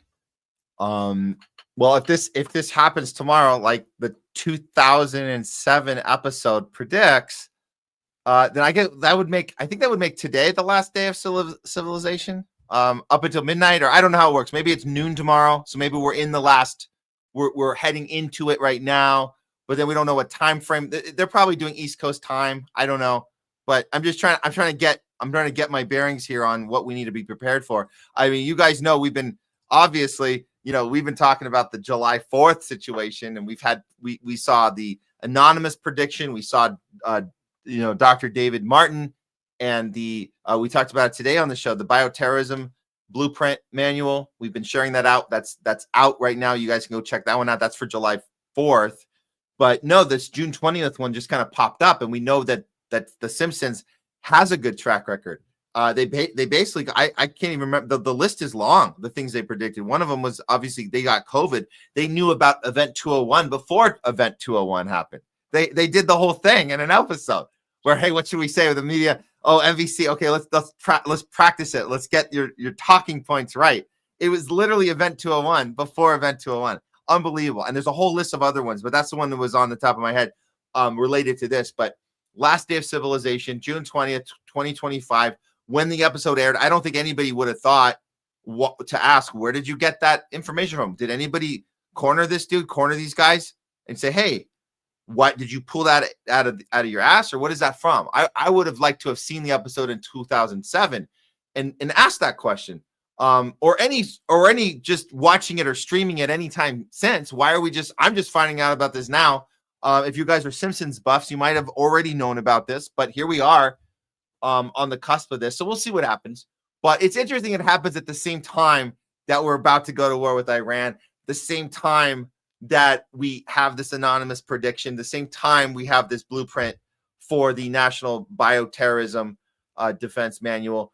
It's pretty fascinating that all this is happening around the same time. Oh, well, some are saying, I'm hearing this might be an AI generated Simpsons. If it is, then they got some clicks for it. If it is, we'll double check it. If this episode doesn't actually exist, I won't post it on our thing. If it does exist and the episode is real, can we find out if the episode is real? I mean, look, I get that the voice, obviously the voice is AI. That's just, people do shit really quick now. They just have a voice do it. That's not an actual narrator. But I just want to know, does the episode exist? That's really the question. Is there a 2007 episode? That's what I want to know. But we'll find that out. If not, either way, it's fun to have these discussions. Because again, like we said at the beginning of the segment, take it for what you want. But we are looking at some amazing coincidences right now happening all over the place. And we've been looking at July 4th. So we're still on that one. But here we are. And there's nothing wrong with asking questions and having these conversations. So that's about it. We'll go ahead and close it out today. Thank you, Cheese Slice. Sources all say there is no such episode. Okay. Well, I guess that's what I get for not being a Simpsons fan. I stopped watching it well before 2007. But very interesting. Why would they come up with that now? Probably got some good engagement from it. But it is a random date. There you go. 2000 episode apparently doesn't actually exist. Okay. Very good. Yes, and we have fake invasions. I want to throw this one up. Is this yes, John DeSosa's faked alien invasion. So yes, they are fake. So sometimes the false flags are worked in reverse. They fake them on purpose just to get a reaction, and then you find out it was fake. There is no alien invasion, and then you look like a fool. There's that. Actually, that reminds me of one. The alien invasion from War of the Worlds, which was the original airing of that. It was a story on the radio, because before TV, you had to engage on the radio. So they would do this 1940s radio hour, and then War of the Worlds was one of those stories that was presented as a theater piece, and it was so real that people thought it was like a news story, and they couldn't tell, because if you only have your ear and you don't have anything to look at, you might think that the actor playing the voice of we have to evacuate, the aliens are coming, you might think that it is it is a call to get out and into the street. However, I heard a story that there wasn't the chaos that they told us it was. So we learned that that was a big deal, that people heard something they thought was real and they took to the street when it was fake. That actually, what I hear is that didn't actually happen. I think it was Kirk Menzer who told this story. He had insight of people that told him that people did not actually go into the street. It was a very good, well done theater piece on the radio about the War of the Worlds, but people didn't actually pack their suitcases and get in their cars. That didn't happen. They tell us that happened because it sends the messaging to us that we are very gullible, we are very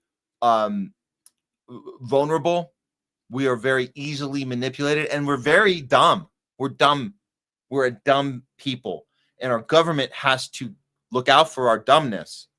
And it really is the way you can control people with more censorship. You make them think you're that stupid. If you hear something that's fake, you're going to believe it. Look, we just played this Simpsons thing. What happened? Did we all pack our bags and get in the street? No, we talked about it. We looked it up, whatever. Okay.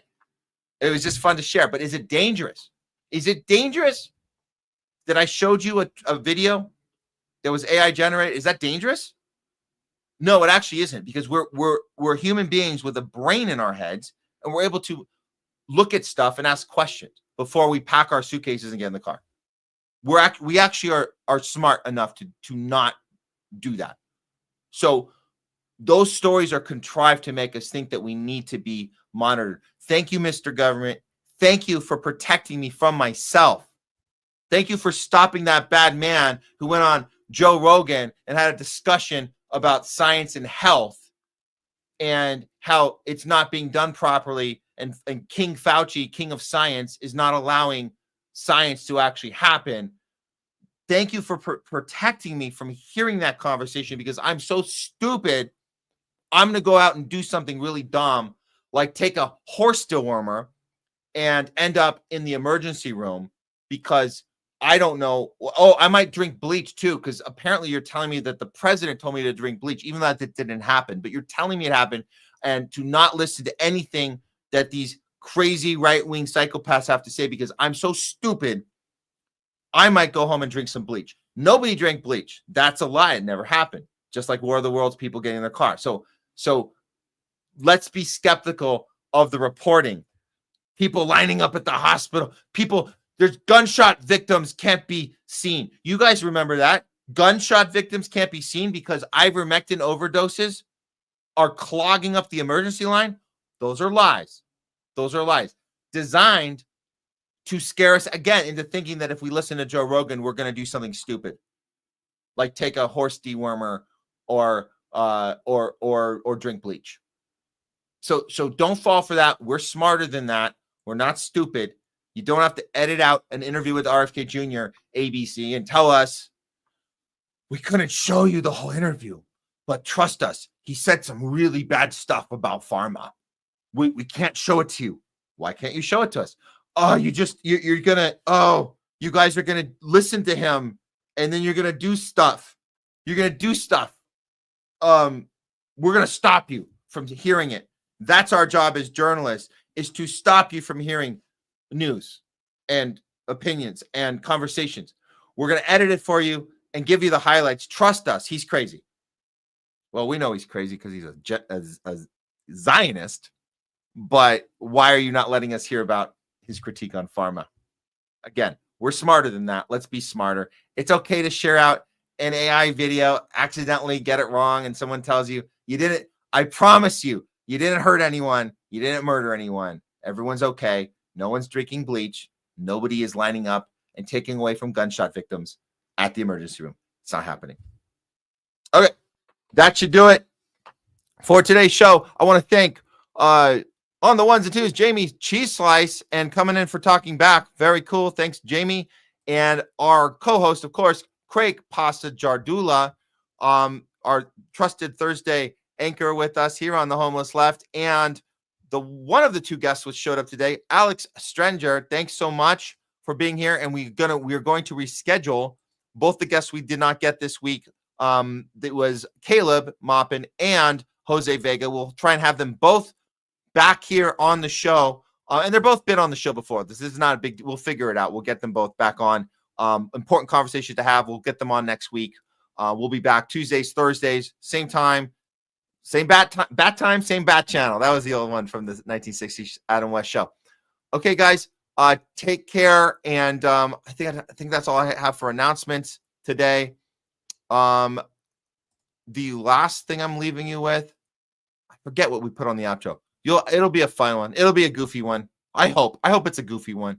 We don't need any more doom and gloom for one day. Let's just play something goofy and call it a day.